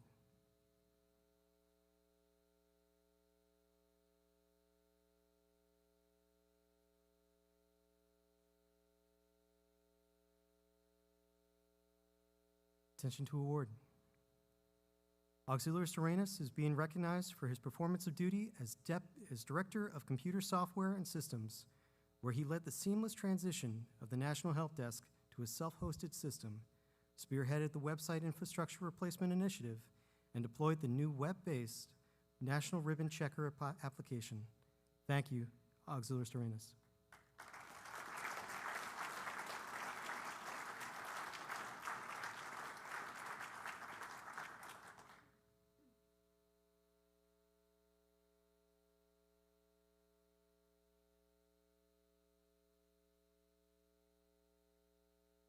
Auxiliarist Ballard, please come forward.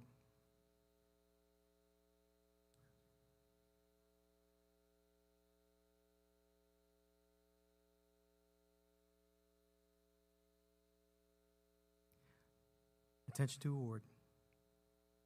Auxiliarist Ballard is being recognized for his performance of duty as Director, Information Technology, User Support and Services, where he led strategic organizational changes to transition key product lines, establish requirements for a self-hosted help desk solution, saving over $75,000, and directed online aux data C-School trainings that qualified over 125 officers. Thank you, Auxiliarist Ballard.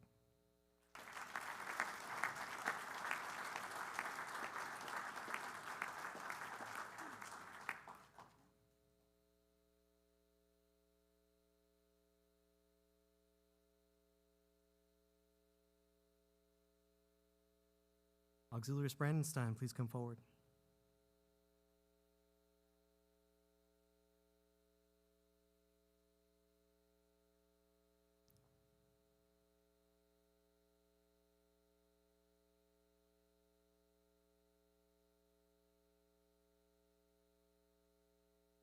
Attention to award. Auxiliarist Brandenstein is being recognized for his performance of duty as Director of Public Education, where he led the recertification of the Boat America course across 45 states, directed the adoption of the Auxiliary Online Classroom to qualify 127 new instructors, and supervised the creation of bilingual marketing materials to promote local public education courses. Thank you, Auxiliarist Brandenstein.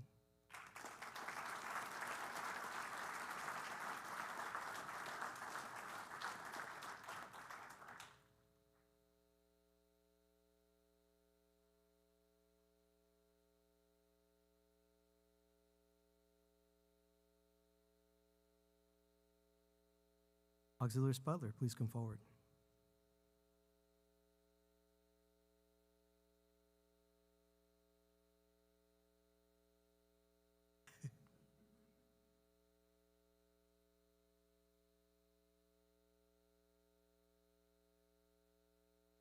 Attention to award.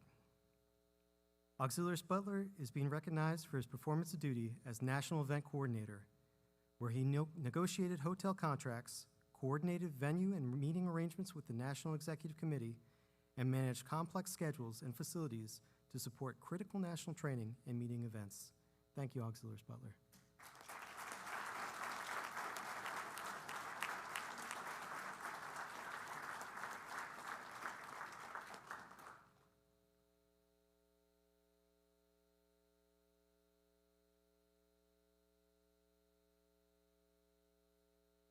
Auxiliaries Cole, please come forward.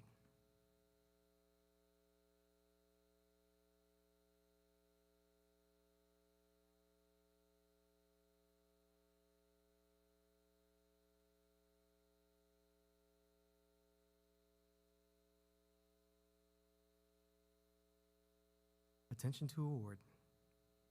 Auxiliaries Cole is being recognized for her performance of duty as Director of Prevention, where she spearheaded updates to key performance qualification standard workbooks, integrated aid verification data systems, and migrated foundational marine safety testing to modern online platforms to advance workforce readiness.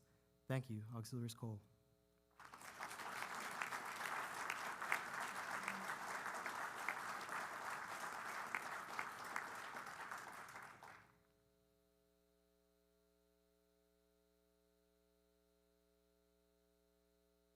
Congratulations to all recipients, and thank you, Rear Admiral Confer, Captain Schmadeke, and Commodore Kirkwood for presenting these awards. You may be seated.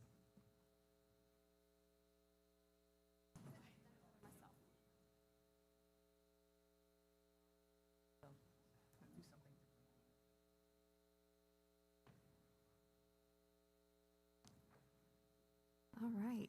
I would now like to call up Commodore Bob Schaefer that is going to talk about safety.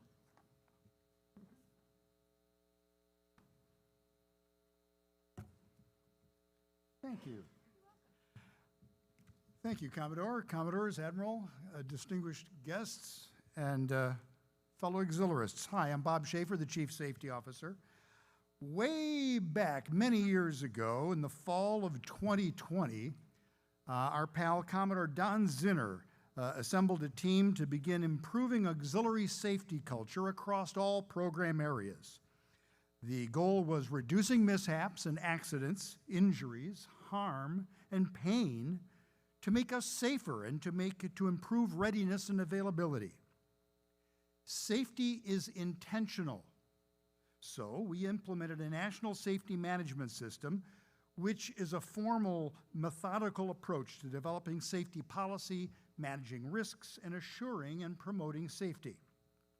It's a proactive, systematic means of addressing hazards and preventing mishaps.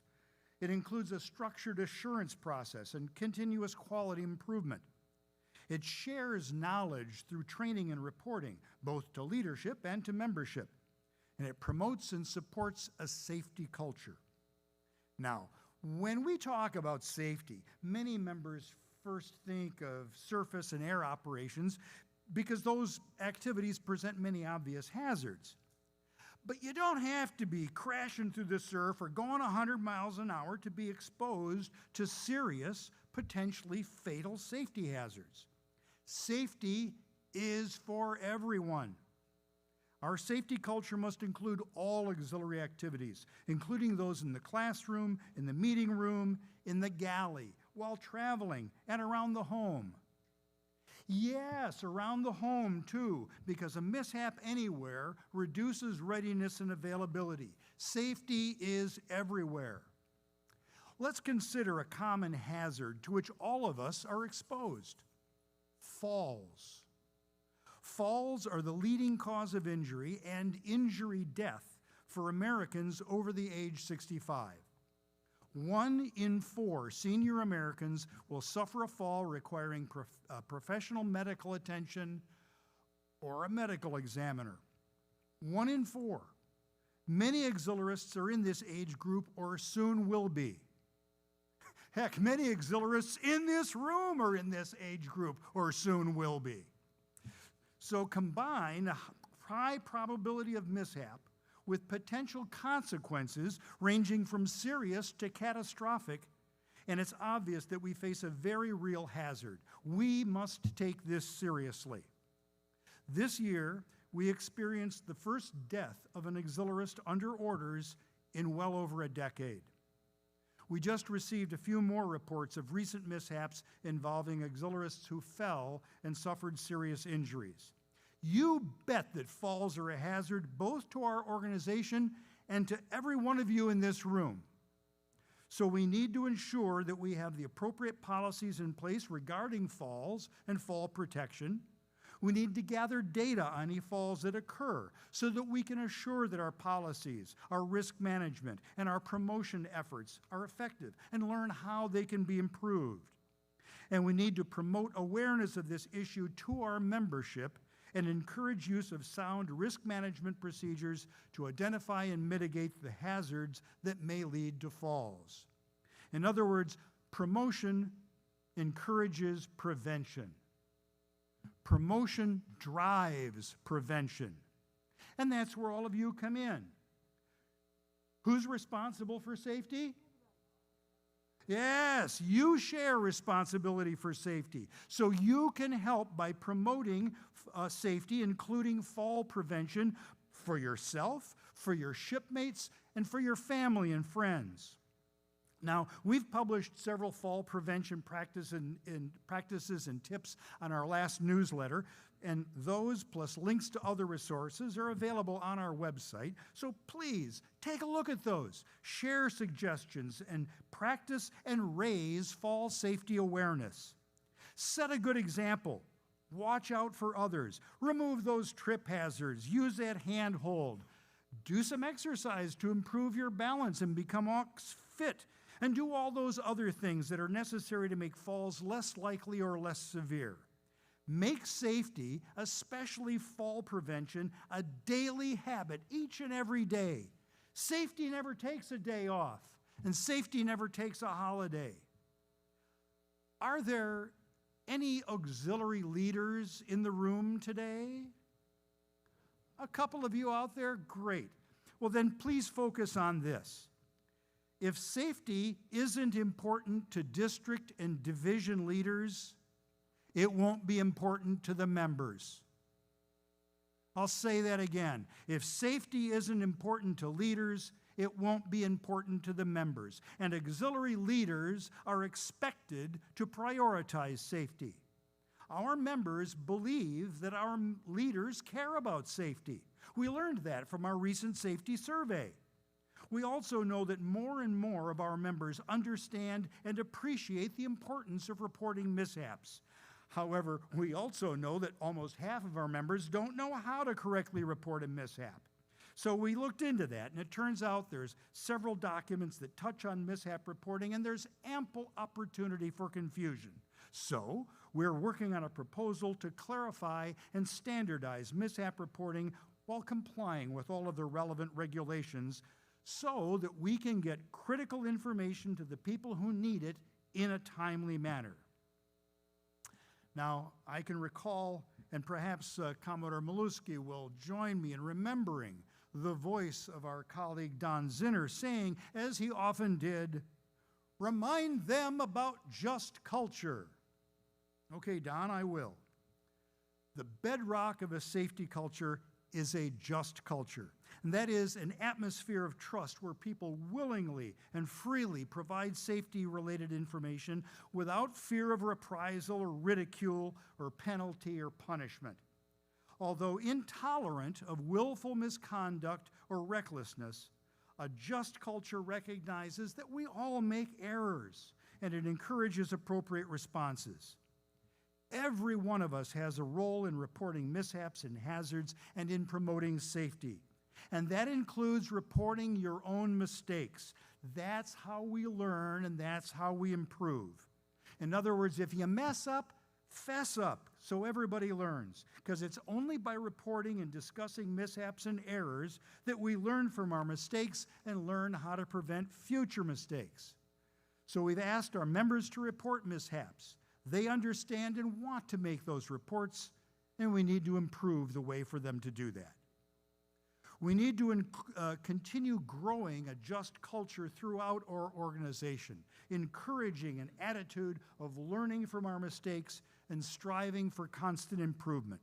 That is the basis of a true safety culture, where each of us embrace safety as a personal value. Safety is personal. Safety is intentional. Safety is an attitude. Safety is everywhere and for everyone, and safety never takes a holiday. Safety is the U.S. Coast Guard Auxiliary. Safety, always. Thank you for your kind attention.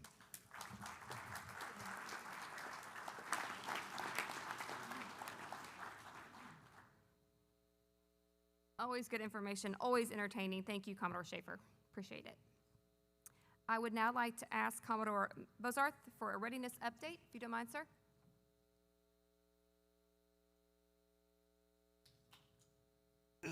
Never follow Bob Schaefer. I'm here for your readiness update. For most of our history, when the Coast Guard asked what the auxiliary could deliver, the honest answer was an estimate. We would count members and facilities on paper, but we couldn't say with confidence how many were actually ready to respond. We have over 19,000 enrolled members. We have more than 1,300 certified facilities. And those numbers tell us how large we are.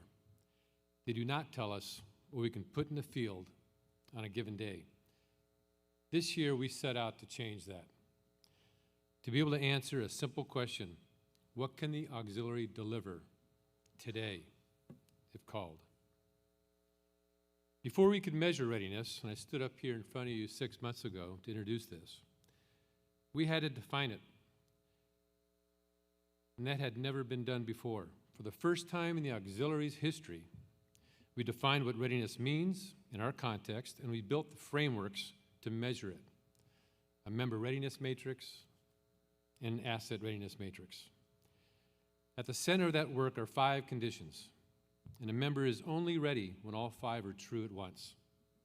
Qualified, proficient, available, interoperable, and willing. Qualification alone is not readiness. A coxswain who has not been underway in a year is not proficient. A communication specialist who cannot interface with active duty is not interoperable. And willingness, a member's confirmed intent to respond, is the condition most often assumed and least often verified. In an all-volunteer force, it cannot be assumed. If any one condition is missing, the member is not ready. And that same logic governs our assets. With that definition established, the Auxiliary Readiness Tiger Team designed and executed the first validated operational readiness assessment in our history, concept to completion in 50 days. It was not a headquarters exercise. All 16 district commodores personally validated the member and asset data in their districts. What came back was, for the first time, a real picture of deployable capability. 930 Tier 1 members available within 72 hours and just over 1,500 members deployable within 7 days. 795 validated facilities, 423 boats, 60 aircraft, 232 radios, 42 personal watercraft, and 38 vehicles, with 605 of those confirmed Bravo ready, available for tasking within 72 hours. A mission ready rate of roughly 60% of members and 76% of facilities, measured against defined conditions and not assumed. And 93% of our Tier 1 members rated high or moderate interoperability with active duty. And that capability mapped across 11 mission categories. And that mapping told us something we had never been able to quantify.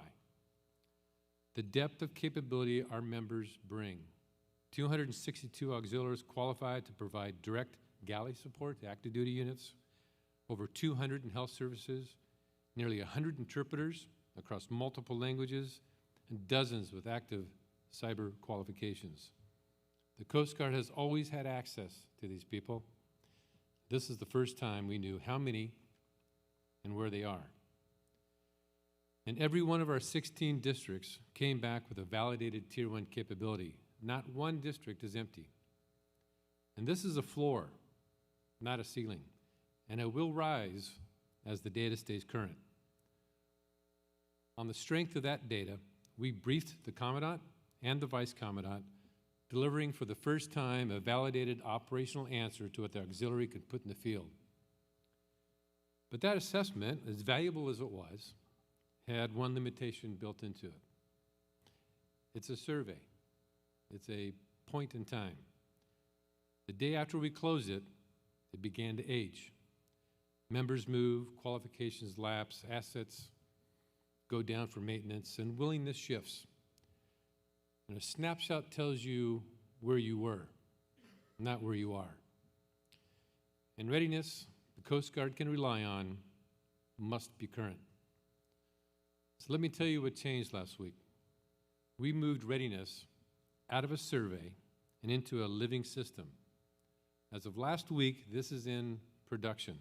Every data field that made the assessment, excuse me, everything that survey gathered now lives directly on Oxdata 2. 2 tiles on the main page that you just saw, one for member readiness and one for DCO validation. Both are operational and both carry forward exactly what the assessment left off. So here's what it means. We are no longer assessing readiness once a year on an occasional snapshot. We are assessing it real time. And the picture is available around the clock to district commodores, to NEXCOM, and to sector commanders without anyone running a survey to produce it. And to keep it honest, every record runs on a 90-day clock. Before that clock expires, the data must be either updated or simply confirmed to be still accurate. Readiness that is never refreshed is not readiness. This makes staying current a standard requirement and not a good intention. Now, none of this happened on its own. The Oxdata 2 Salesforce development team and the Change Advisory Board made this a top priority after we left each other 6 months ago and turned an online readiness capability into a reality in a matter of months, fast by any standard. The professor, also known as John Austin, sponsored the effort, the Change Advisory Board, and saw it through the production. Joe Peschke and Dennis O'Connell led that software development. And a handful of our district commodores and chiefs of staff and members volunteered for that user acceptance test that got it right before it went live. Commodores Martin Goodwin, Klaus Newhouse, Mike Klasick, chiefs of staff Mark Hannibal and Chris Milano, and auxiliaries Chris Rosario all devoted their time to get this over the line. And several or most of you are in the room today. Thank you personally for rogering up. And now what does this mean? We have gone from a one-time snapshot to a heartbeat, from a survey that aged the moment we finished it to a process that maintains itself and answers the Coast Guard's question at any hour, at any day. This was for the operational mission track. Now, 2 phases remain, extending that same methodology to our recreational boating safety mission and ultimately capturing the civilian personal experiences and expertise our members bring. And that work is still ahead of us. The first time auxiliary readiness is defined, it is measured, and it is current. That's what the Coast Guard asked for, and it is what we can now deliver. Thank you all for your help in this.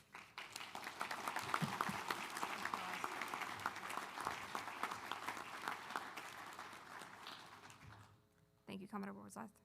I would now like to introduce, but if you've been coming to these, there's no introduction needed.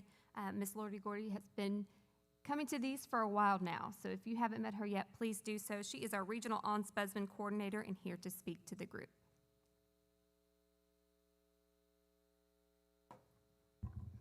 Hello, hello, hello, hello.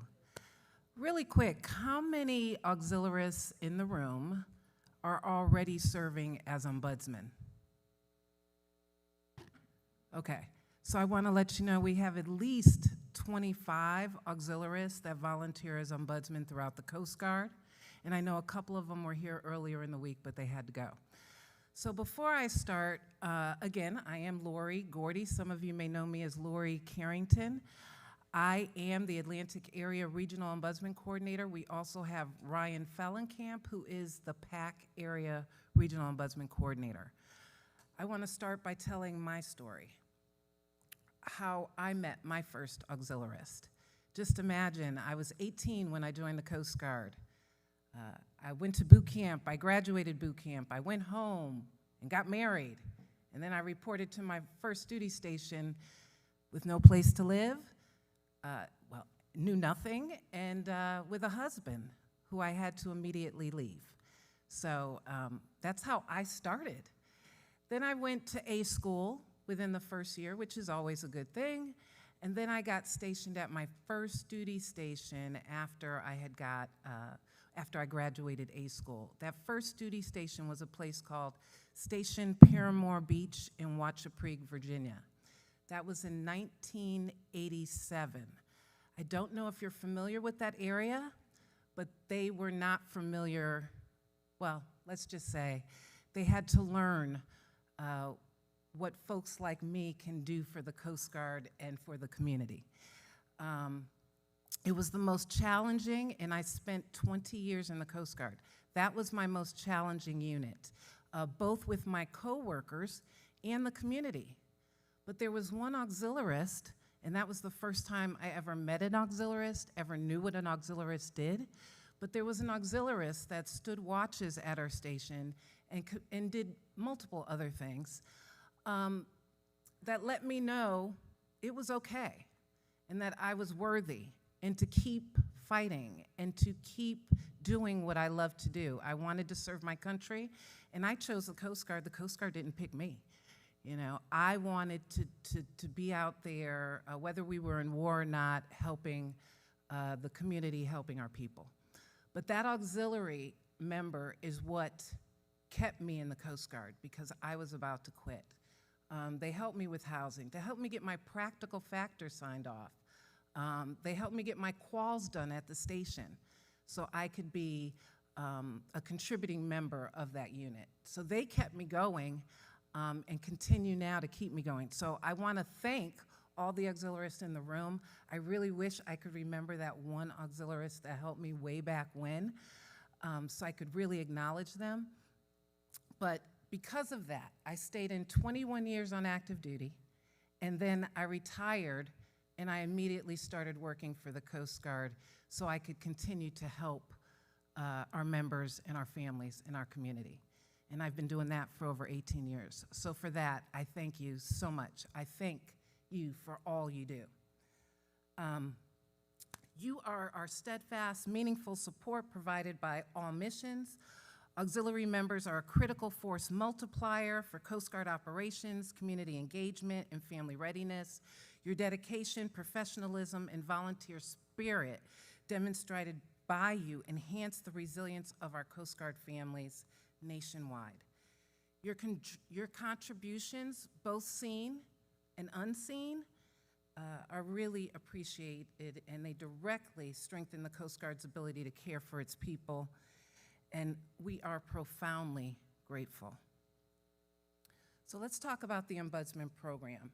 The Ombudsman Program serves as a communication bridge between the commands and the Coast Guard families. They support readiness, resilience, and well-being. And like Coast Guard Mutual Assistance, who I love because they actually take care of the entire Coast Guard family, that means our active duty, our reservists, our retired, our auxiliarists. So do our ombudsman. So our ombudsman, when we talk about the Coast Guard family, we're even talking about our single members. You don't have to be married to get that support. Yes. Okay, so you guys can really help in many of our units, especially our remote stations, seasonal facilities, small unit settings. The auxiliary are uniquely positioned to strengthen family support in structures and sustain continuity. Continuity is key. You guys know local resources in the area. You know the areas. So even if, say, you did not want to be an ombudsman, you could definitely help our ombudsman by helping them identify resources and being able to utilize those local resources, because we don't have resources for everything. And then there may be resources that we're unaware of that you should share. That would also be very helpful. All auxiliary members are eligible to serve as ombudsman to provide that essential support. Before, let me talk about an update in our policy. It used to require a waiver that had to go up through the program.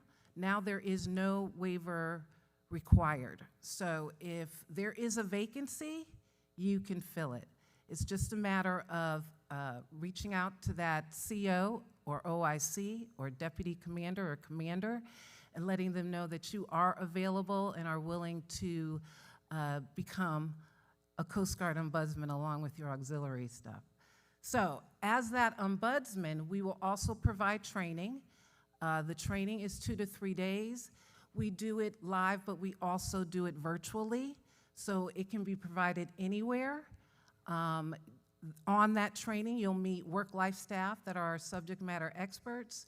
We have ombudsman trainers, and we have ombudsmen from all over the country on those virtual trainings. It's really interactive, so it's meant for you to come away kind of having those tools and being able to utilize them. I'm looking at this because I don't want to forget not one thing. So other ways you can support the ombudsman program. You can promote awareness through your comms.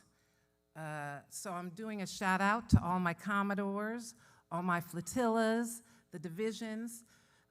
Please share that everybody has an opportunity to serve, and we would be happy to participate in any of those trainings that you have to make sure that the word is out there and to train your auxiliaries to be ombudsmen.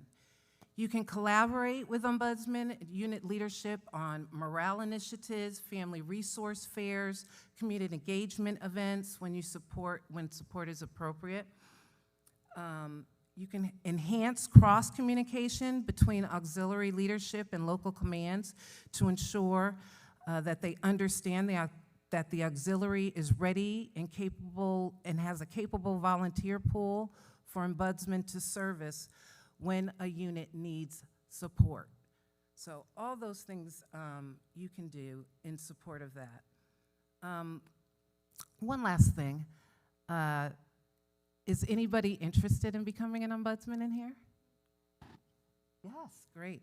We have, what I did was I brought a list of units through all of our districts, Coast Guard wide, that do not have ombudsmen. So if you stop by the table, I can definitely, you can pick out those units that need ombudsmen, and we can connect you and make some things happen. I am so excited to be here. I thank you, thank you, thank you. I know you're cooks, you're chaplains, you're lawyers, you do so much. And then when, say, you don't want to get out on the water anymore, you can still give back on land. So we appreciate you, and thank you, thank you, thank you.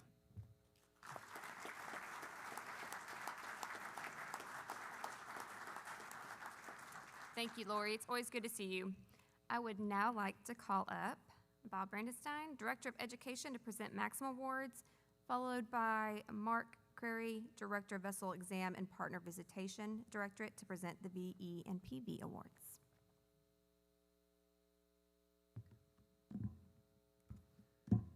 Thank you, Kelly. It's my great honor and one of my greatest pleasures to conduct the awards for the Commodore Daniel Maxim Award, which honors our best instructors across the auxiliary and across our great nation.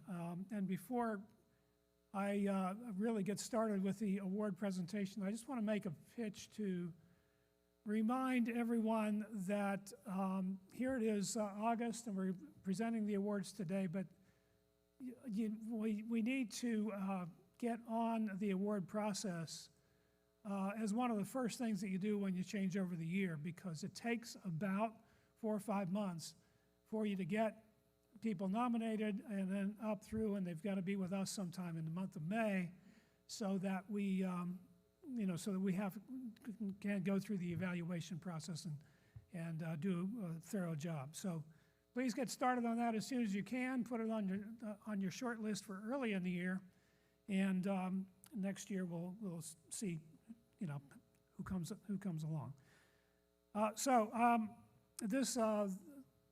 This award does honor Commodore Daniel Maxim. Many of you know him from years gone by. And there are 3 winners that we would like to honor here in the next few minutes. And for the first one, with District Commodore Mark Villanueva of the Great Lakes Central Region, please come forward to accept the Maxim Award on behalf of our first regional winner, and that is Auxiliarist Richard Dichtel.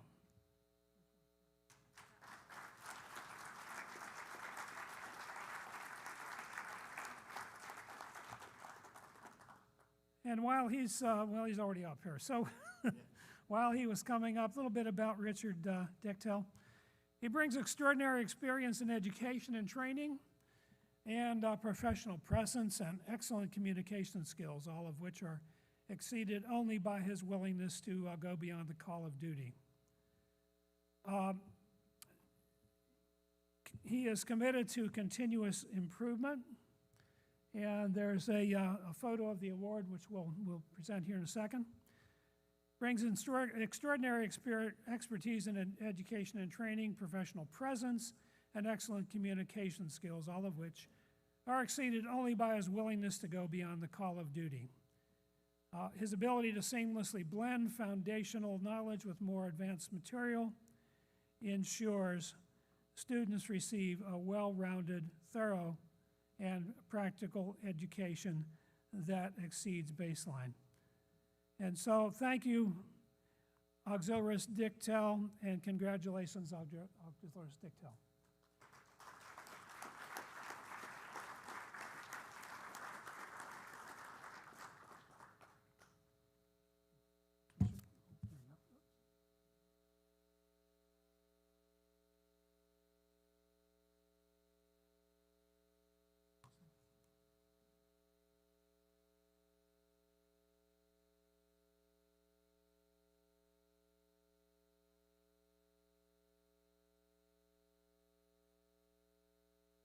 And the award?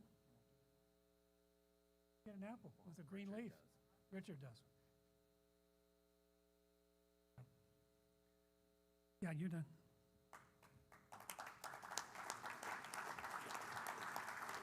Next would District Commodore Jim Thomas of the East District Southern Region please come forward to accept the Maxim Award on behalf of Regional Award winner Grace Sagayadan.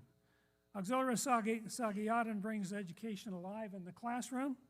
She's not only a role model for other instructors, but also for all in the way she carries herself, wears her uniforms, and mentors others. She embodies the ideal of Coast Guard auxiliary instructor. And can we have the folders, please? She adjusts class content to include state or local content, presents safe boating courses to children, and teaches classes to Spanish-speaking community. And of special commendation, she adapted, promoted, and mentored instructors in teaching Boat America to hearing impaired boaters using uniquely developed materials and American Sign Language. Through her use of innovative training aids, she significantly improved learning experiences, making boating available to underserved populations. Thank you, Auxiliarist Sagayadan, and congratulations.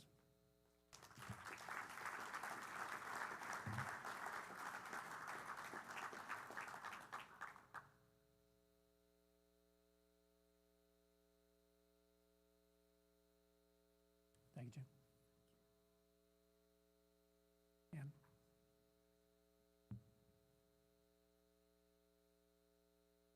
And for the third winner would District Commodore Martin Goodwin of the Southwest Region, please come forward to accept the Maxim Award on behalf of National Award winner Larry Cook. Auxiliarist Cook embodies the ideal of what all instructors strive to be. He's articulate. He is knowledgeable and engaging, wears his uniform properly, and leverages his knowledge. He is able to move seamlessly through between in-person and virtual instruction. And by his unwavering support and open communications, he creates an environment that encourages students to explore, innovate, and reflect.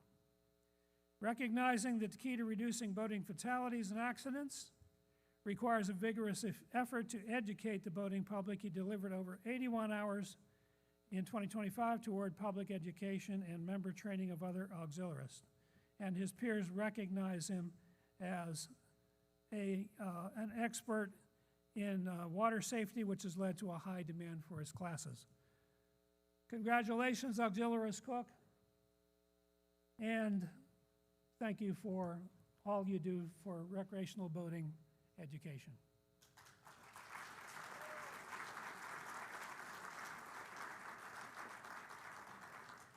And he gets the big trophy.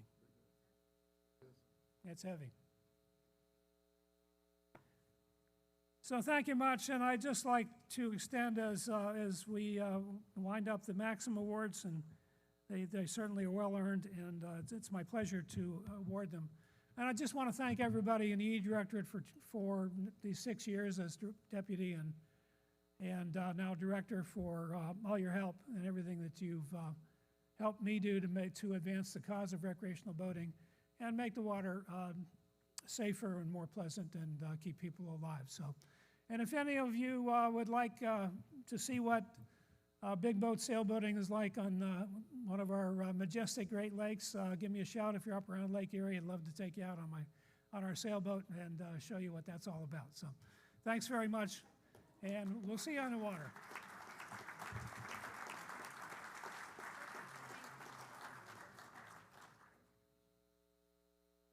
Good afternoon, everybody. The Vessel Examination and Partner Visitation Directorate, in conjunction with the Auxiliary Association, is pleased to recognize the top 2 flotillas in vessel safety checks and partner visitation for their outstanding performance in 2025. These flotillas completed thousands of vessel safety checks and partner visits throughout the year, while achieving the highest levels of performance, growth, and membership qualification. Their dedication and commitment enabled us to continue serving the recreational boating public by encouraging boaters to wear life jackets, ensure their vessels are equipped with the required safety equipment, and providing tens of thousands of boating safety brochures to our business partners for distribution to the public. It is now my distinct honor and privilege to announce the winners of this year's awards. As I call the name of an award and the district, I would ask that the district commodore for that district please come up and receive the award on behalf of that flotilla. The first place winner for vessel examinations for 2025 is Flotilla 5-1, Western Hills, Ohio, from the Heartland District, Eastern Region.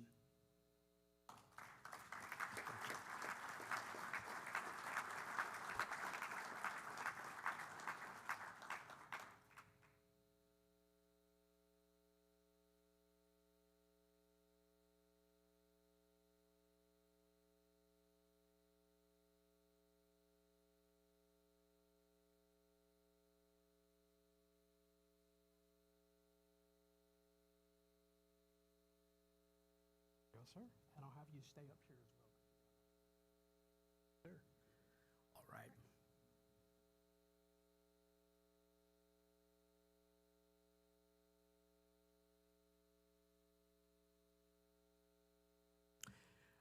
The second place winner for vessel examinations for 2025 is Flotilla 5-3, Central Cincinnati, Ohio, from the Heartland District, Eastern Region.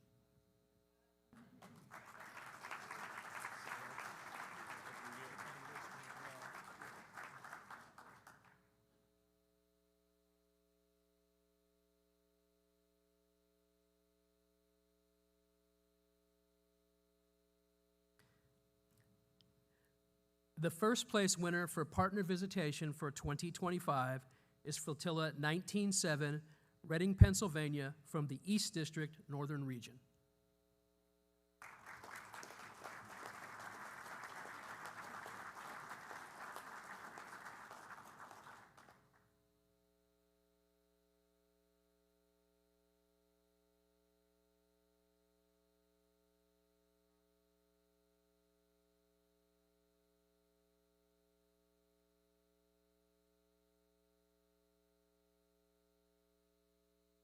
And the second place winner for partner visitation for 2025 is Flotilla 15-7, Kingston, New York, from the Northeast District, Eastern Region. Thank you, ma'am.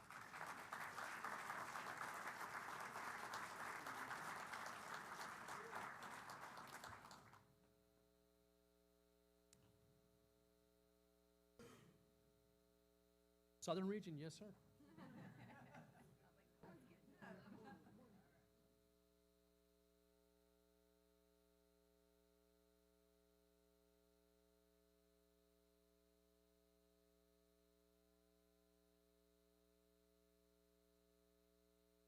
Congratulations to all of our award recipients on an outstanding year and a job exceptionally well done. Your commitment to boating safety and partnership outreach exemplifies the very best of the Coast Guard Auxiliary. Congratulations.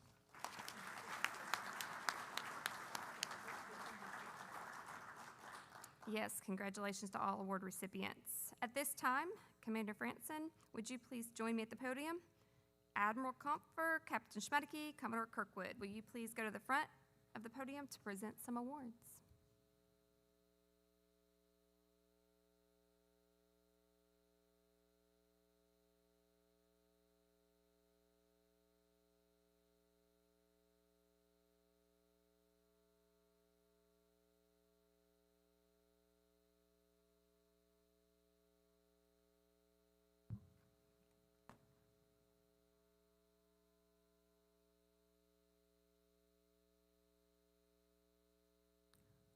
Award of the Coast Guard Auxiliaries Commendation Medal. Auxiliaries Crary, please come forward.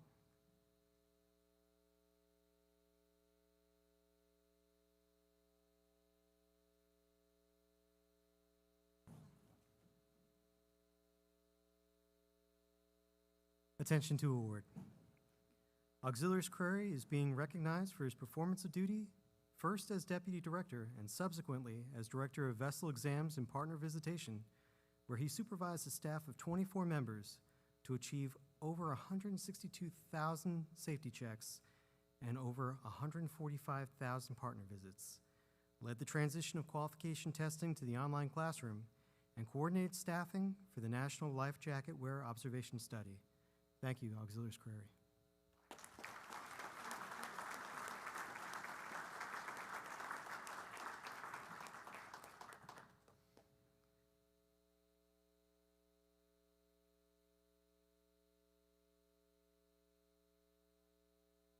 Auxiliaries Crecilius, please come forward.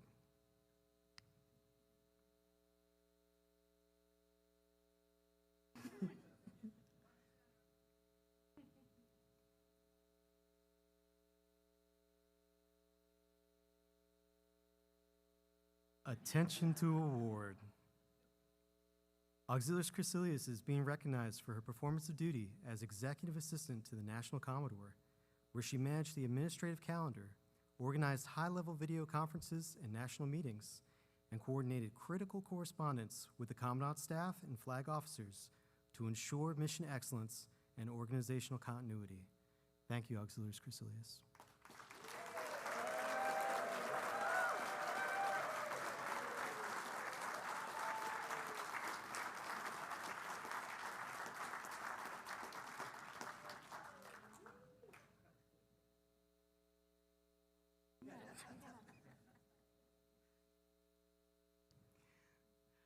Auxiliaries DeSimone, please come forward.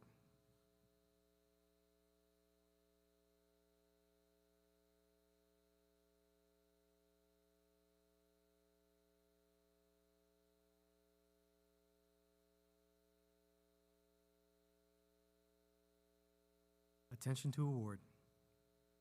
Auxiliary Staff Simone is being recognized for his performance of duty as Director of Human Resources, where he modernized the Human Resources Directorate, established the Technology Projects Division, and led the development and deployment of the National Ribbon Checker program to enhance personal readiness. Thank you, Auxiliary Staff Simone.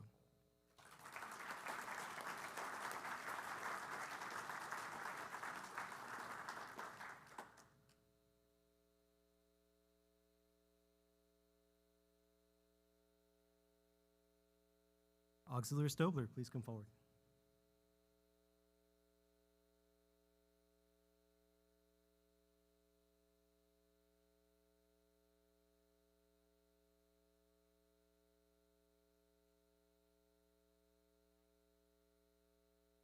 Attention to award.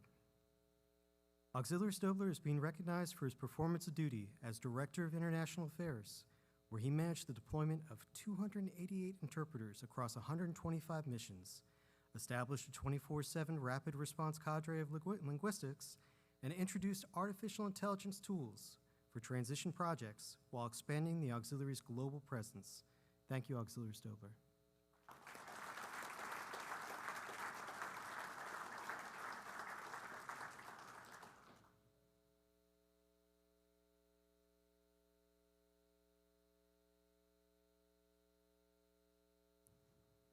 Auxiliaries Fletcher, please come forward.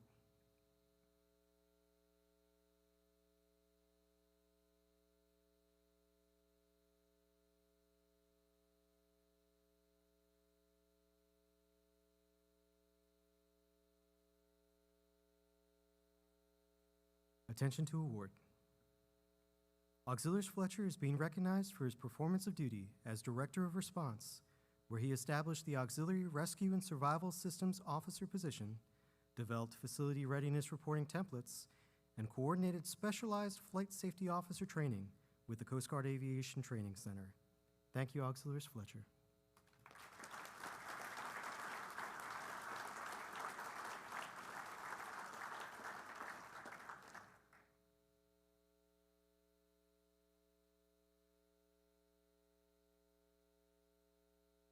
Auxiliaries Fonzino, please come forward.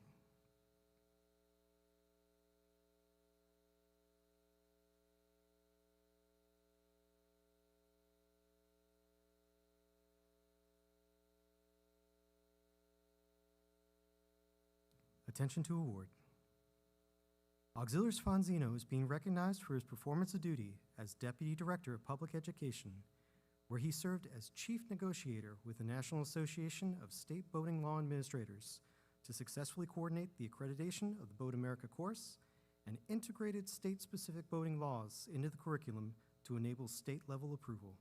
Thank you, Auxiliaries Fonzino.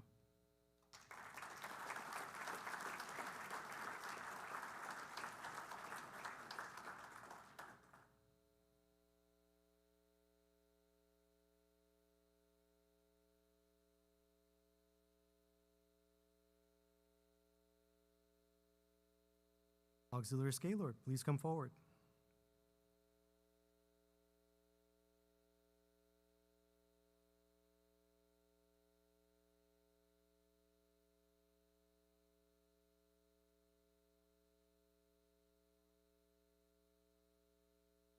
Attention to award. Auxiliary Scalord is being recognized for his performance of duty as Deputy Director of Information Technology User Support and Services, where he managed the transition of report product lines, prepared critical data reports during the 2025 AUX data system gap to maintain leadership awareness, and successfully supported the processing of over 240 monthly service requests. Thank you, Auxiliary Scalord.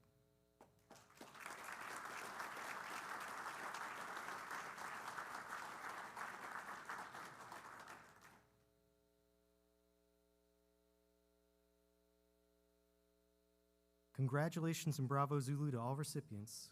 Rear Admiral Comfer, Captain Schmadeke, and Commodore Kirkwood, thank you for presenting the Auxiliary Commendation Medals. Congratulations to all awardees. You may be seated.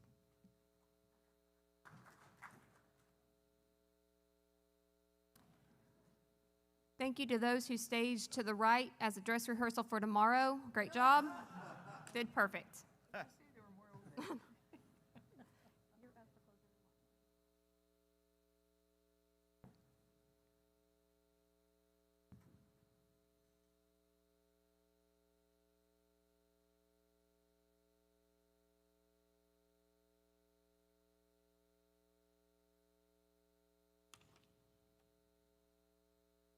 All right, thank you to all of the award recipients, and as you can tell, we have more for tomorrow, which is good. So, I just want to thank everybody who received an award today, and on behalf of the awardees tomorrow, thank you so much. This is my national staff.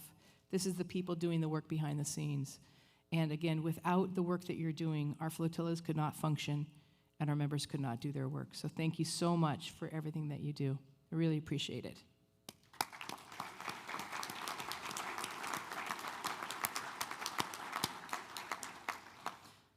All right, and that concludes the today's board meeting. We will reconvene our board meeting tomorrow morning at 8:30. That means we have time for a power walk at 6:30. Meet in B Square. We'll meet down in the lobby. We're going to go out the Starbucks door and do another lap around the mall. Go at your own pace. Don't be intimidated by the power walk with NACO. It's walk your own pace. I just want to get people moving. So do that. And then just reminder that we will have a break, and at 3:15 in about 25 minutes or so, is that what it is? Captain Bowden is here, and she's going to do an incredible presentation, some more education and learning on a topic that I've asked her to instruct us all on really how to help our members that are in crisis. An equivalent of this for the active duty is suicide prevention. How do people work with people who are suicidal and need help? We don't have that so much.